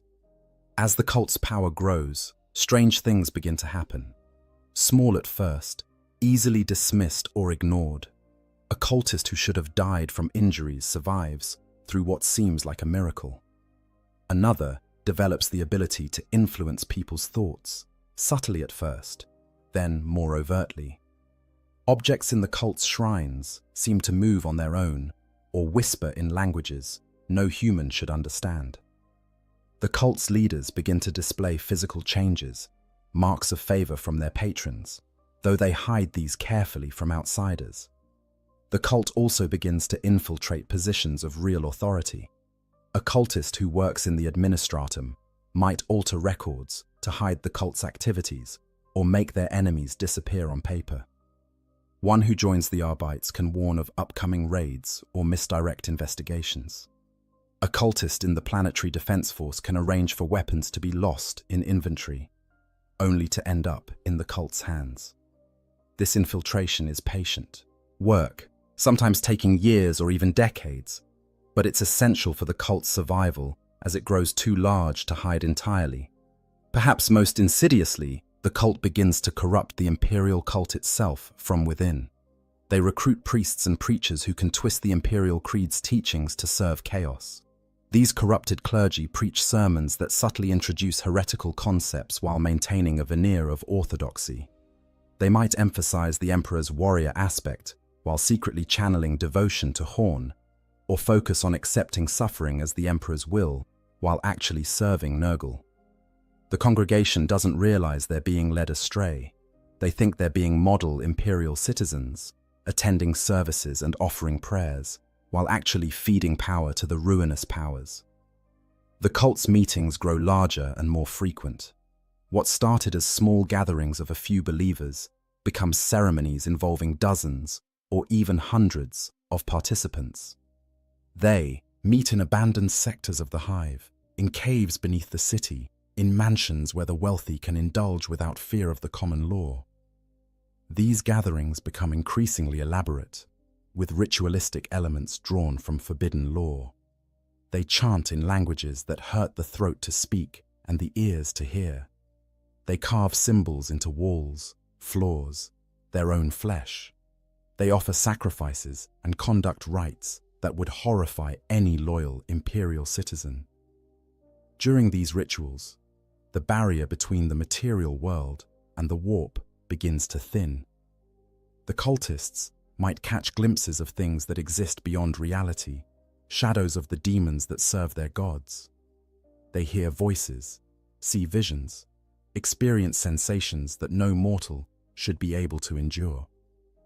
Some go mad from these experiences. Others are strengthened in their conviction, seeing these horrors as proof that they have touched something real and powerful, something the Imperium's lies about the Emperor's protection can't match. The cult also begins to create its own infrastructure. They establish safe houses where members can hide from Imperial authorities. They set up networks for distributing forbidden materials, for moving people between cells, for coordinating activities across different parts of the hive or even different cities. They develop codes and secret signs so members can recognize each other and communicate without being obvious. They create their own hierarchy of ranks and titles, often mocking the imperial system's rigid structure. Some cultists begin to develop mutations, physical changes that mark them as touched by chaos. These might be small at first, easily hidden beneath clothing. An extra finger, skin that changes color, eyes that glow faintly in the dark. The cult's leadership treats these as marks of favor, signs that the gods have noticed and blessed the individual. They teach the mutants to hide their changes from outsiders while displaying them proudly within the cult's gatherings. The mutations are tangible proof that their worship isn't in vain, that real power flows from their devotion. But not everyone in the cult is a true believer. Some join out of fear, having witnessed the cult's power and deciding it's safer to go along than to resist. Others are there for more mundane reasons: the social connections, access to resources, protection from hive gangs or other threats. These lukewarm members are often kept in the dark about the cult's true nature, forming outer circles that can be sacrificed if the cult is discovered. They think they're part of a fraternal organization or political movement, not understanding the depth of heresy at the cult's core. As months turn to years, the cult becomes embedded in the world's society, like cancer in living tissue. They're in the governorship's administration, in the Arbeits, in the PDF, in the merchant guilds, in the workers' unions, everywhere. They've become a shadow government, wielding real power while maintaining the fiction that everything is under imperial control. The legitimate authorities don't realize how compromised they've become, or if some do suspect, they're too afraid to act, knowing that accusations without proof can be as dangerous as the heresy itself. The cult is patient. They know that acting too soon, revealing themselves before they're ready, will bring the Imperium's wrath down upon them. So they wait, gathering strength, recruiting more members, performing more rituals, bringing their dark god's attention more firmly upon their world. They're laying the groundwork for something terrible, something that will transform their entire world, and most of the population has no idea it's happening. Early signs and denial, when reality begins to crack. The first signs that something is deeply wrong are easy to dismiss. They're small aberrations, the kind of things people can rationalize away if they try hard enough. And try they do, because the alternative is too frightening to contemplate. It starts with minor strangeness. A street that should be familiar somehow looks different, though you can't quite say how. The shadows seem longer than they should be, falling at wrong angles. The number of rats in the underhive increases dramatically, and they seem to be watching people with an intelligence that vermin shouldn't possess. Dreams become more vivid, more disturbing, leaving people exhausted when they wake. Strange lights are seen in the sky at night, dismissed by officials as atmospheric phenomena or problems with the hive's atmospheric processes. People start going missing. At first, it's just the usual rate of disappearances that any hive city experiences. The homeless, the indigent, criminals, those who won't be missed or investigated. But gradually, the rate increases. A merchant's daughter vanishes on her way to morning prayers. A shift supervisor doesn't report for work and is never seen again. An entire gang in the underhive disappears overnight. Their territory empty, no signs of struggle or flight. The Arbeits investigate some cases, but their resources are limited, and the disappearances don't follow any pattern they can discern. Those who remain begin to notice behavioral changes in people they know. A neighbor who was always friendly becomes withdrawn and paranoid, muttering to themselves and painting strange symbols on their door. A co-worker starts speaking in odd phrases, using words that don't quite make sense in context. Children come home from school crying, saying their teacher's voice sounds wrong, sounds like multiple people speaking at once. But when parents investigate, everything seems normal. The teacher seems fine. The child must have been mistaken or making things up for attention. There are small physical anomalies too. Food spoils faster than it should, developing growths and molds that don't match any known biological contaminant. Water from the reclamation systems sometimes comes out tinted with colors. That shouldn't be there. Sickly greens, deep purples, colors that seem to shift and change when you're not looking directly at them. The air quality monitors show strange readings, fluctuations that the tech priests dismiss as equipment malfunction, but never quite manage to fix. The hive's servitors begin to malfunction more frequently. These cyborg slaves, their brains mostly replaced with cogitators, should be predictable and reliable. But they start to act erratically. One might stop mid-task and stare at nothing for hours. Another might repeat the same phrase over and over, something that isn't part of its programmed responses. Some simply cease functioning, their biological components rotting from within despite the preservatives that should keep them stable. The Adeptus Mechanicus sends tech priests to investigate, but they find no consistent cause for the malfunctions. Temperature fluctuations become more common. A section of the hive might suddenly become freezing cold. Frost, forming on metal walls despite the climate control systems. Then hours later, that same area might be sweltering hot, hot enough that workers collapse from heat exhaustion.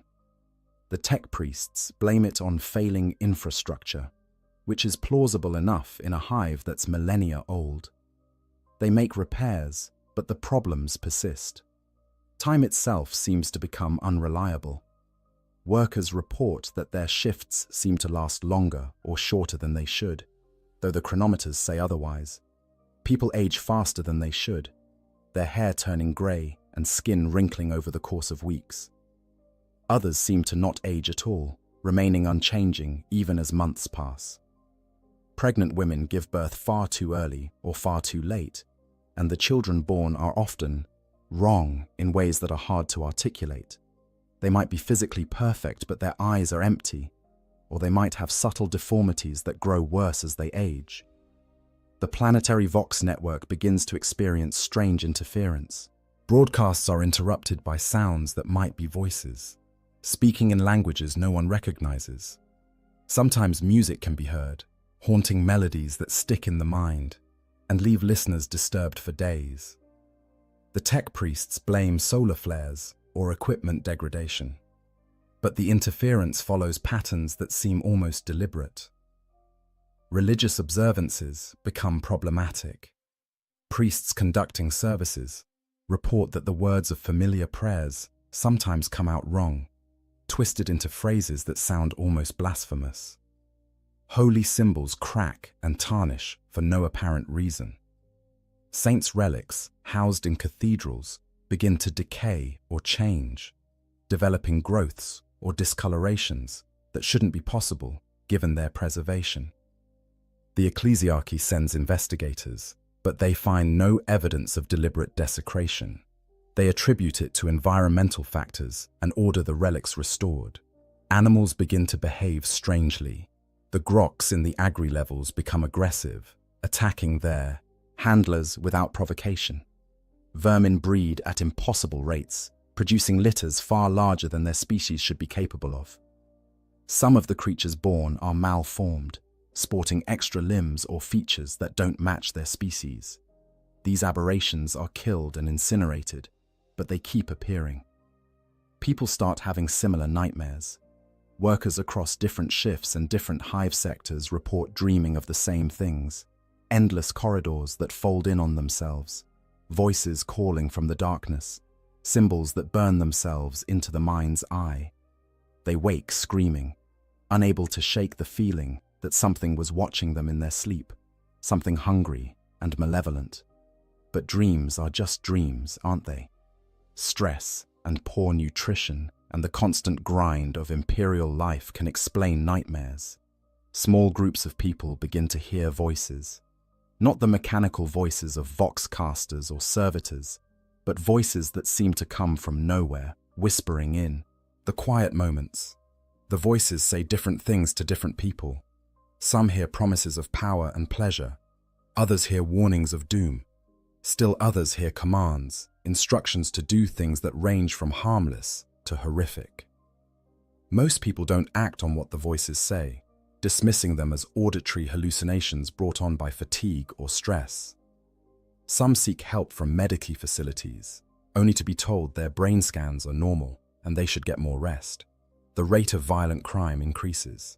Murders become more common and more brutal.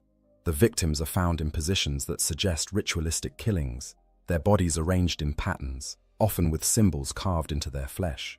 The Arbites crack down, making examples of those they catch. But for every killer they execute, 2 more seem to emerge.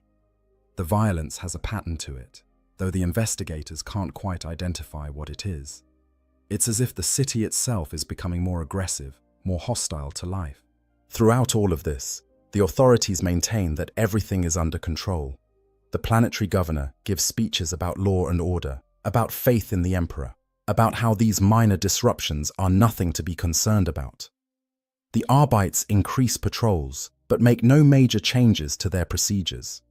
The ecclesiarchy holds more prayer services, attributing the problems to moral laxity among the population that can be corrected through greater devotion. The tech priests work on infrastructure repairs, convinced that mechanical failures explain most of the anomalies. But underneath the official dismissals and explanations, people are afraid. They might not understand what's happening, but they can feel it. Something is deeply wrong with their world, something that all the prayers and all the enforcement can't fix. They lock their doors at night and keep their children close. They avoid the lower levels of the hive where the strangeness seems most concentrated. They pray more fervently, hoping that if they're devout enough, the emperor will protect them. They don't realize that the emperor's protection may no longer extend to their world. They don't know that the barriers between reality and the warp are thinning, that their planet is being targeted by powers far beyond their comprehension. They don't understand that many of their neighbors, their co-workers, perhaps even their family members, are part of a cult that's deliberately bringing this corruption upon them. The denial persists because the truth is too terrible. If they admitted what was really happening, they would have to admit that their world is doomed, that the Imperium might not be able to save them, that they might have to make impossible choices in the days ahead. So they cling to rationalizations and official explanations, even as the evidence of chaos corruption becomes harder and harder to ignore. But denial can only last so long. Eventually, the signs become too obvious, too pervasive, too undeniable. And when that breaking point comes, when the population can no longer pretend everything is normal, panic will follow. That's when the real horror begins. The first mutations. Bodies betray their owners. The human body is not meant to exist in a universe where the laws of physics are merely suggestions, where the fabric of reality can be twisted by malevolent intelligences from beyond space and time. When chaos corruption spreads across a world, one of the first and most horrifying manifestations is mutation. The transformation of human flesh into something else, something wrong. For the afflicted, it often begins with small changes. Perhaps you notice your fingernails have become harder, almost like claws, and they seem to be darkening from their base. You try to trim them, but they grow back impossibly fast.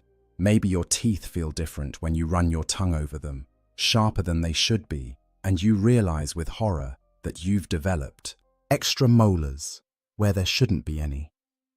Your reflection in the mirror looks slightly off, your features subtly rearranged in ways you can't quite identify, but that make you look almost like a stranger.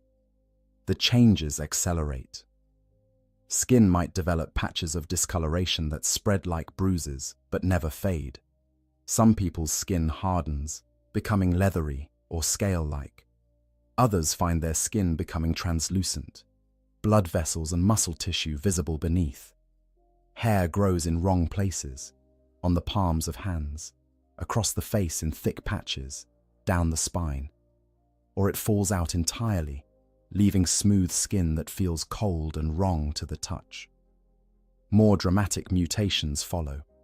Extra digits sprouting from hands or feet, limbs lengthening or shortening, bones cracking and reforming, eyes changing color, pupils becoming slitted like a reptile's, or multiplying until there are eyes where eyes should never be, mouths appearing in wrong places, on the palms of hands, the back of the neck, the torso. These mouths might whisper constantly in voices too quiet to understand, or they might scream, or they might try to bite anyone who comes close.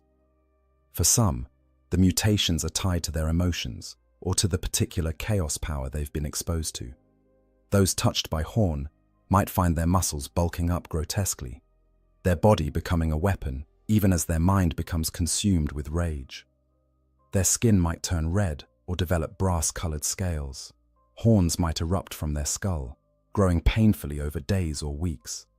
They become more aggressive, more violent, finding it harder and harder to control their anger. Nurgle's touch brings corruption of a different sort. Flesh becomes swollen and pustulent, covered in boils and lesions that never heal. The body begins to rot while still alive, skin sloughing off to reveal muscle and bone beneath. Yet somehow the victim continues to function. They might develop parasites, worms burrowing beneath their skin, flies laying eggs in their flesh that hatch into maggots. They should die from these afflictions, but Nurgle's blessing keeps them alive, keeps them suffering, keeps them spreading disease to everyone around them.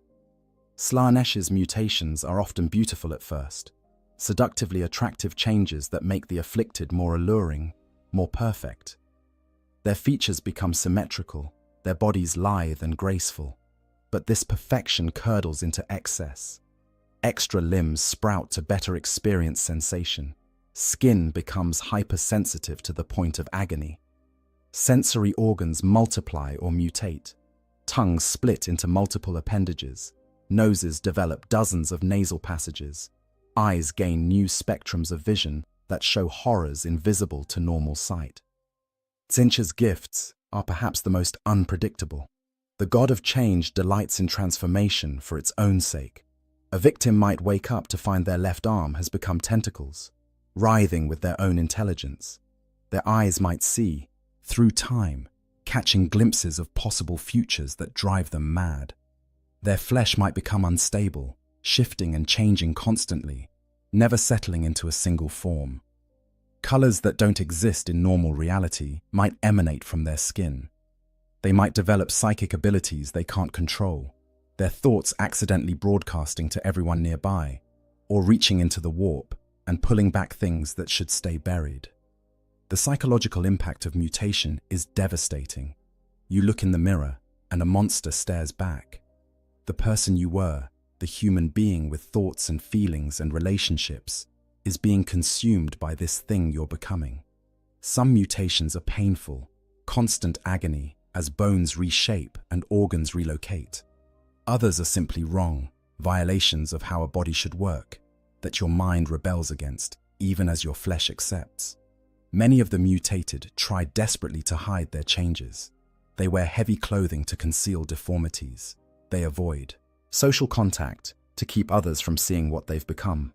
They mutilate themselves, cutting off extra digits or gouging out mutated eyes, only to have the changes return within days or hours. Some manage to hide their mutations for weeks or even months, living in constant fear of discovery, because discovery means death. The Imperium has no mercy for mutants. The official doctrine is clear. Mutation is a sign of chaos taint, and the mutant must be destroyed before they can spread their corruption. It doesn't matter if the mutation was unwilling, if the victim never sought out chaos, if they're horrified by what's happening to them. The Imperium can't risk allowing the taint to spread. Better to kill 1,000 innocents than let one true cultist escape. When mutants are discovered, the response is swift and brutal. The Arbites round them up and burn them publicly, making examples to terrify the population into vigilance. Neighbors are encouraged to inform on family members. Children are taught to report their parents if they see signs of mutation. The atmosphere becomes one of paranoid suspicion, everyone watching everyone else for telltale signs of physical corruption. Some mutants flee to the Underhive, seeking refuge in the depths where imperial authority is weakest. They form communities of the outcast, groups of mutated humans trying to survive in the darkness. But even there, they're not safe. Gangs hunt them for sport or out of superstitious fear. Other mutants, further gone in their corruption, might attack them. And sometimes chaos cults find these refugees and recruit them, offering acceptance in exchange for service to dark gods. The mutations don't stop. Once they begin, they typically accelerate. A small change leads to larger ones. The victim finds themselves transforming more rapidly, their human form becoming less and less recognizable. Their mind begins to change too, thoughts becoming alien urges rising up from somewhere deep, inside. The boundary between human and monster blurs and eventually disappears. Some of the mutated embrace what's happening to them. They see their changes as blessings, gifts from gods that the Imperium denies exist. They join chaos cults willingly, offering themselves for further transformation, seeking to become something greater than human, even if that means losing their humanity entirely. They display their mutations proudly at cult gatherings, competing to show who has received the most dramatic blessings from their patron deity. But even among chaos worshippers, there's a limit to acceptable mutation. Those who transform too much, who accumulate too many changes too quickly, risk becoming chaos spawn, mindless, shapeless things that are barely alive, all intelligence and personality consumed by endless transformation. The chaos gods discard these failed servants, and even other cultists fear and avoid them. To become a spawn is considered a fate worse than death, proof that you failed to control the powers you sought to master. The appearance of mutations across the population is a clear sign that chaos has infected the world deeply. When the Inquisition investigates worlds suspected of corruption, one of the first things they look for is mutation rates above the baseline. Too many mutants means warp influence, and warp influence means the world is a candidate for extreme measures. But by the time mutations are common enough to be obvious to investigating authorities, it's often too late to save the world through conventional means. For the non-mutated population, living among the afflicted is a nightmare. You don't know who might be hiding mutations. Your spouse might be changing in ways they're concealing from you. Your children might be transforming in the night.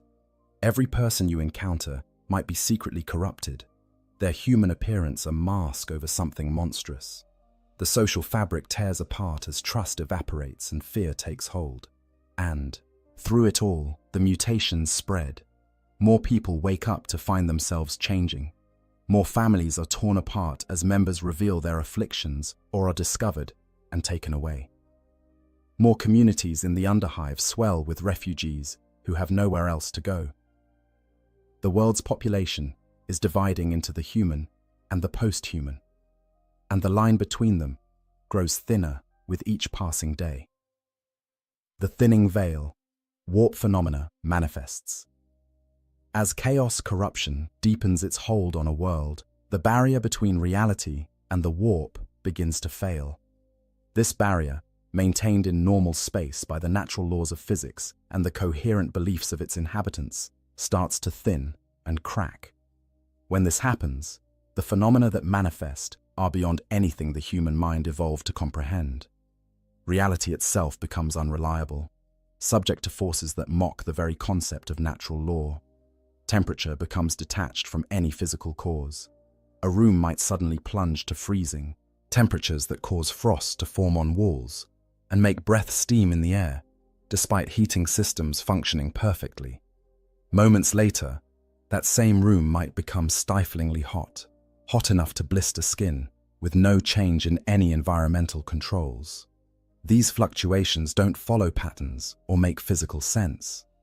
A corridor might be comfortable, while the rooms on either side swing wildly between extremes. Workers trying to maintain the hive's systems find their instruments giving contradictory readings, saying the temperature is normal, even as people are suffering from heat stroke or hypothermia. Time begins to behave strangely. Chronometers that should be precisely synchronized show different times. People working side by side experience time at different rates. One person's hour might be another's minute or day. Workers enter rooms and emerge what feels like moments later to find hours or days have passed. Others work through what seems like an interminable shift, only to find they've been gone for mere minutes according to external time. Appointments become meaningless when no one can agree on when they occurred. The very concept of schedules breaks down as time becomes subjective and unreliable.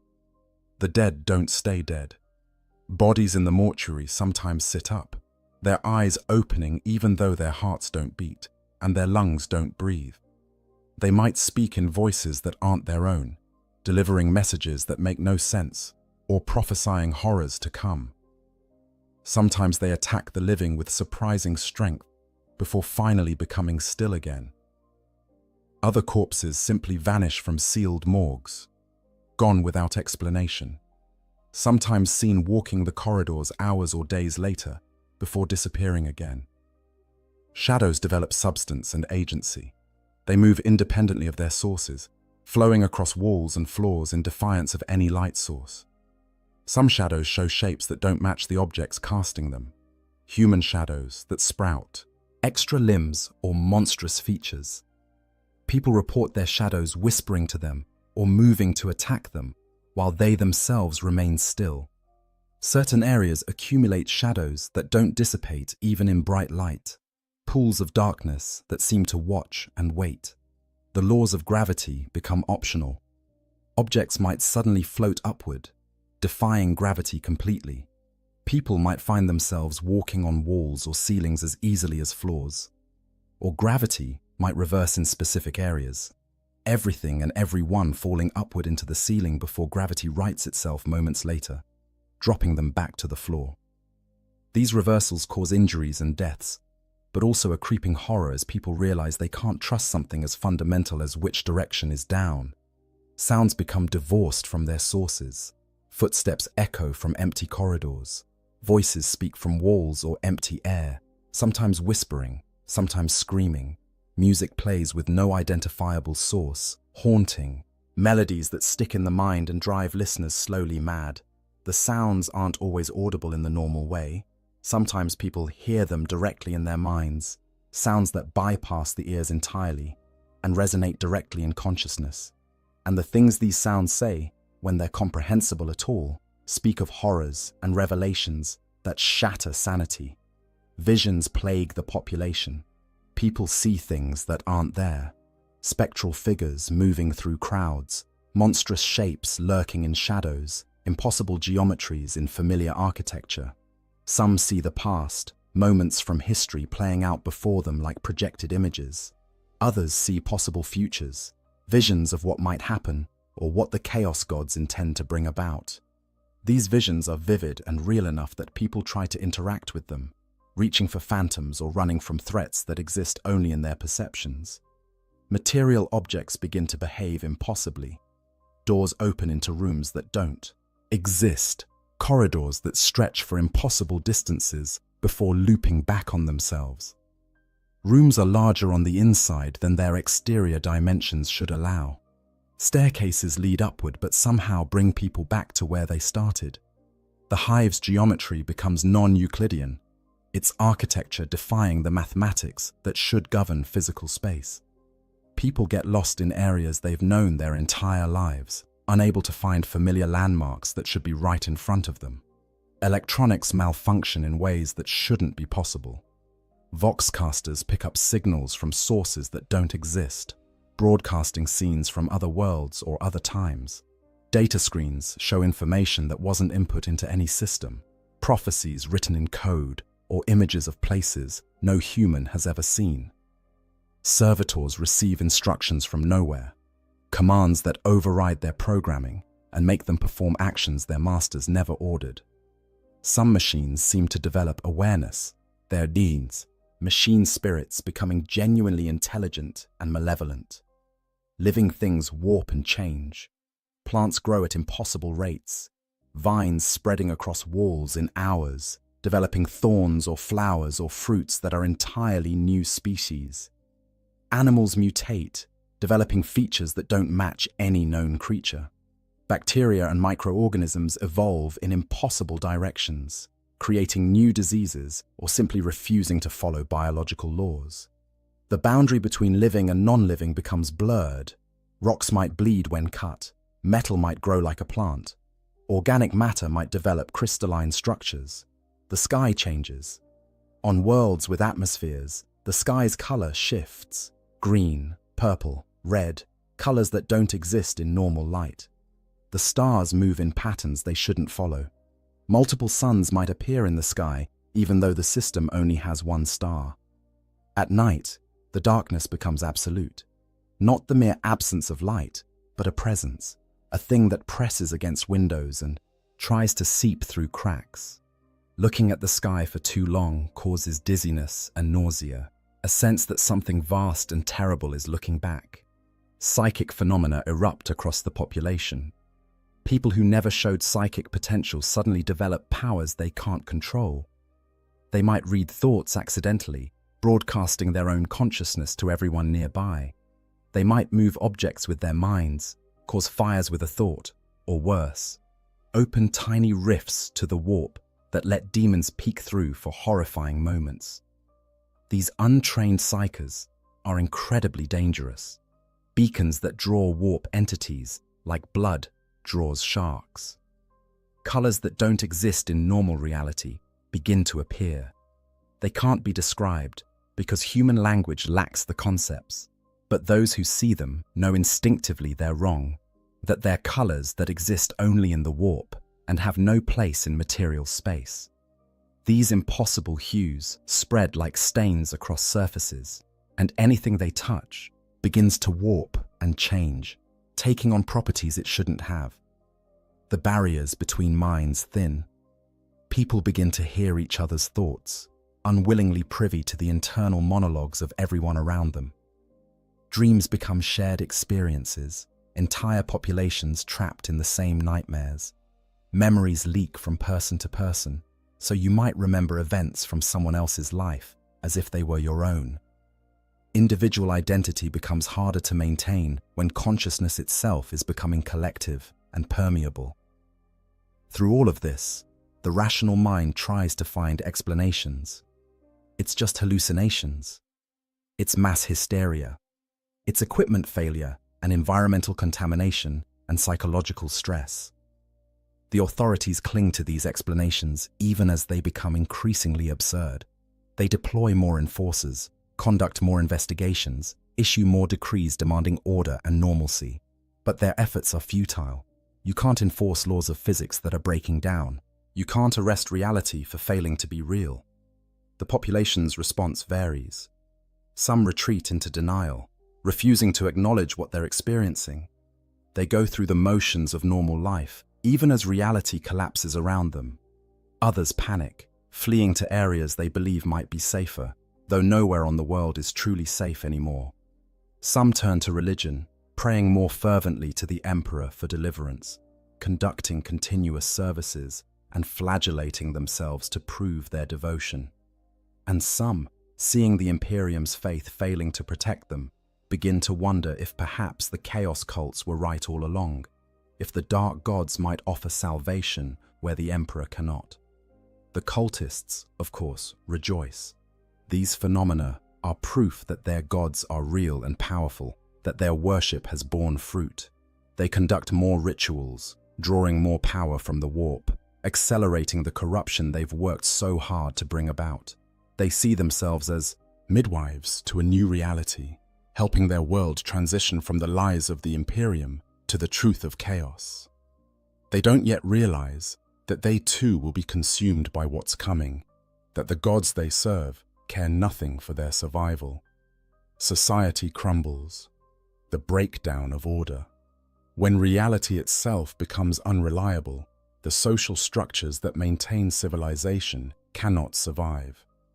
The descent into chaos begins subtly, but accelerates rapidly as each failure of authority creates space for greater disorder. A world that has maintained its functions for centuries, or even millennia, comes apart in a matter of weeks. The first systems to fail are often the most complex. Logistics and supply chains depend on precise coordination across vast distances, and when time becomes unreliable and communications are plagued by warp interference, that coordination becomes impossible. Food shipments don't arrive when scheduled, or arrive spoiled despite proper preservation. Water reclamation systems malfunction, producing water that's unsafe to drink or simply stopping production entirely. Power generation becomes erratic, with entire sectors of the hive plunging into darkness for hours or days at a time. The workers who maintain these systems are themselves affected by the corruption. Some have mutated to the point where they can no longer perform their duties. Others have gone mad from warp exposure, their technical knowledge intact, but their judgment fatally compromised. Still others have joined chaos cults and actively sabotaged the infrastructure they once maintained, seeing the collapse as necessary to usher in their god's dominion. The tech priests of the Adeptus Mechanicus try to keep systems functioning, but they're overwhelmed by the scale of the failures and confused by technology that increasingly refuses to obey the laws it was built upon. Law enforcement collapses in stages. The Arbites, already stretched thin across any hive world, find themselves dealing with a surge in crime and civil disorder that exceeds their capacity to respond. The mutation purges have eliminated many of their officers, some because they were mutated, others because they were too sympathetic to the mutated to carry out their duties properly. The remaining Arbites become more brutal in their attempts to maintain order, which only increases resentment and resistance from the population. Worse, the Arbites themselves are infiltrated by chaos cultists. Officers who should be maintaining the Emperor's law are instead protecting cult activities and eliminating threats to the conspiracy. When loyal Arbites try to investigate corruption within their own ranks, they often disappear or are found dead in apparent suicides. The population loses faith in the enforcers, knowing that calling the Arbites might bring help or might bring death, with no way to tell which until it's too late. The civil government fares no better. The planetary governor and their administration, already compromised by cult infiltration, struggle to maintain even the appearance of control. Edicts are issued demanding order and increased production, but they're ignored because everyone knows the government can't enforce them. Some governors retreat into their palaces, surrounding themselves with guards and trying to pretend everything is fine even as their world burns. Others flee off-world if they can, abandoning their populations to save themselves.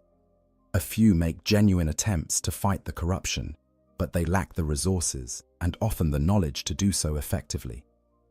The ecclesiarchy should provide spiritual strength in such times, but it too is failing. Many priests are cultists who use their positions to spread heresy disguised as the imperial creed. Others have lost their faith, unable to reconcile the emperor's supposed protection with the horrors they're witnessing. The faithful priests preach ever more desperately, calling for prayer and repentance, but there, congregations can see that faith alone isn't stopping the corruption. When prayers go unanswered and miracles don't materialize, people begin to question whether the emperor truly cares about their world. Economic systems break down as trade becomes impossible. Merchants can't transport goods when the routes are unsafe and the destination might not exist in a few days. Currency becomes worthless when no one trusts that it will hold its value. Barter systems emerge, but even these falter when people realize that food and water they trade for might spoil within hours or transform into something inedible. The wealthy try to use their resources to secure safety, hiring mercenaries and building fortified compounds. But wealth means little when reality itself is the enemy. Violence explodes across the world. Gangs that once operated within certain boundaries go to war with each other and anyone else, knowing that law enforcement is no longer functional. Riots erupt over food shortages, access to water, or simply out of rage and fear at what's happening. The mobs attack government buildings, ecclesiarchy temples, Arbite stations, anyone or anything that represents the failing authority. They also attack suspected cultists, conducting their own brutal purges based on rumor and suspicion rather than evidence. Neighbor turns on neighbor. The paranoia and fear that have been building explode into violence. People settle old grudges, using the chaos as cover for murder and theft. Families fracture as members accuse each other of being cultists or mutants. Communities that once functioned together devolve into warring factions. The bonds of civilization, already strained, snap entirely in many areas. The cults emerge from hiding. With authority collapsing and the population divided, there's less reason to maintain secrecy.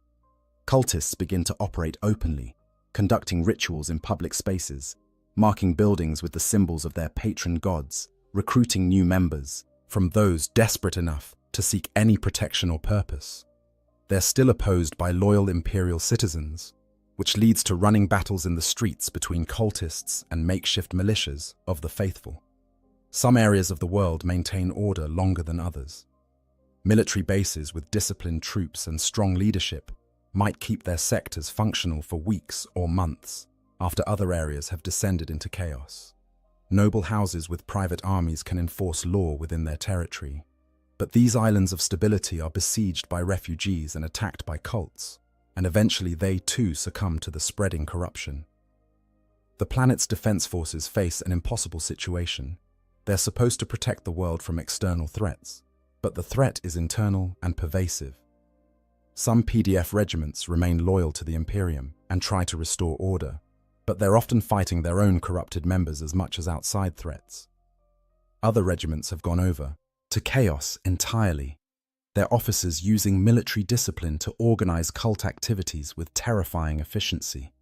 Still others simply break apart, soldiers deserting to protect their families or join the cults or simply try to survive.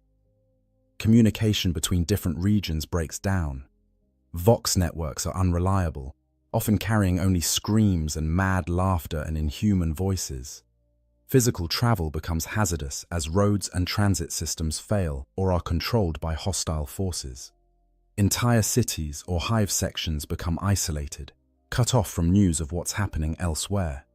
Without information, coordinated resistance becomes impossible. Each area fights its own desperate battle without knowing if help is coming or if they're the last loyal forces left on the entire world. In the absence of legitimate authority, new power structures emerge. Warlords take control of sections of the hive, ruling through force and establishing their own brutal order. Some are loyal to the Imperium, in their way, maintaining the Emperor's law as they understand it. Others are cult leaders who have achieved temporal power along with spiritual authority. Still others are simply opportunists who see the chaos as a chance to seize power for themselves, caring nothing for either the Imperium or chaos. The infrastructure of daily life collapses completely in many areas. Water stops flowing. Power fails permanently. Waste disposal systems back up, flooding lower levels with sewage and toxic runoff. Ventilation fails, making areas uninhabitable as air becomes too toxic to breathe. Thousands die from these failures, deaths that have nothing to do with violence or corruption, but simply from the breakdown of the systems that make hive life possible. Food becomes the most precious resource. The agricultural levels stop producing as workers flee or die or join cults. Distribution networks are destroyed. Stores are looted and emptied within days. People turn to increasingly desperate measures to eat, raiding corpse starch processing plants, eating vermin, even consuming the dead. This malnutrition makes the population more susceptible to disease and mutation, creating a feedback loop that accelerates the collapse. Disease runs rampant through the population. The normal plagues of hive life are bad enough, but now they're compounded by mutations that create new diseases, and by Nurgle-influenced contagions that spread with supernatural speed. Medici facilities are overwhelmed within days, and then abandoned as their staffs succumb to plague or flee. The sick die in the streets, their bodies left to rot because there's no one to deal with them. The stench of decay permeates everything, and survivors who breathe it know they might be the next to fall ill. In some areas, particularly the underhive, order never existed, and chaos is simply business as usual, but amplified. The difference is that now the chaos isn't contained anymore. The violence and disorder spread upward, through the hive, no longer held in check by imperial authority. The underhive's gangs and mutant communities pour into the mid and upper levels, bringing their wars with them. Entire sectors become battlegrounds between forces that have no loyalty to anything but their own survival. The mental health of the survivors deteriorates rapidly. Constant fear, lack of sleep, malnutrition, exposure to warp phenomena, and the trauma of watching their world collapse all take their toll. People hear voices that aren't there. They see threats everywhere, becoming paranoid to the point of madness. Some retreat into catatonia, simply shutting down mentally in the face of horrors they can't process. Others become manic, laughing hysterically at the absurdity of their situation, or engaging in violence with gleeful abandon. Children suffer, especially. They don't have the context to understand what's happening, only that the adults who should protect them are terrified, or gone, or transformed into monsters. Many are orphaned when their parents die or mutate or join cults. These children form feral packs, surviving however they can in the ruins of their world. Some are recruited by cults, molded into faithful servants of chaos from a young age. Others simply try to survive day to day, aging far too quickly as they witness horrors no child should see. Through all of this collapse, there are still those who resist. Imperial loyalists who maintain their faith despite everything that's happening. Soldiers and Arbites who continue to fight for order even when it seems hopeless. Civilians who organize to protect their communities and help the vulnerable. Their courage is admirable, but ultimately futile. The forces arrayed against them are too great, too fundamental. They're trying to hold back the tide with their bare hands, and the cultists watch the collapse with satisfaction, seeing it as the necessary destruction that must precede their god's triumph. They don't realize that they, too, will be consumed by what they've unleashed. The Chaos Gods care nothing for the survival of their mortal servants. When the time comes, the cultists will be devoured along with everyone else. But for now, in their ignorance, they celebrate the end of the Imperium's control and prepare to welcome their dark masters into the material world. The Imperial response, when help becomes horror. When word of a world's corruption reaches Imperial authorities, the response is supposed to be swift and decisive. The Inquisition dispatches agents to investigate.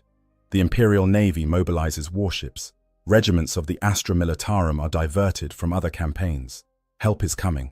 Salvation is at hand. Or so the desperate population believes. The reality is far more terrible.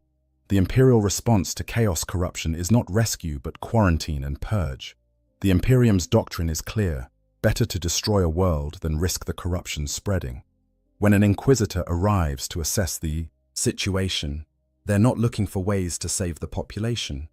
They're determining how far the taint has spread and whether exterminatus is necessary. The first forces to arrive are often reconnaissance elements, inquisitorial agents, special operations units, or Space Marine scouts sent to gather intelligence. What they find in their investigations determines everything that follows.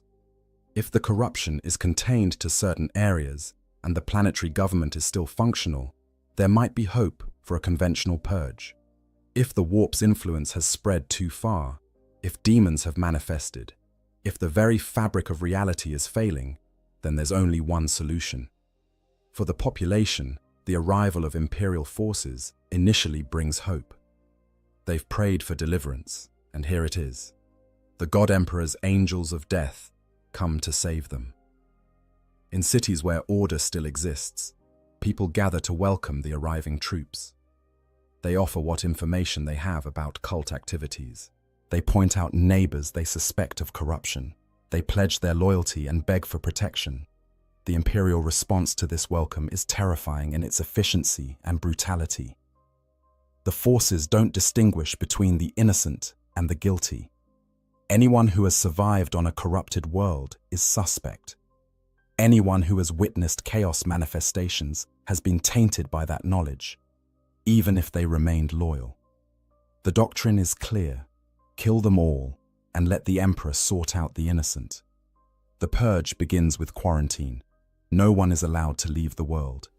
Any ships attempting to flee are destroyed by the blockading fleet.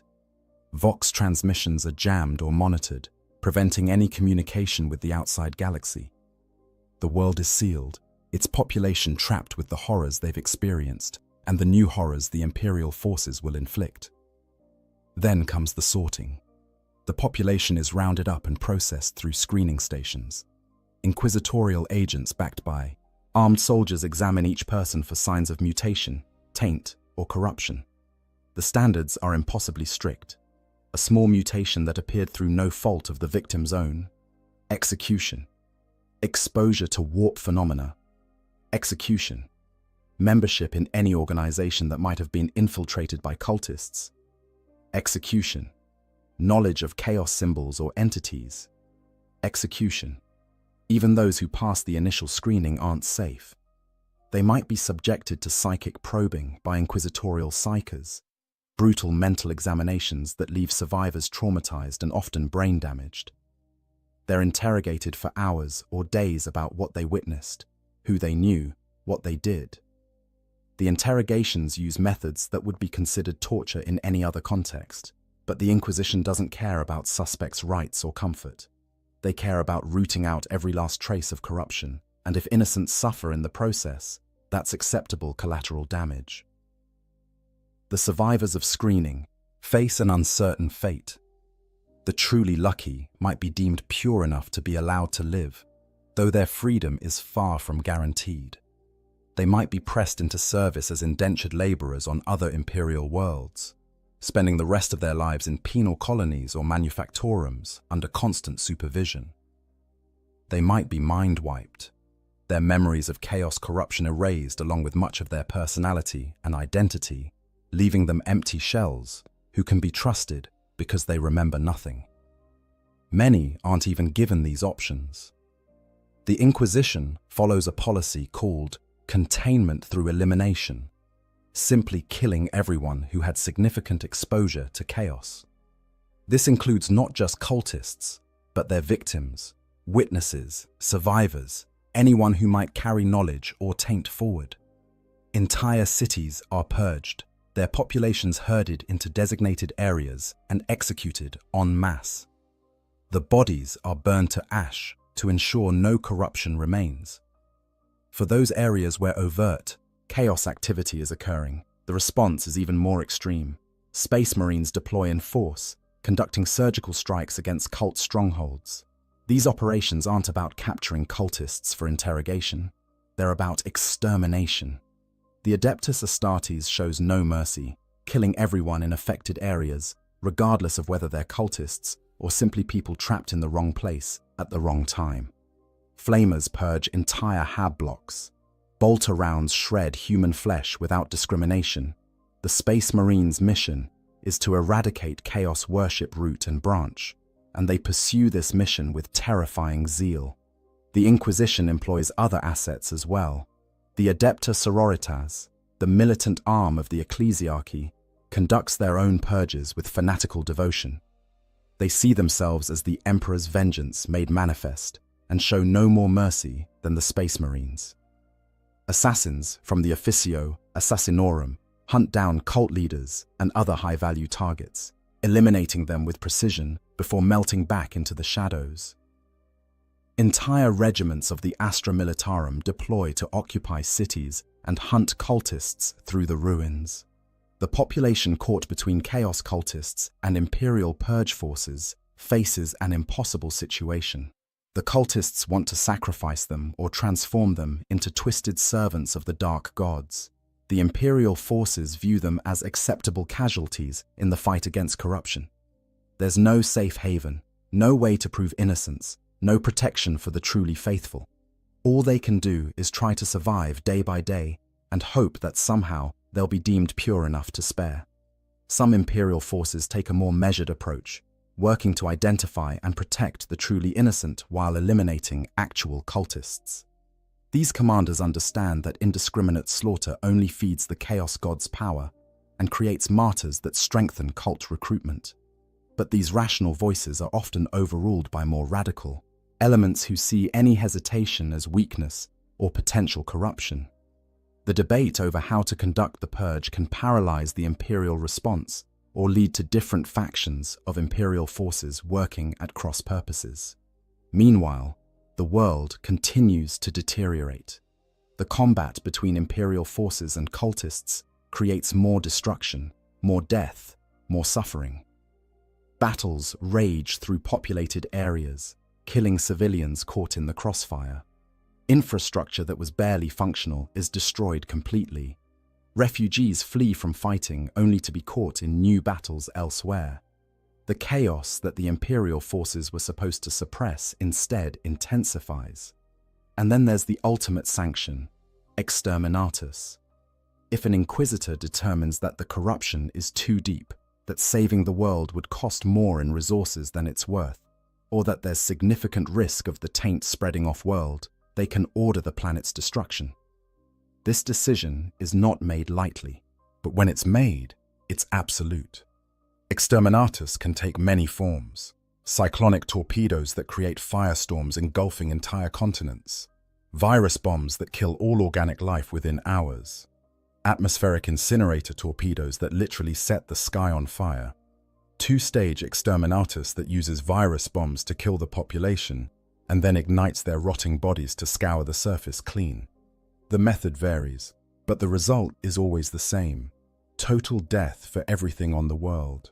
For the population, learning that exterminatus has been ordered is the final horror.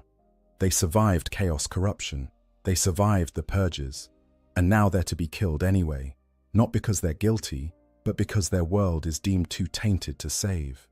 There's no escape. The orbital blockade ensures no one gets off the planet. There's no reprieve. Once exterminatus is ordered, it will be carried out.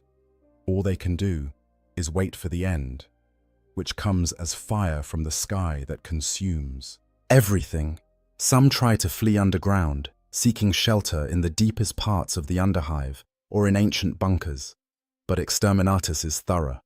The heat penetrates deep into the planet's crust. The atmosphere burns away, leaving nothing but airless rock. Those who thought themselves safe in shelters die of suffocation, or are cooked alive as their refuges become ovens. A few might survive in exceptionally deep and well-sealed bunkers, but they emerge to find a dead world where nothing lives and nothing grows, condemned to a slow death by starvation on the barren rock their home has become. Not all worlds reach the point of exterminatus. Some are deemed salvageable after sufficient purging. But even these saved worlds are forever changed. Their populations are decimated, their infrastructure destroyed, their history erased. The Inquisition scrubs all records of what happened, leaving only sanitized accounts that teach future generations nothing useful. The survivors are relocated or mind-wiped. The world is repopulated with colonists who know nothing of its dark history, and the cycle continues because the Imperium never truly learns from these catastrophes, never addresses the underlying conditions that make worlds vulnerable to chaos corruption in the first place. For the Imperium, this is all acceptable. Billions might die, entire worlds might be rendered lifeless, but the alternative, allowing chaos to establish a foothold that could spread to other worlds, is worse. The calculus is simple. Sacrifice one world to potentially save 100. It doesn't matter that most of the people killed were loyal imperial citizens who never chose corruption. It doesn't matter that many might have been saved with more care and effort. What matters is certainty, absolute surety that the taint has been eliminated. And the only way to achieve that certainty is through overwhelming force and total destruction.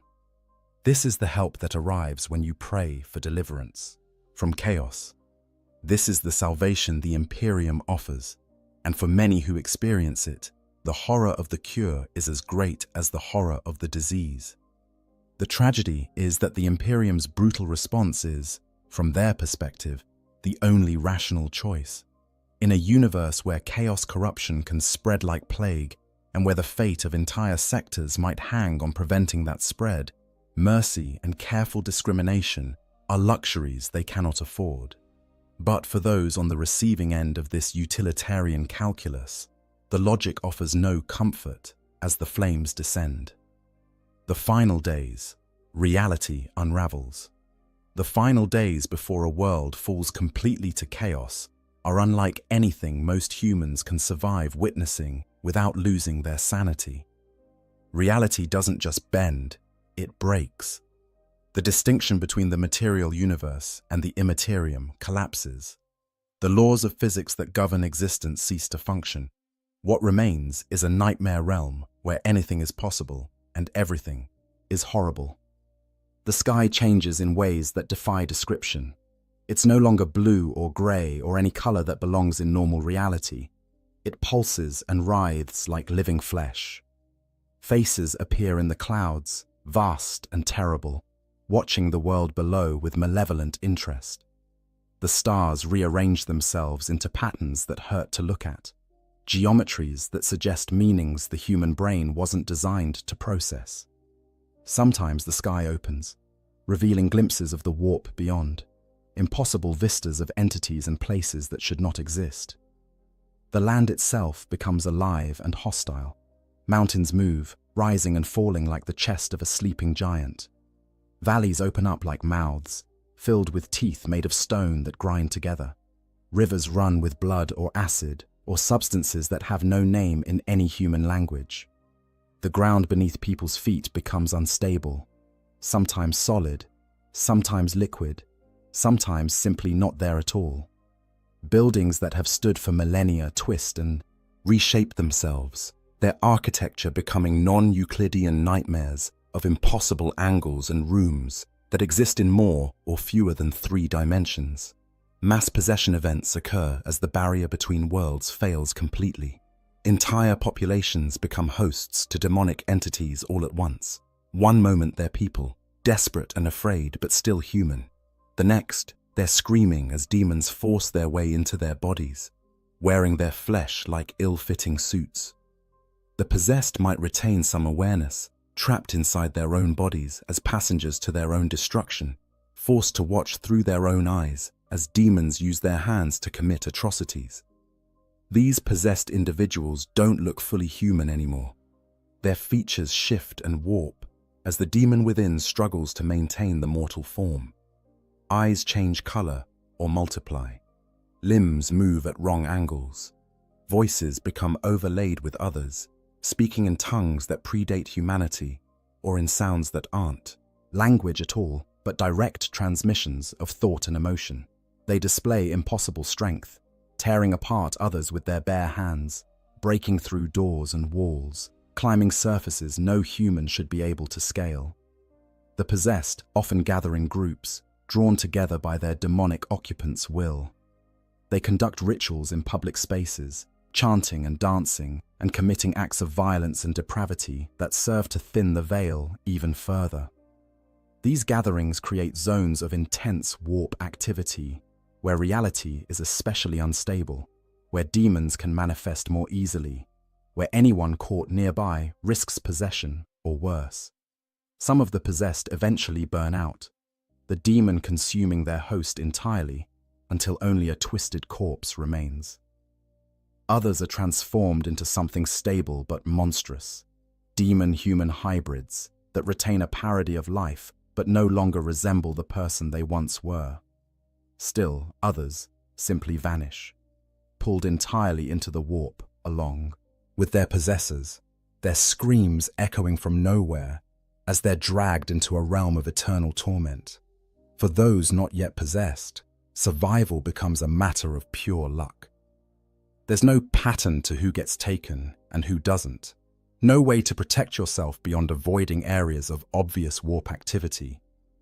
But as more and more of the world becomes saturated with corruption, avoiding such areas becomes impossible. Everywhere is dangerous. Nowhere is safe. You might go to sleep human and wake up a demon's puppet, or you might maintain your identity, but watch as everyone you know loses theirs. Temporal distortions reach their peak. The same minute might repeat endlessly, people trapped in a loop they're helplessly aware of. Or time might accelerate wildly, years passing in what feels like hours. People age decades in days, their bodies crumbling to dust even as their minds remain aware. Others are frozen in time, standing like statues while the world changes around them, then suddenly unstuck and experiencing all the missed time at once. The dead rise en masse. Every corpse that hasn't been properly cremated becomes a potential vessel for warp entities. Graveyards disgorge their contents. Mortuary facilities become scenes of nightmare as the dead shamble forth. These animated corpses aren't traditional undead. They're puppeted by minor demons or fragments of warp energy, and they behave with malign intelligence. They hunt the living, seeking to add more bodies to their ranks. Some speak with the voices of those they once were, using knowledge of their former relationships to manipulate and betray those who loved them. The survivors' senses become unreliable. They see things that aren't there and fail to see things that are. They hear voices constantly, sometimes external, sometimes seeming to come from inside their own heads. Touch becomes untrustworthy. Solid surfaces might give way like water, or empty air might feel as solid as steel. Taste and smell are overwhelmed by the stench of corruption and the taste of ashes. Some lose their senses entirely, going blind or deaf or losing all feeling, their bodies shutting down to protect their minds from further input. Madness spreads like contagion. Those who've managed to maintain their sanity up to this point finally break under the strain of impossibility made manifest. They might laugh hysterically at sights that would make sane people weep. They might retreat into fantasy, constructing elaborate delusions to replace the unbearable reality. They might simply shut down, becoming catatonic and unresponsive. Or they might be driven to violence, attacking anything and anyone in rage at what's been done to their world. Some of the mad claim to have revelations, insights into the nature of chaos, or visions of what's to come. They might actually be experiencing genuine psychic phenomena, their breaking minds briefly touching the warp and bringing back fragments of truth mixed with madness. They prophesy doom or salvation, speak in riddles and contradictions, draw symbols that seem to move and breathe. Following their guidance is as likely to lead to disaster as safety, but in a world where nothing makes sense, their nonsensical advice is no worse than anyone else's. The last bastions of resistance fight desperate battles against overwhelming odds. Small groups of survivors band together, imperial loyalists, making a final stand against the corruption. They fortify whatever positions they can, arm themselves with whatever weapons they find, and prepare to die fighting rather than surrender to chaos. Some are military personnel, still trying to fulfill their duty. Others are civilians who refuse to give up. A few are even former cultists who finally understand what they've unleashed and seek redemption through resistance. These pockets of resistance can't win. They lack the numbers, the resources, and most critically, they're fighting an enemy that can't be defeated with conventional weapons. But they fight anyway, because fighting gives them purpose, because dying in battle is preferable to transformation or possession, because some part of them still believes that if they can hold out just a little longer, help might arrive. It doesn't, of course. Help isn't coming. The Imperium has already written this world off. The landscape continues to transform. Familiar landmarks disappear or change beyond recognition. New geography appears, towers of bone, forests of crystallized screams, rivers of time that flow backward. The boundaries between locations become fluid. A door might open into a different city or a different world entirely. Maps become useless as roads lead to destinations that change with each journey. The concept of distance loses meaning when places can be adjacent one moment and separated by impossible gulfs the next. Certain areas become even more corrupted, transforming into demon worlds in miniature. These zones exist partially in both reality and the warp simultaneously, operating under whatever rules the controlling demon decides to impose. Gravity might work sideways. Light might cast darkness instead of illumination. The inhabitants might find themselves repeating the same actions forever, trapped in cycles of torment specifically designed by sadistic entities. These zones expand slowly, consuming more of the world, and anyone caught in their expansion is trapped forever. Animals and plants undergo final transformations.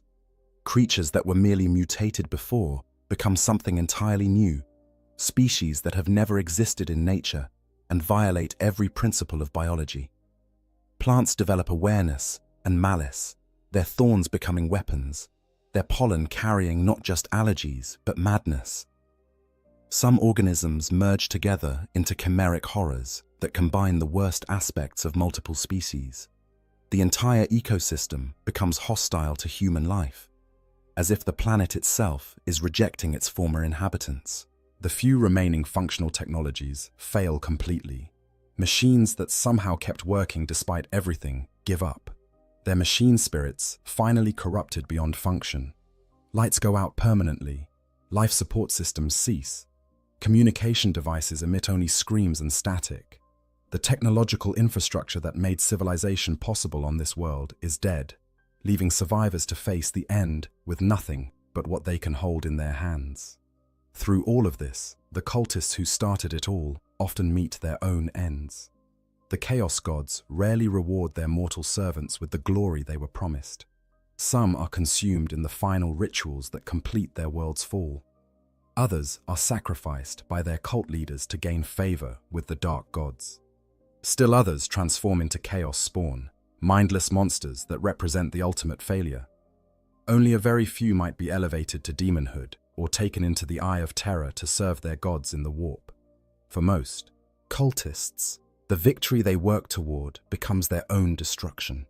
These are the final days, the last moments before reality surrenders completely to chaos. What comes next is not really life as any human would understand it.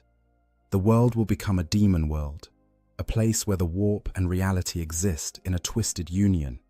But for the people experiencing these final days, what comes next doesn't matter. They're living in hell made manifest, watching their world die, knowing that their own end approaches. All they can do is survive from one moment to the next, bearing witness to the ultimate corruption of everything they knew, until finally, even that ability fails, and they too are consumed by the darkness. Demonic incursion, when hell comes to life. The moment demons manifest in real space marks the point of no return. Until this happens, no matter how corrupted a world has become, there's still theoretical hope of redemption. But once demons cross the barrier between the warp and reality in significant numbers, the world is doomed. What follows is an invasion from another dimension, an assault by entities that exist purely as manifestations of thought and emotion, given horrible form. Demons don't appear all at once like a conventional invasion. They seep through wherever the barrier is weakest, materializing in places where rituals have been performed, where large numbers of people have died violently, where reality is especially thin. At first, they might appear only briefly, flickering in and out of existence, like images projected from a faulty hololith. But as more warp energy flows into the world, their manifestations become more stable, more permanent, more numerous. The demons of Khorne arrive first in most cases, drawn by the violence and bloodshed that accompanies societal collapse. Bloodletters, lesser demons who appear as crimson-skinned warriors with sword-like horns, materialize in the midst of battles and massacres. They're surrounded by an aura of rage that infects everyone nearby, turning even mild-mannered civilians into frenzied killers. The bloodletters attack with savage efficiency, their hellblades cutting through armor and flesh with equal ease. They kill not for any strategic purpose, but simply because killing is their reason for existence. Behind the bloodletters come other servants of the blood god. Fleshhounds, demon beasts with skulls for heads, hunt down psychers and those touched by magic. Juggernauts, massive demon engines that are part creature and part machine, charge through defenders like they're not even there.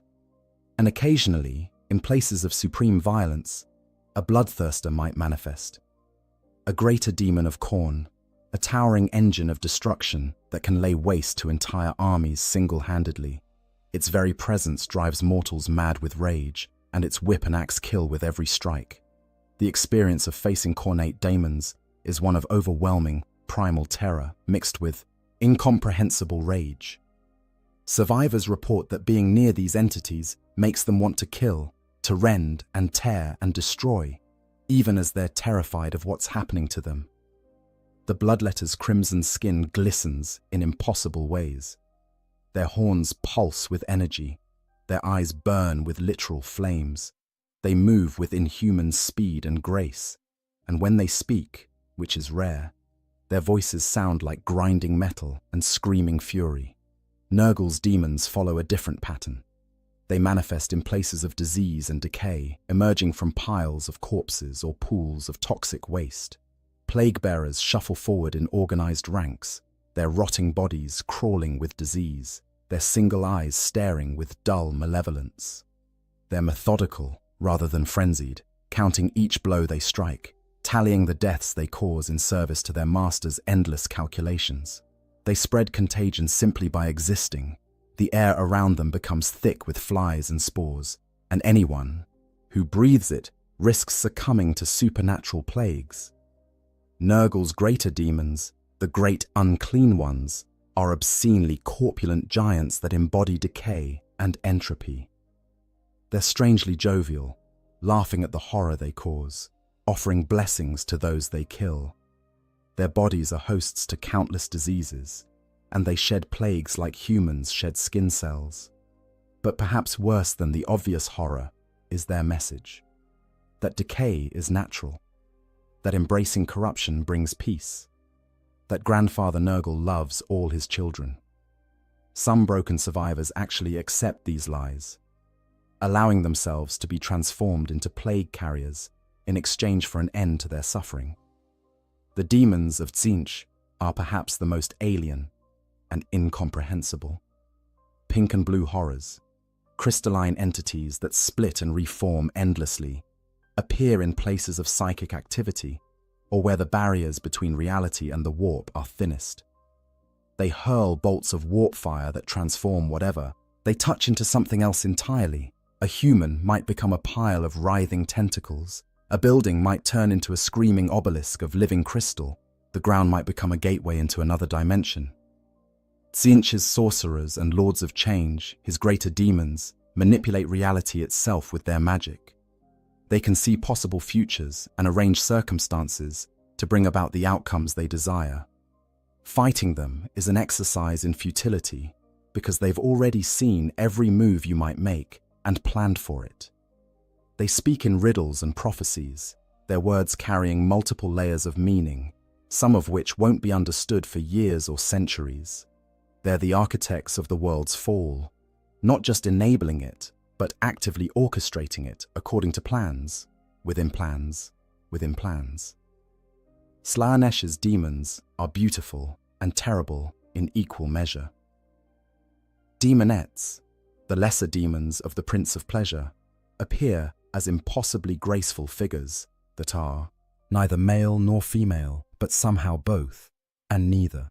They move with hypnotic allure, drawing mortals close with promises of pleasure beyond imagining. Their claw-tipped fingers can rend flesh with ease, but they prefer to seduce victims rather than simply killing them, corrupting souls along with destroying bodies.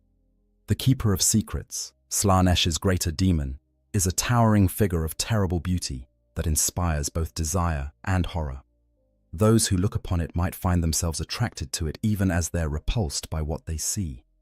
Its voice is impossibly seductive, speaking directly to each person's deepest desires and offering fulfillment if only they surrender.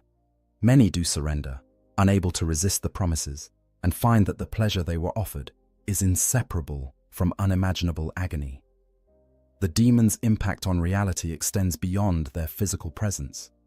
Where they walk, the laws of nature fail.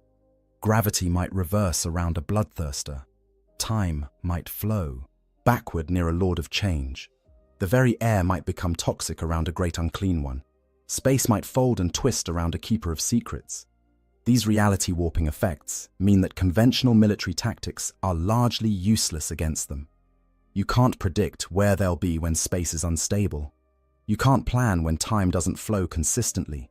You can't aim when the target exists partially in multiple dimensions. Worse, demons are nearly impossible to permanently kill in real space. When a demon's physical form is destroyed, its essence simply returns to the warp. It might take time for it to regain enough strength to manifest again, but it's not truly dead. Only certain blessed weapons, psychers of enormous power, or the banishment rituals known to the Grey Knights can truly send a demon back to the warp for an extended period. Regular weapons might disrupt a demon's form temporarily, but without these special means, every demon destroyed will eventually return. The survivors of demonic attacks describe experiences that sound impossible but are all too real.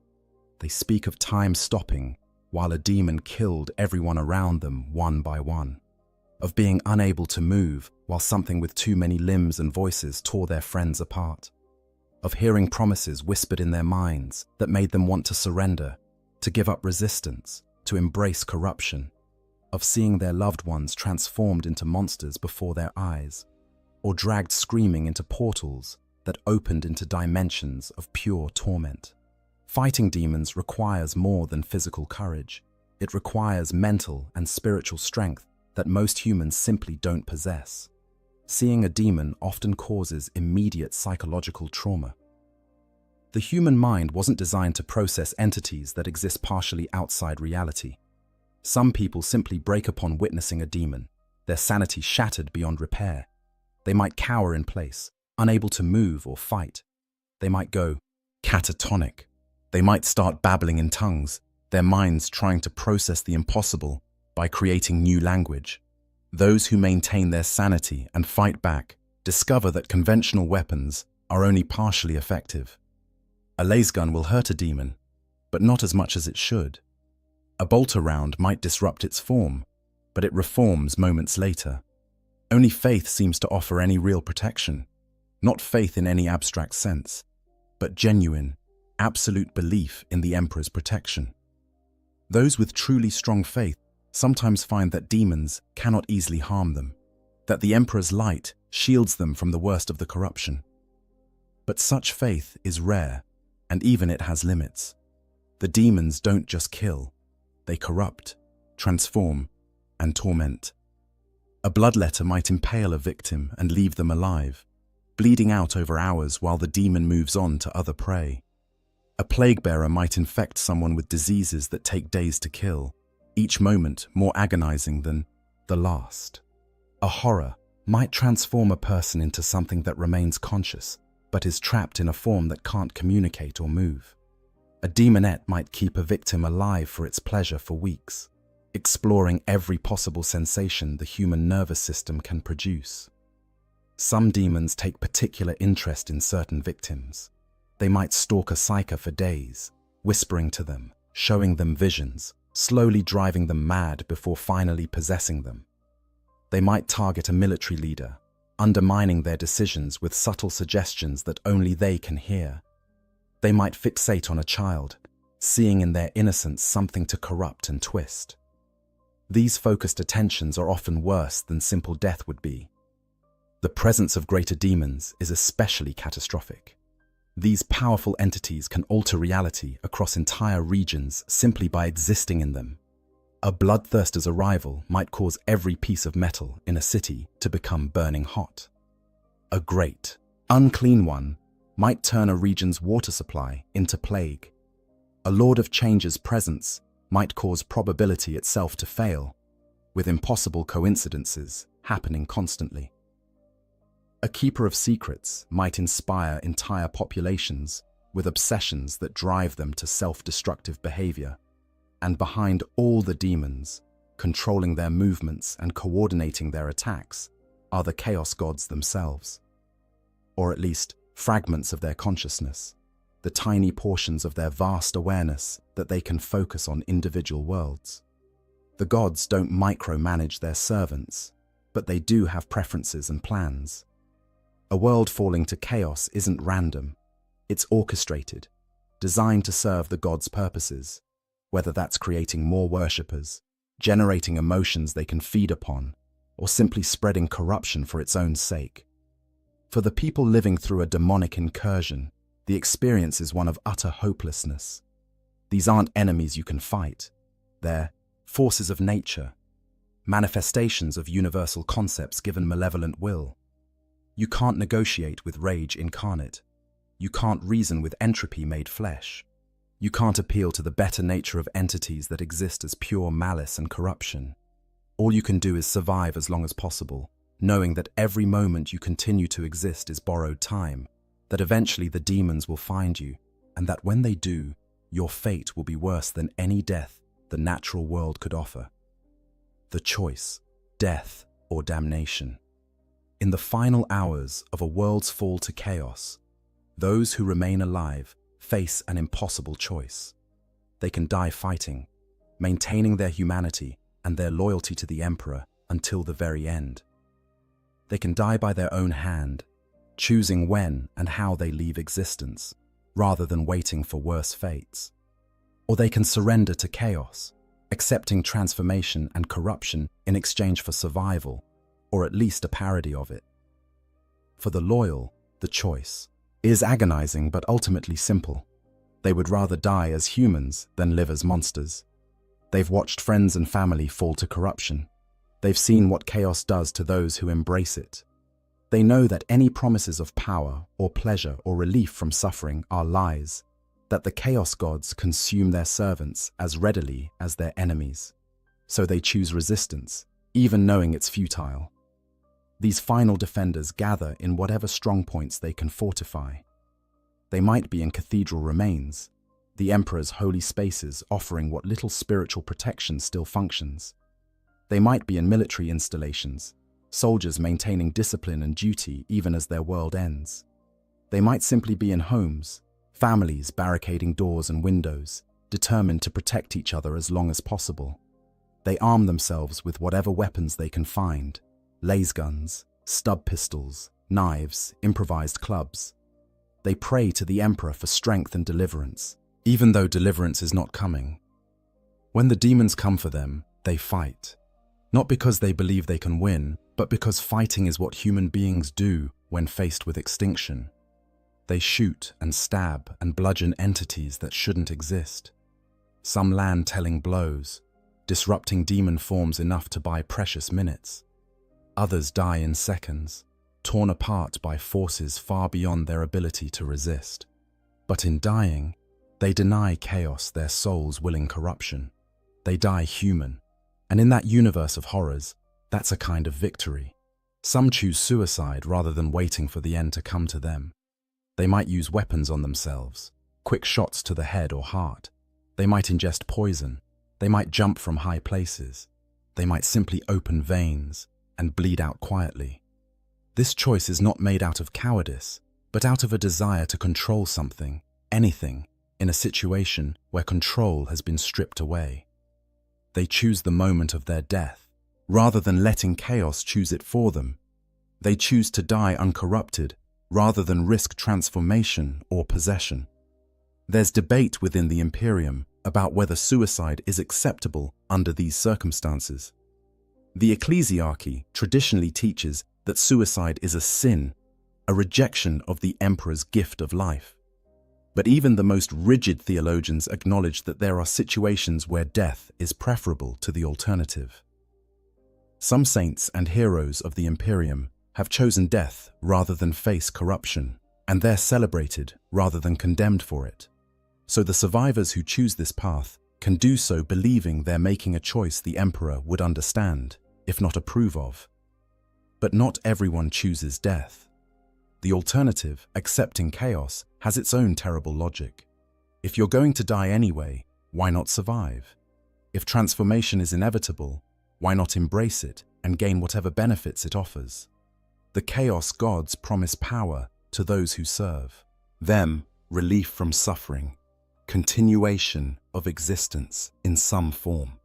In the face of certain death, these promises can seem attractive, even rational. The seduction of chaos works differently on different people. For some, it's a gradual process. They start with small compromises, accepting a mutation they can't remove anyway, speaking a prayer to a dark god when prayers to the Emperor go unanswered, performing a small ritual that seems harmless. Each step makes the next easier. Each compromise weakens their resistance. Before they realize it, they've crossed lines they swore they never would, and turning back seems impossible. For others, the decision is sudden and desperate. They're cornered by demons with no hope of escape. They see a chance to save themselves or their loved ones if they just surrender, just pledge themselves to chaos, just accept what's being offered. In that moment of terror, with death literally reaching for them, they break. They say the words, make the gestures, offer themselves to the dark gods.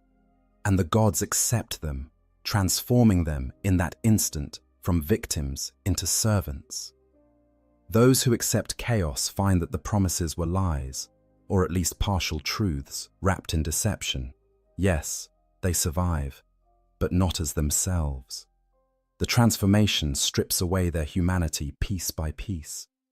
Their bodies mutate beyond recognition. Their minds become alien, filled with urges and thoughts that aren't their own. Their souls are bound to gods who view them as less than nothing, tools to be used and discarded. Some experience their transformation as a kind of liberation. The constraints of morality and human limitation fall away. They embrace the power flowing through them, the ability to do things no normal human could do. They revel in their corruption, seeing it as evolution rather than degeneration. They become true believers, zealous servants who spread chaos with fanatical devotion. But even these willing servants are puppets, acting out roles the gods have written for them. Others remain aware of what they've lost. They're trapped inside their own transforming bodies, unable to stop what's happening to them, screaming internally even as their mouths speak words in dark tongues. They see themselves committing atrocities and can't stop their hands from moving. They feel their personalities being overwritten by something else, something that uses their memories but isn't them anymore. For these conscious victims, becoming a chaos servant is an ongoing torture that might last for centuries. There's a third path, though fewer take it, trying to hide, to survive without choosing either loyalty or corruption. These survivors retreat to the deepest, most isolated places they can find. They hide in bunkers, in caves, in forgotten sectors of dead hives. They avoid both demons and imperial forces, trying to wait out the apocalypse and somehow emerge when it's over. They subsist on whatever they can scavenge, drinking contaminated water and eating food that might be mutated or diseased, because it's still better than the alternatives. Most of these attempts at neutrality fail. The world is becoming a demon world, and there are no neutral zones in such a place. The corruption seeps into even the deepest shelters. The warp's influence penetrates every crack and crevice. Those trying to hide eventually must emerge, and when they do, they find a world so transformed that survival isn't meaningful anymore. Or they're discovered by demons who can sense life even through meters of rock and steel. Or they slowly starve or succumb to disease, dying in their hidden places with no one to mark their passing. A very few might actually survive in hiding long enough to see the world stabilize into its new form as a demon world. These survivors emerge into a nightmare realm where reality operates under rules the chaos gods have written. They might become slaves to demon princes or cultists. They might be hunted for sport. They might be transformed despite their resistance. Or they might simply try to continue existing in a place hostile to human life. Their survival, a prolonged agony in service to nothing. For the children, the choice is even more cruel because they often don't understand what's happening well enough to make an informed decision. They might be too young to grasp the concept of choosing death over corruption. They might trust adults who've themselves been corrupted and follow them into damnation. They might survive through pure luck, their innocence somehow protecting them, or simply making them uninteresting to the demons and cultists hunting bigger prey. Some parents make the choice for their children. They kill their sons and daughters, rather than let them fall to chaos, then kill themselves immediately after. It's an act of terrible love, motivated by the belief that death is a mercy compared to what chaos would do to them. Whether this choice is righteous or monstrous is debated by imperial theologians, but in the moment, the parents making it believe they're saving their children's souls even as they end their children's lives. The Imperium's doctrine on these matters is absolute. Resist until death. Never surrender to chaos under any circumstances. But the Imperium's theologians and commanders who preach this doctrine have never stood on a world falling to chaos, never watched demons tear through their homes, never had to make these impossible choices. For those actually living through it, the decision is far more complicated than doctrine allows. The human survival instinct is powerful, and when death is the only alternative to corruption, many find that they're not as willing to die as they thought they'd be. What's tragic is that neither choice offers salvation. Dying denies chaos your service, but doesn't save your soul. It simply releases it into the warp, where it's likely to be consumed by demons anyway. Accepting chaos preserves existence but destroys everything that makes you human, and trying to hide or escape just delays the inevitable choice. In the end, everyone on a world falling to chaos faces the same ultimate fate: consumed, corrupted, or killed, with no fourth option available. The only comfort, if it can be called that, is that the choice at least belongs to you. In a situation where you've lost control of everything else, your world, your safety, your future, deciding how you face the end is the last fragment of autonomy you possess. Whether you choose to die fighting, die on your own terms, or surrender to forces beyond comprehension, that choice is yours. And in the grim darkness of the far future, where the gods themselves play with mortal lives like toys, even that small freedom is precious. Aftermath: worlds lost and lessons unlearned. The aftermath of a world's fall to chaos takes different forms depending on how completely the corruption consumed it. Some worlds are quarantined, their populations either purged or evacuated, the planet left to decay as a warning to others. Some are subjected to exterminatus, reduced to lifeless rocks floating in space. And some transform completely into demon worlds, becoming permanent anchors for warp influence in real space, staging grounds for future invasions and monuments to the Chaos God's power. The Imperium maintains records of countless worlds lost to chaos corruption over its 10,000 years of history. These records are heavily restricted, accessible only to inquisitors and the highest echelons of imperial command, because knowledge of how worlds fall is itself considered dangerous. But certain examples are known widely enough to serve as cautionary tales, even if the full truth of what happened is hidden behind layers of censorship and propaganda. Vrax Prime is perhaps the most documented example of a world's fall, detailed in extensive reports that the Ordo Malleus uses for training purposes. Once a vital, imperial armory world in the Segmentum Obscurus, Vrax fell to corruption through the machinations of an apostate cardinal named Zaphan. This madman, influenced by a demon posing as an advisor, declared independence from the Imperium and fortified the world with its own weapons stockpiles. What followed was a 17-year siege that cost 14 million Imperial Guard lives. The siege began as a conventional military campaign to retake a rebellious world. But as the fighting dragged on, chaos corruption spread through both defenders and attackers. Daemon princes manifested. Traitor legions sent forces to support the rebels. The world itself became corrupted, reality warping in areas of intense fighting. By the time Imperial forces finally broke the rebellion, Vrax Prime was so contaminated that it was declared perdita, forever lost to Imperial use. The entire world was quarantined, its 8 million inhabitants dead or executed for taint, its vast weapons stockpiles either destroyed or sealed away. The Siege of Vrax demonstrates several patterns common to worlds falling to chaos. It began with religious corruption. A high-ranking ecclesiarchy official led astray by promises of power and spiritual enlightenment. It was enabled by isolation. Vrax was distant enough from major imperial presence that the corruption had years to spread before intervention came. It was accelerated by violence. The fighting of the siege itself generated the deaths and suffering that fed chaos power. And it ended in total loss. Even after victory, the Imperium gained nothing but a dead world and millions of casualties. Istvan III represents a different pattern, a world that fell quickly and completely during the Horus heresy. The entire planetary population of 12 billion souls was killed in a matter of hours when the Warmaster Horus deployed virus bombs as the opening move of his rebellion against the Emperor.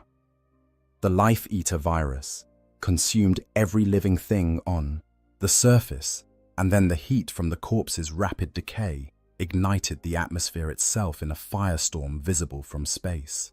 The world became a crematorium, and the space marines who landed on its surface fought across fields of ash that had once been people.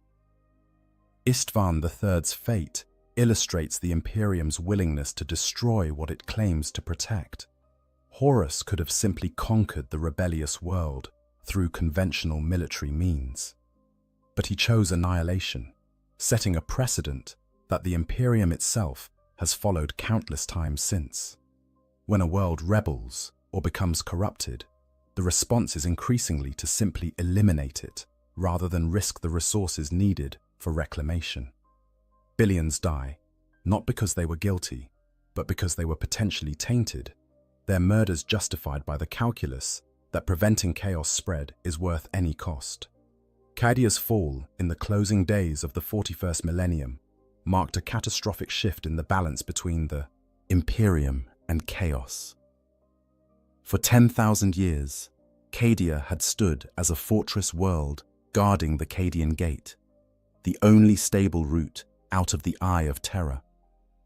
Its people were born soldiers, its entire civilization oriented toward military readiness.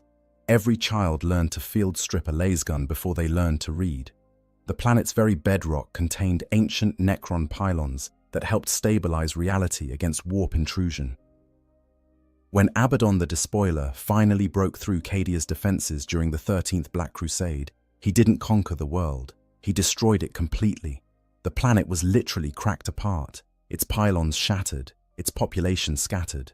The resulting warp instability created the Cicatrix Maledictum, a galaxy-spanning rift that has divided the Imperium in half and ushered in the era known as the Dark Imperium.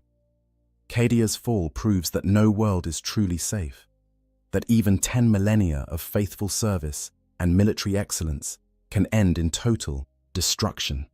These well-documented cases represent only a fraction of the world's lost. For every Vrax or Cadia that makes it into the historical record, 100 minor worlds fall into chaos embrace, with their fates known only to the Inquisition. Agri-worlds corrupted by Nurgle, their populations transformed into plague-bearers. Mining colonies that delved too deep and broke through into ancient vaults filled with chaos artifacts. Research stations where tech priests' forbidden experiments opened portals they couldn't close. Pleasure worlds where Slaaneshi cults corrupted the wealthy nobility and spread their influence through decadence and excess. The demon worlds that survive exterminatus become permanent wounds in reality.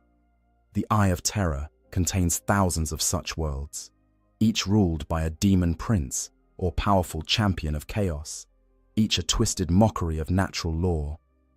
Some are constantly at war, their populations forced into eternal battle to feed Khorne's hunger. Others are plague gardens where Nurgle's diseases evolve in infinite variations. Still others are constantly changing, transformed by Tzeentch's whims, or devoted to endless experiences of sensation and suffering in Slaanesh's honor. Life on a demon world is sustainable in a technical sense. Populations exist, reproduce, continue, but it's so far removed from human experience that calling it life seems inappropriate. The inhabitants might live for centuries, sustained by warp energies, but their existence is one of constant torment or transformation, or servitude to masters who view them as less than livestock. They might have children, but those children are born mutated, twisted from birth, and will grow up knowing nothing but the corruption that surrounds them. They might have some form of society, but it's organized around worship and service to dark gods, all other concerns secondary or non-existent. The question that haunts imperial scholars who study these cases is whether anything could have been done differently. Could Vrax have been saved if the Imperium had intervened earlier? Could Istvan III's population have been spared if Horus had been discovered and stopped before his rebellion began? Could Cadia have held if different strategies had been employed? The answer in most cases is probably not. Chaos corruption is insidious and patient. By the time it's obvious enough to trigger Imperial response, it's usually too late for anything but damage control. This raises uncomfortable questions about the Imperium's entire approach to chaos. The policy of keeping the population ignorant about the ruinous powers means that people don't recognize corruption when they encounter it. The rigid social hierarchy and oppression create the discontent that cults exploit. The emphasis on faith over understanding means that people can't distinguish between genuine devotion and heretical manipulation. In trying to protect humanity from chaos, the Imperium has created conditions that make humanity more vulnerable to it. But the Imperium learns nothing from these failures, because learning would require admitting fault, would require changing strategies that have been sanctified by 10,000 years of tradition. The response to each world's fall is to purge harder, to be more vigilant, to execute more potential heretics, to crack down more severely on any deviation from orthodoxy. The system that created the conditions for the fall in the first place remains unchanged, guaranteeing that more worlds will follow the same pattern. The survivors of these fallen worlds, the tiny fraction who escape or are evacuated before the end, carry their trauma with them. They're scattered across the Imperium, relocated to other worlds, often mind-wiped to remove their memories of chaos corruption. But even mind-wiping isn't perfect. Dreams persist, nightmares return. A sense of wrongness, of having experienced something terrible, even if the details are gone, haunts them.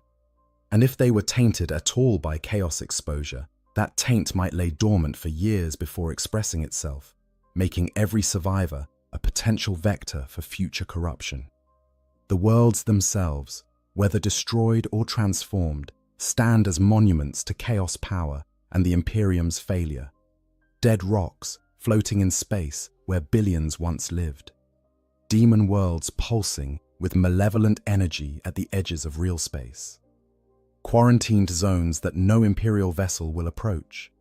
Each represents countless lives lost, souls consumed, potential extinguished. Each is a tragedy on a scale almost beyond comprehension.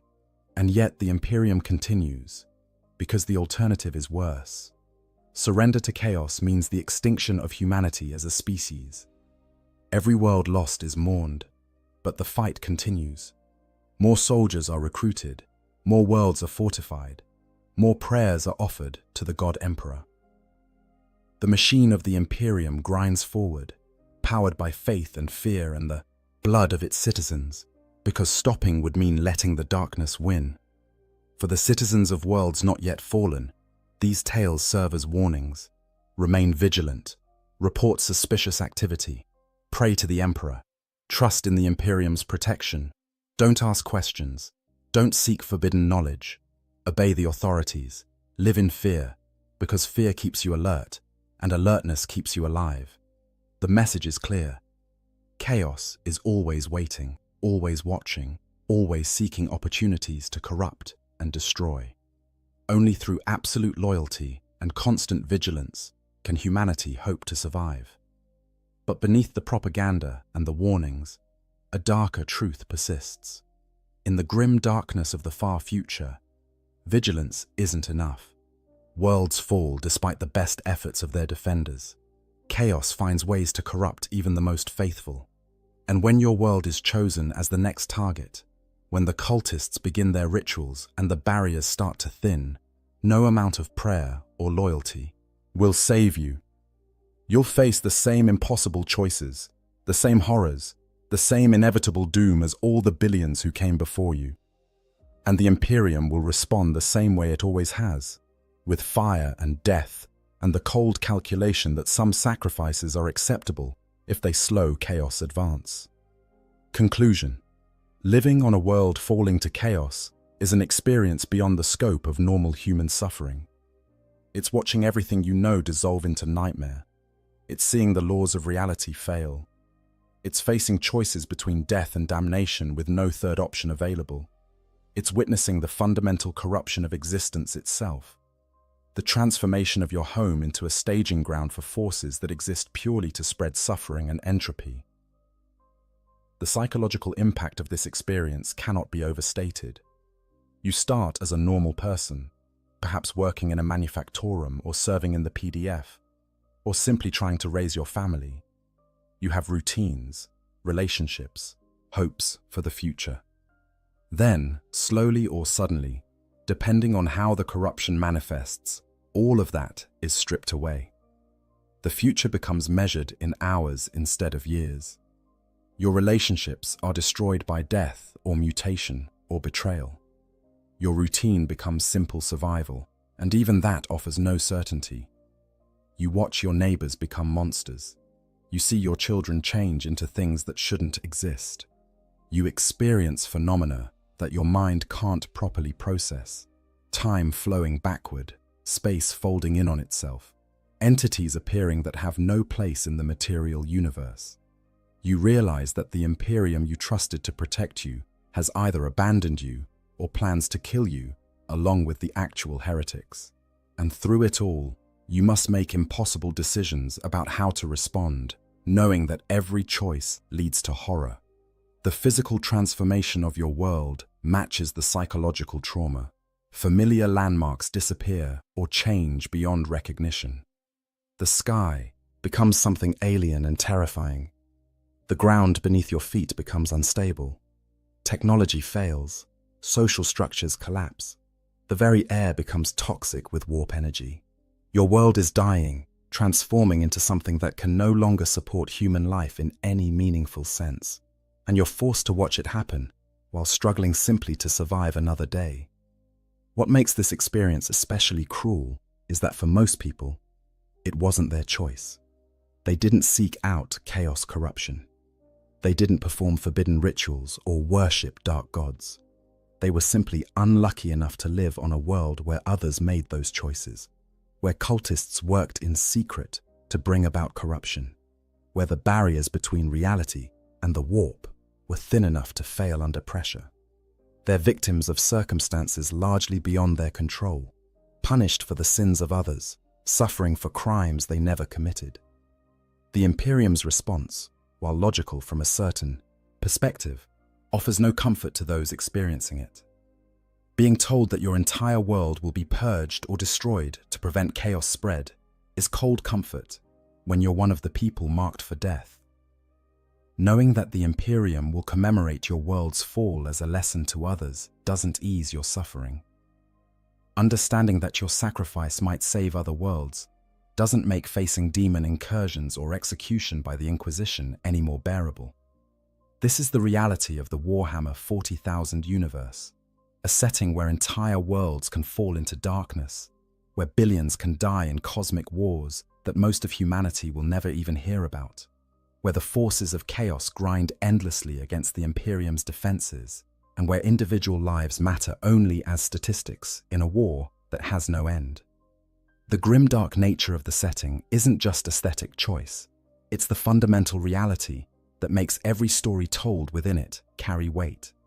If you've made it this far in the video, thank you for taking this journey into one of the most horrifying scenarios the 40K universe offers.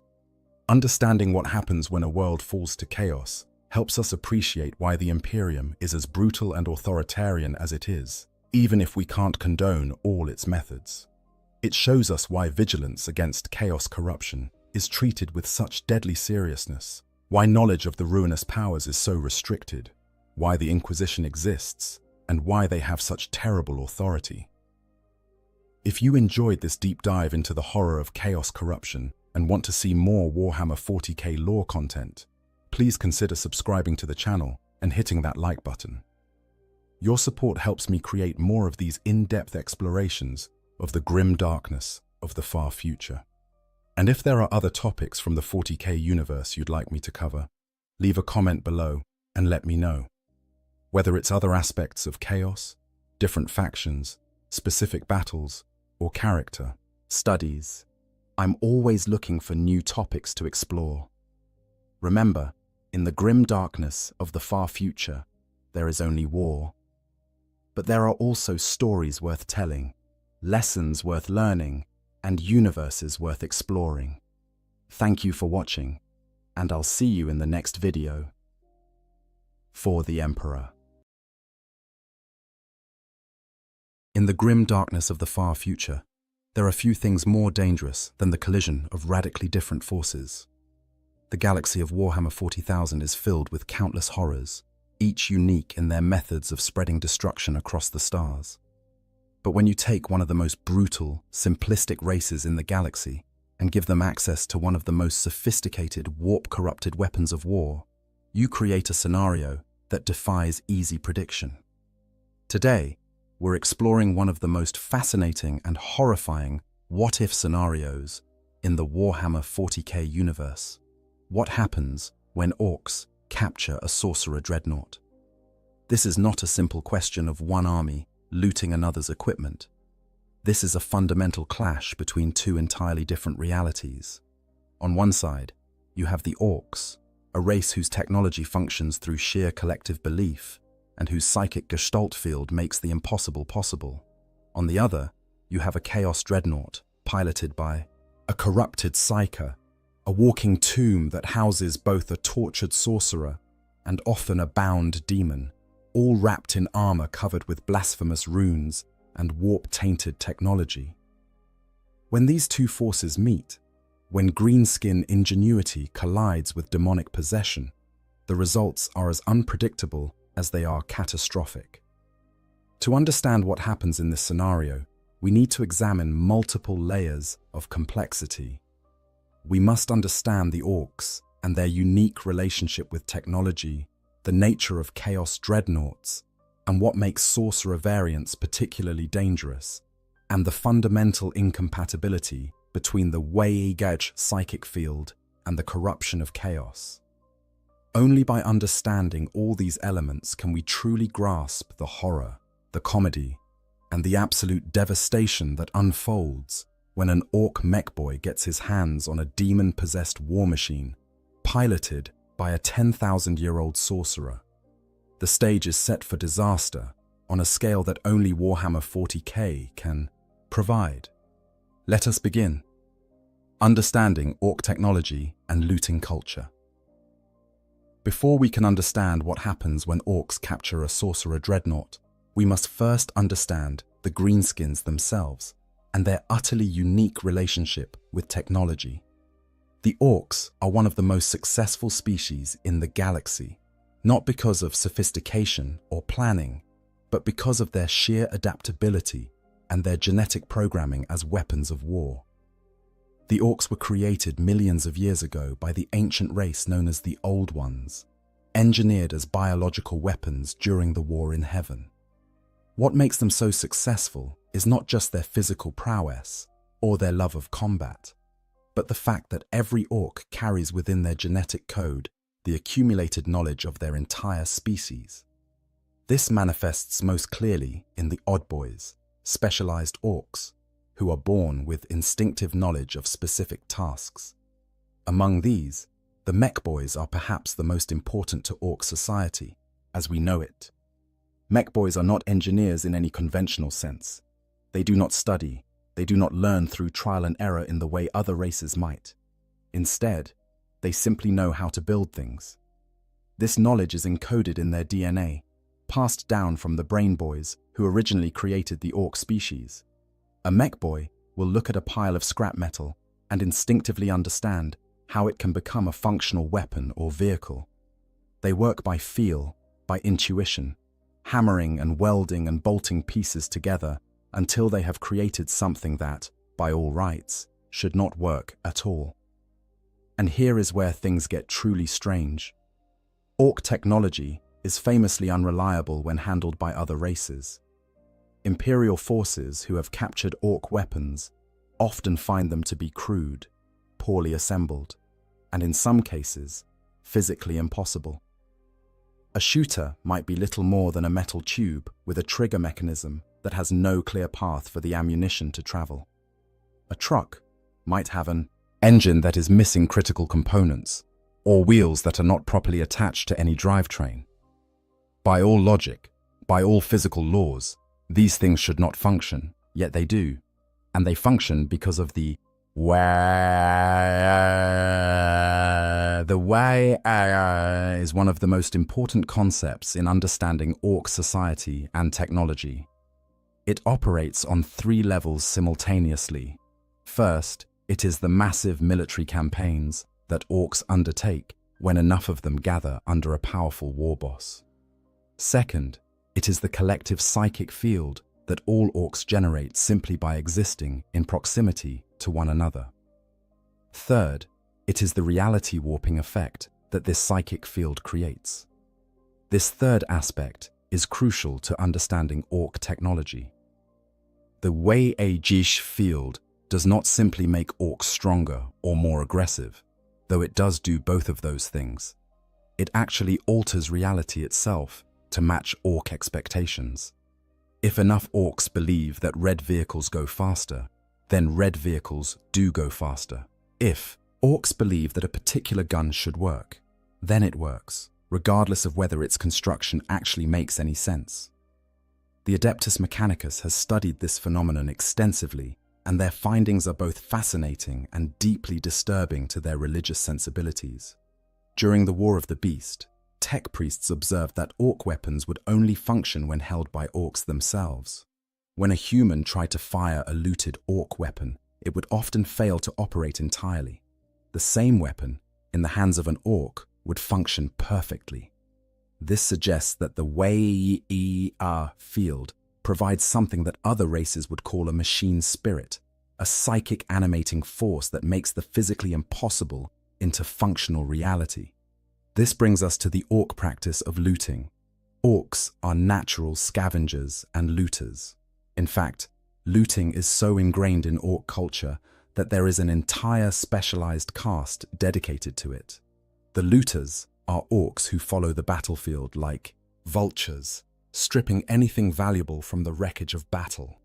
They prize enemy weapons and vehicles above all else, seeing them as proof of their victories and as useful components for future projects. The process of looting is not subtle. When Orcs find a functional enemy vehicle, they do not carefully disassemble it to understand its function.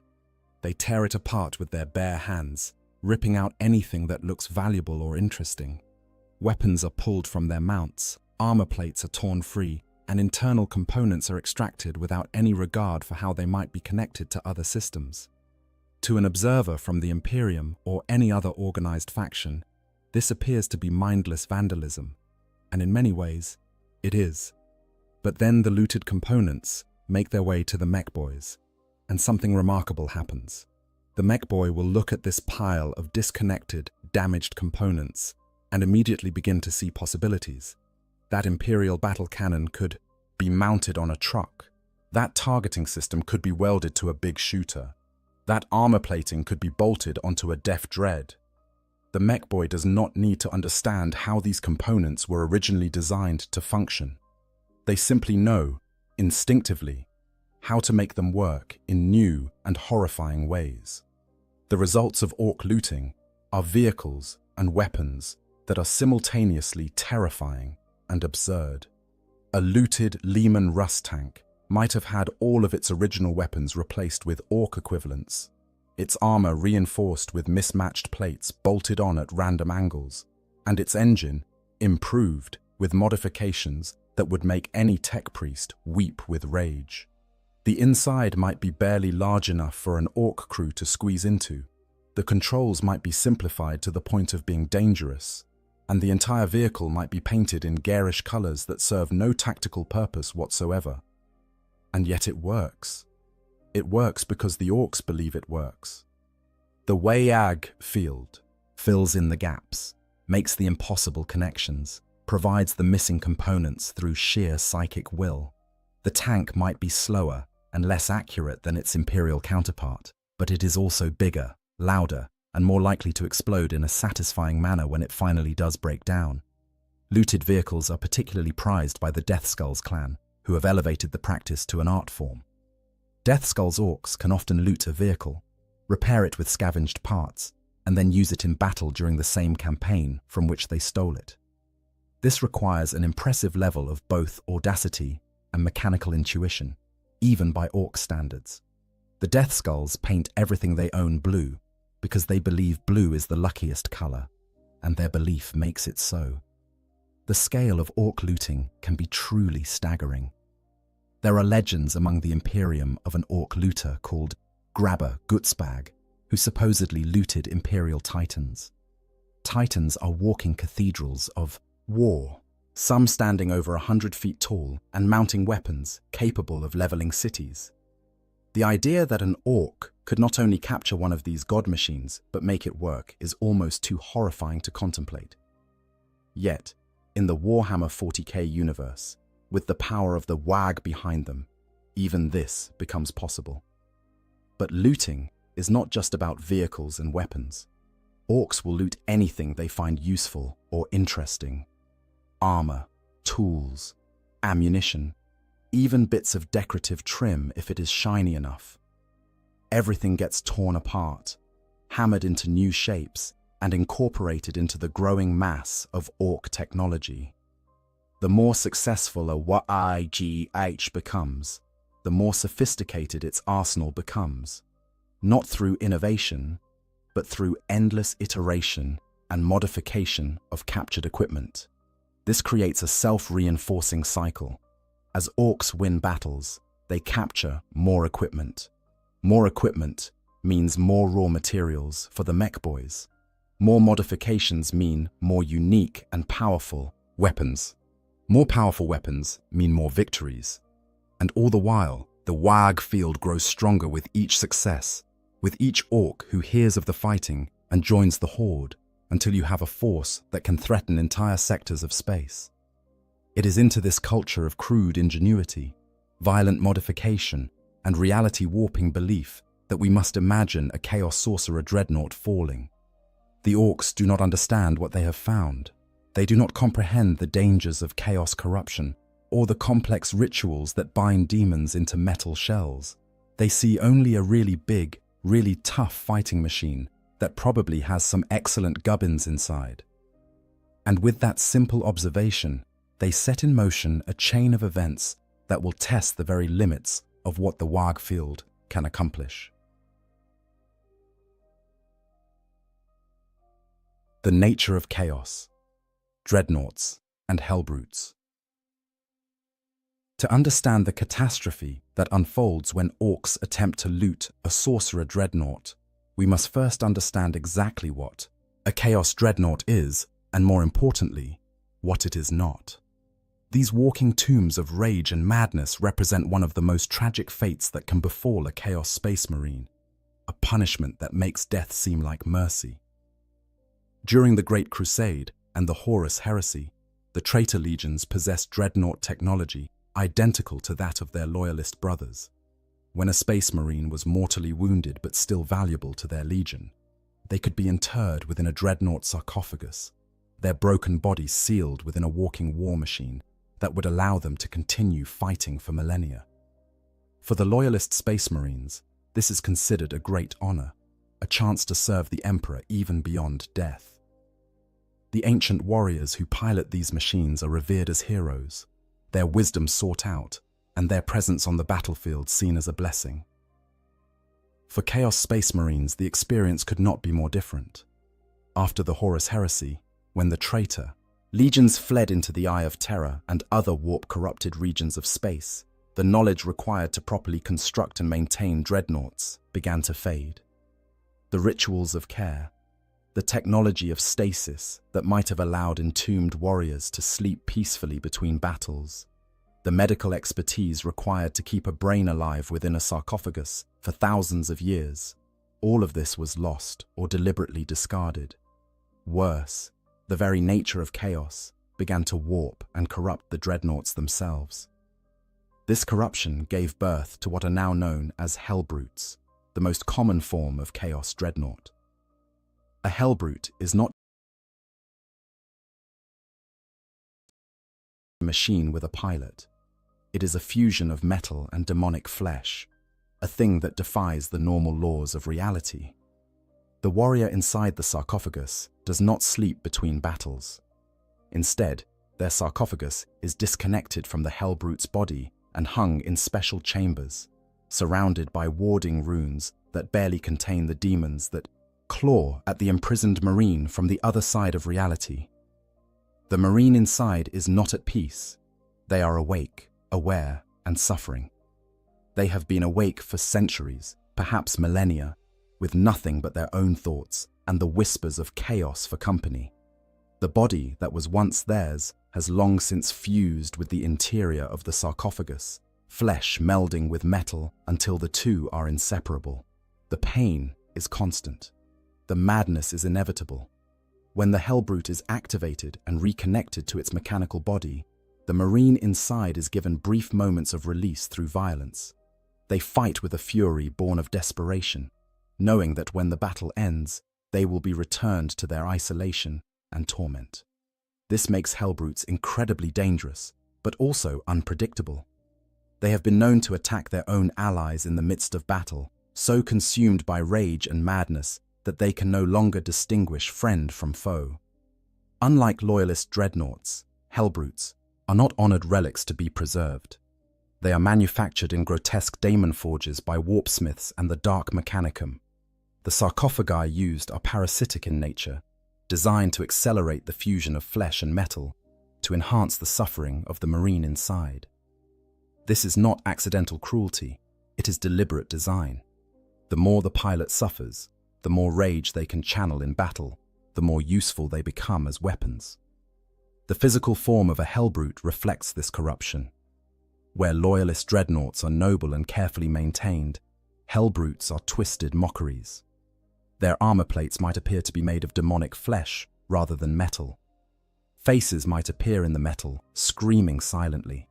The weapons might leak ichor or drip with warp-tainted energies.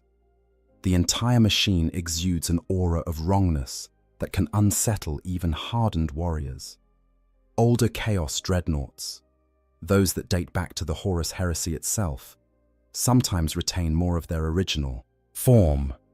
These Ferrum Infernus patterns are relics from an age when the traitor legions still possess the technology to create proper dreadnoughts. They are less overtly corrupted than Hellbrutes, but this does not make them less dangerous. The Marines inside have been conscious for 10,000 years. They have witnessed the long decline of their legions, the slow descent into madness and desperation. Some have maintained their sanity through sheer force of will, becoming tactical geniuses whose experience spans millennia. Others have become monsters, their personalities eroded by time until nothing remains but rage and the desire for oblivion.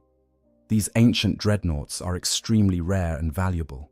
Each one represents a warrior who fought alongside the Primarchs, who participated in the Siege of Terror, who remembers a time before the Imperium became the stagnant tyranny it is today. They cannot be easily replaced. When one is destroyed, it represents a permanent loss to whichever warband possessed it. And then there are the Sorcerer Dreadnoughts, the rarest and most dangerous variant of all. Sorcerer Dreadnoughts, psychic power entombed. The creation of a Sorcerer Dreadnought represents one of the greatest technical and occult achievements of the traitor legions, particularly the Thousand Sons. For centuries after the Horus Heresy, the problem seemed insurmountable. How do you preserve the psychic powers of a mortally wounded sorcerer when you seal them within a dreadnought sarcophagus? The difficulty is multifaceted. A psyker's connection to the warp is deeply tied to their physical brain and body. When you reduce a human being to little more than a brain and a few organs suspended in amniotic fluid, you risk severing or damaging that connection. The intense trauma of the injuries that necessitate dreadnought internment, combined with the psychological horror of being sealed in a metal tomb, could easily drive a psyker insane or burn out their powers entirely. For a regular space marine, this is merely tragic. For a sorcerer of the Thousand Suns or another psychic-focused legion, it represents the loss of their most valuable asset. The solution came from Magnus the Red himself, the Daemon Primarch of the Thousand Suns. Magnus, who had delved deeper into the mysteries of the warp than perhaps any being save the Emperor himself, developed what he called the Osiren device. This psychometric barrier lattice was designed to crown the sarcophagus, protecting the sorcerer's brain while simultaneously enhancing and focusing their psychic abilities. The technology was incredibly difficult to construct and based on principles that even the most learned psi-arcanists of the Imperium could barely comprehend. The Osiren device essentially created a protected psychic resonance chamber. The sorcerer's consciousness remained fully functional and fully connected to the warp, but the barriers prevented the worst effects of corruption and madness that normally accompanied dreadnought internment. More than that, the device actually amplified the sorcerer's powers, using the dreadnought's reactor and systems to boost psychic abilities beyond what they had been capable of in their mortal flesh. The result was the Osiren Pattern Contemptor Dreadnought, a war machine that combined all the firepower and durability of a Contemptor chassis with the reality-warping abilities of a powerful sorcerer. These dreadnoughts could wield force weapons, massive blades that channeled psychic energy with devastating effect. They could cast the full range of psychic powers, from bolts of warp lightning to mind-crushing telepathic assaults. They were, in every sense, mobile psychic artillery platforms wrapped in tons of ceramite armor. Magnus, generous in his scholarly enthusiasm, shared the design of the Osiren device with other legions. The Blood Angels, with their own tradition of psychically gifted warriors, made use of it. The Grey Knights, when they were founded, incorporated similar technology into their own sacred dreadnoughts. But it was the Thousand Suns who made the most extensive use of these machines, seeing them as the perfect way to preserve their most powerful sorcerers. After the Thousand Suns turned to chaos and became embroiled in the machinations of Tzeentch, these sorcerer dreadnoughts took on an even more sinister aspect. The psychometric barriers that had once protected against madness now contained and focused corruption. The sorcerers inside were no longer merely powerful psychers. They were conduits for the raw energies of the warp, channels through which demonic entities could exert influence on reality. Their armor became covered in blasphemous runes and sigils, each one a focal point for dark rituals and forbidden sorcery. A Chaos Sorcerer dreadnought is not simply a pilot in a machine. It is a walking convergence of multiple dangerous elements. The sorcerer inside is often ancient beyond mortal comprehension, having existed since the Horus Heresy or before. They have spent thousands of years studying forbidden lore, making pacts with demons, and delving into mysteries that would shatter the minds of lesser beings. They are no longer entirely human, if they ever were. Their consciousness has been stretched and warped by millennia of exposure to chaos, until they are as much warp entity as mortal. The dreadnought chassis itself is corrupted. The metal is not simply metal anymore. It has been exposed to the warp for so long that it has taken on properties that defy physics. It might be harder than it should be, lighter than its mass suggests, or respond to the pilot's thoughts in ways that normal machinery never could. The armor is covered in runes that serve multiple purposes. They enhance the sorcerer's powers. They provide protection against enemy psychers. They bind demonic entities to the chassis, and they serve as focuses for ritual magic. And in many cases, there is a daemon bound within the machine itself. Sorcerer dreadnoughts, particularly those of Tzeentch, often have lesser warp entities imprisoned within their systems. These demons might power certain weapons, enhance the machine's speed or strength, or provide additional psychic abilities. They are bound by complex rituals and warding runes, forced into service against their will. This makes the dreadnought not just a vehicle with a pilot, but a prison containing at least two sentient entities, one mortal and one demonic, existing in a state of permanent conflict and cooperation. The weapons of a sorcerer dreadnought reflect this dual nature. A force blade, already a weapon that channels psychic energy, becomes something else entirely in the hands of a millennia-old sorcerer bound to a demon. It does not simply cut through physical matter, it slices through reality itself. It can sever souls from bodies, open rifts to the warp, or channel bolts of warp lightning that can melt through the heaviest armor. The combi weapons and heavy weapons mounted on the chassis are similarly enhanced, their ammunition often inscribed with curses or soaked in warp-tainted energies. The psychological impact of encountering a sorcerer dreadnought on the battlefield cannot be overstated. Even before it begins to fight, it radiates an aura of wrongness. Reality seems to bend around it. Shadows fall in directions that make no sense. Temperature fluctuates without reason. Those with even minor psychic sensitivity feel physically ill in its presence. And when it speaks, which it rarely does, its voice carries the weight of the warp itself, sometimes speaking in multiple voices simultaneously, as if the demon within is contributing to the conversation. In combat, a sorcerer dreadnought is a terrifying sight. It might stride forward through enemy fire, its force blade crackling with eldritch energy, while simultaneously casting psychic bolts at distant targets. It could summon warp phenomena, creating zones of unreality where the laws of physics no longer apply. It might perform ritual magic in the midst of battle, speaking words of power that cause reality to tear and demons to manifest, all while shrugging off weapons fire that would destroy normal vehicles. The Thousand Sons in particular prize their sorcerer dreadnoughts, seeing them as honored repositories of knowledge and power. When one of these ancient warriors falls in battle, it is a loss that cannot easily be replaced. The sorcerer inside possessed wisdom accumulated over thousands of years.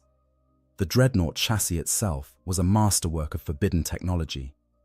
The rituals and bindings that held the whole thing together were unique, crafted specifically for that individual sorcerer's needs and abilities. This is what makes the prospect of orcs capturing one of these machines so particularly horrifying. They have no understanding of what they are dealing with. They do not comprehend the psychometric barriers, the warding runes, the bound demons, or the psychic resonance chambers. They see a big, tough fighting machine with lots of dakka and some spiky bits that look quite flash. And they immediately set about improving it with orc technology, utterly oblivious to the catastrophe they are about to unleash. The moment of capture, how it happens. For an orc warband to capture a chaos sorcerer dreadnought, a very specific set of circumstances must align. These war machines are rare, precious to their owners, and extraordinarily difficult to disable without destroying them entirely. Yet in the vast, chaotic galaxy of Warhammer 40,000, impossible events happen with surprising regularity, and orc ingenuity combined with sheer bloody-minded persistence can overcome obstacles that would stop more sophisticated races in their tracks.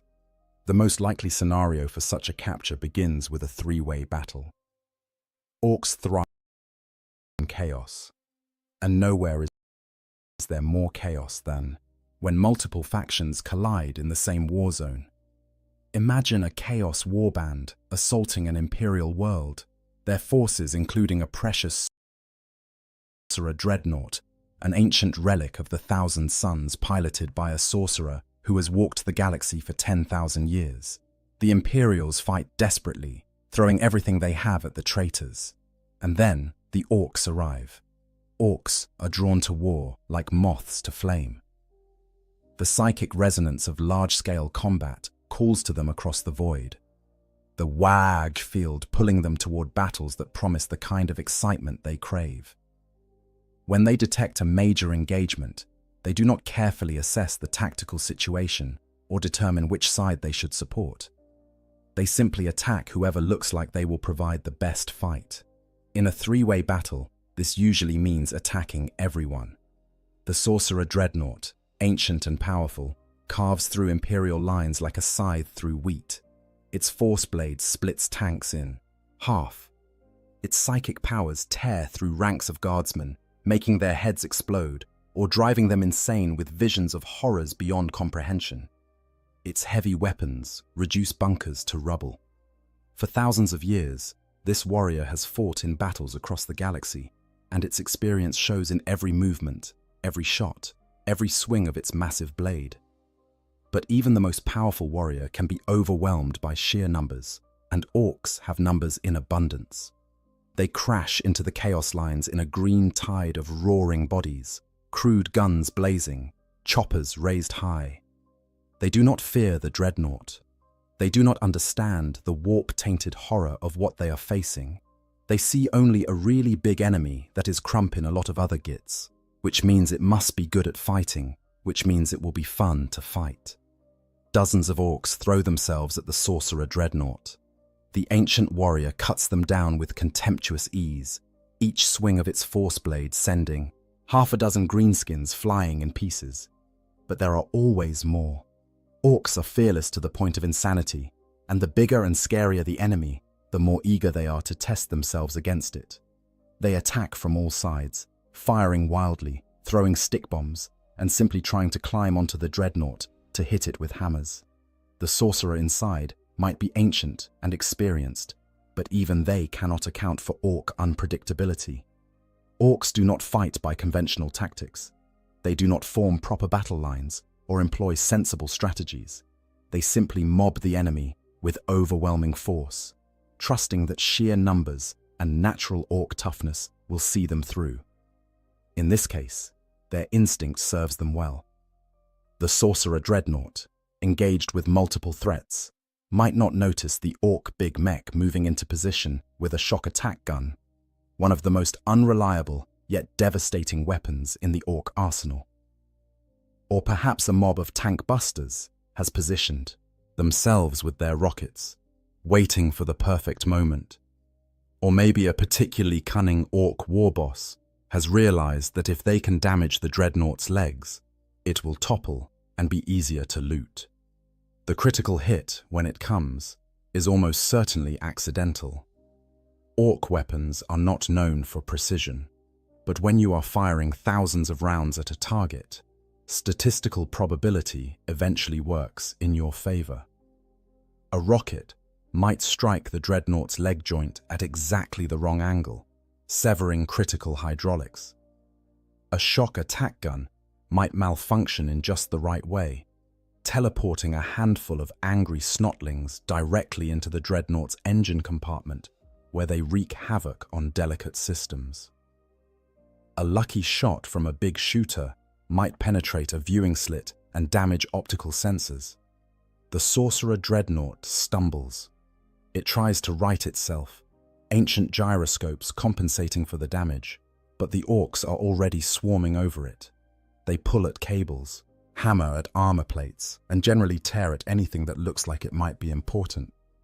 The sorcerer inside unleashes psychic fury, casting spells that would level buildings and incinerate entire squads of normal enemies. Flames erupt from the ground. Lightning arcs between orcs. Some of the greenskins simply explode into clouds of spores as their brains are turned to mush by telepathic assault. But orcs are partially resistant to psychic attack through the sheer density of their WWA-AG field. A psychic assault that would instantly kill a human might only daze an orc, and a dazed orc is still an orc, still swinging, still fighting. The more orcs that gather around the dreadnought, the stronger their collective field becomes, providing a kind of inadvertent shielding against the worst of the sorcerer's powers. Eventually, through sheer persistence and an overwhelming expenditure of orc bodies, critical damage is achieved. Perhaps the dreadnought's power core is breached. Perhaps its targeting systems are destroyed. Perhaps the sorcerer inside exhausted from millennia of warfare and now facing an enemy that seems immune to reason and fear, makes a mistake. The mighty war machine crashes to the ground, its systems failing, smoke pouring from ruptured seals. The orcs immediately descend on it like scavengers on a corpse. They do not kill the sorcerer inside, mostly because they do not realize there is a sorcerer inside. They see a beaten enemy vehicle that has stopped moving. In orc logic, this means it is time for looting. They tear off weapon mounts, pry open access panels, and begin the process of disassembly that precedes any serious looting operation. The sarcophagus containing the sorcerer, embedded deep within the dreadnought's chassis and protected by multiple layers of armor and warding runes, survives the initial looting. The orcs do not recognize it for what it is. They see a weird metal box covered in spiky symbols, and they decide that it probably contains something important or valuable. Rather than trying to open it on the battlefield, which would require actual work, they simply tear the entire compartment free and drag it back to their camp. Inside the sarcophagus, the sorcerer is trapped. Their consciousness remains intact, their psychic powers still potent, but they are disconnected from the dreadnought systems and unable to interact with the physical world. They are aware of being moved, of orc voices shouting in their crude language, of the jolting journey back to the orc settlement. They try to reach out psychically, to either summon aid from their warband or to strike at their captors, but the warding runes that protect their mind also limit their ability to project their power outward without the dreadnought systems to amplify it. And so, a 10,000-year-old sorcerer of chaos, a warrior who has stood beside demon primarchs and witnessed the fall of entire civilizations, finds themselves being dragged through an orc camp by greenskins who are arguing about whether the shiny box would look better mounted on a truck or sold to a big mech for a bag of teeth. It is a humiliation beyond measure, and it is only the beginning of their nightmare. Initial looting. The mech boys' first examination. When the orcs drag their prize back to their settlement, it makes its way through the standard chain of orc property acquisition until it finally reaches the workshop of a mech boy.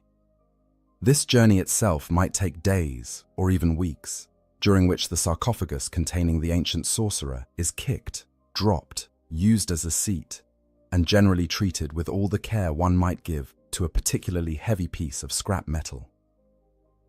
The workshop of an orc mech boy is a place of controlled chaos.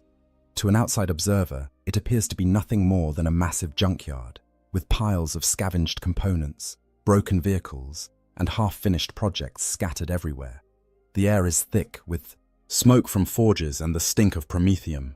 Gretchens scurry about, some carrying tools, others desperately trying to avoid being stepped on by their larger cousins. The sound is constant, hammering, welding, the roar of engines being tested, and the occasional explosion when an experiment goes wrong. The big mech, who receives the dreadnought sarcophagus, is, by orc standards, something of a genius. They have an instinctive understanding of mechanical systems that borders on supernatural. This understanding comes not from study or learning, but from genetic memory encoded by the brain boys millions of years ago. The mech looks at machines and simply knows how they work, or at least how they can be made to work in an orky fashion. When the sarcophagus is brought before them, the mech's first reaction is excitement. This is clearly high-quality loot, the kind of thing that does not come along every day. The metal is strange, harder than normal ceramite, and it is covered in symbols that even the mech cannot decipher. More importantly, it is clearly from a very big, very tough fighting machine, which means it probably contains very good components. The mech begins their examination by circling the sarcophagus, studying it from all angles. They tap it with a wrench, listening to the sound it makes. They poke at the runes with a metal rod, trying to determine if they are decorative or functional. They identify various connection ports and cable housings where the sarcophagus would have interfaced with the rest of the dreadnought, and they begin to form a rough understanding of its purpose. "This here is where the pilot sits," the mech might explain to gathered orcs who have come to watch. "And all these cables, They connect the pilot to the big walkie-killy thing, and these weird spiky symbols, they're probably just for show, make it look scary-like. This assessment is, of course, catastrophically wrong. The runes are not decorative. They are warding symbols, carefully inscribed, ritual protections that contain the psychic power of the sorcerer inside and keep bound demons from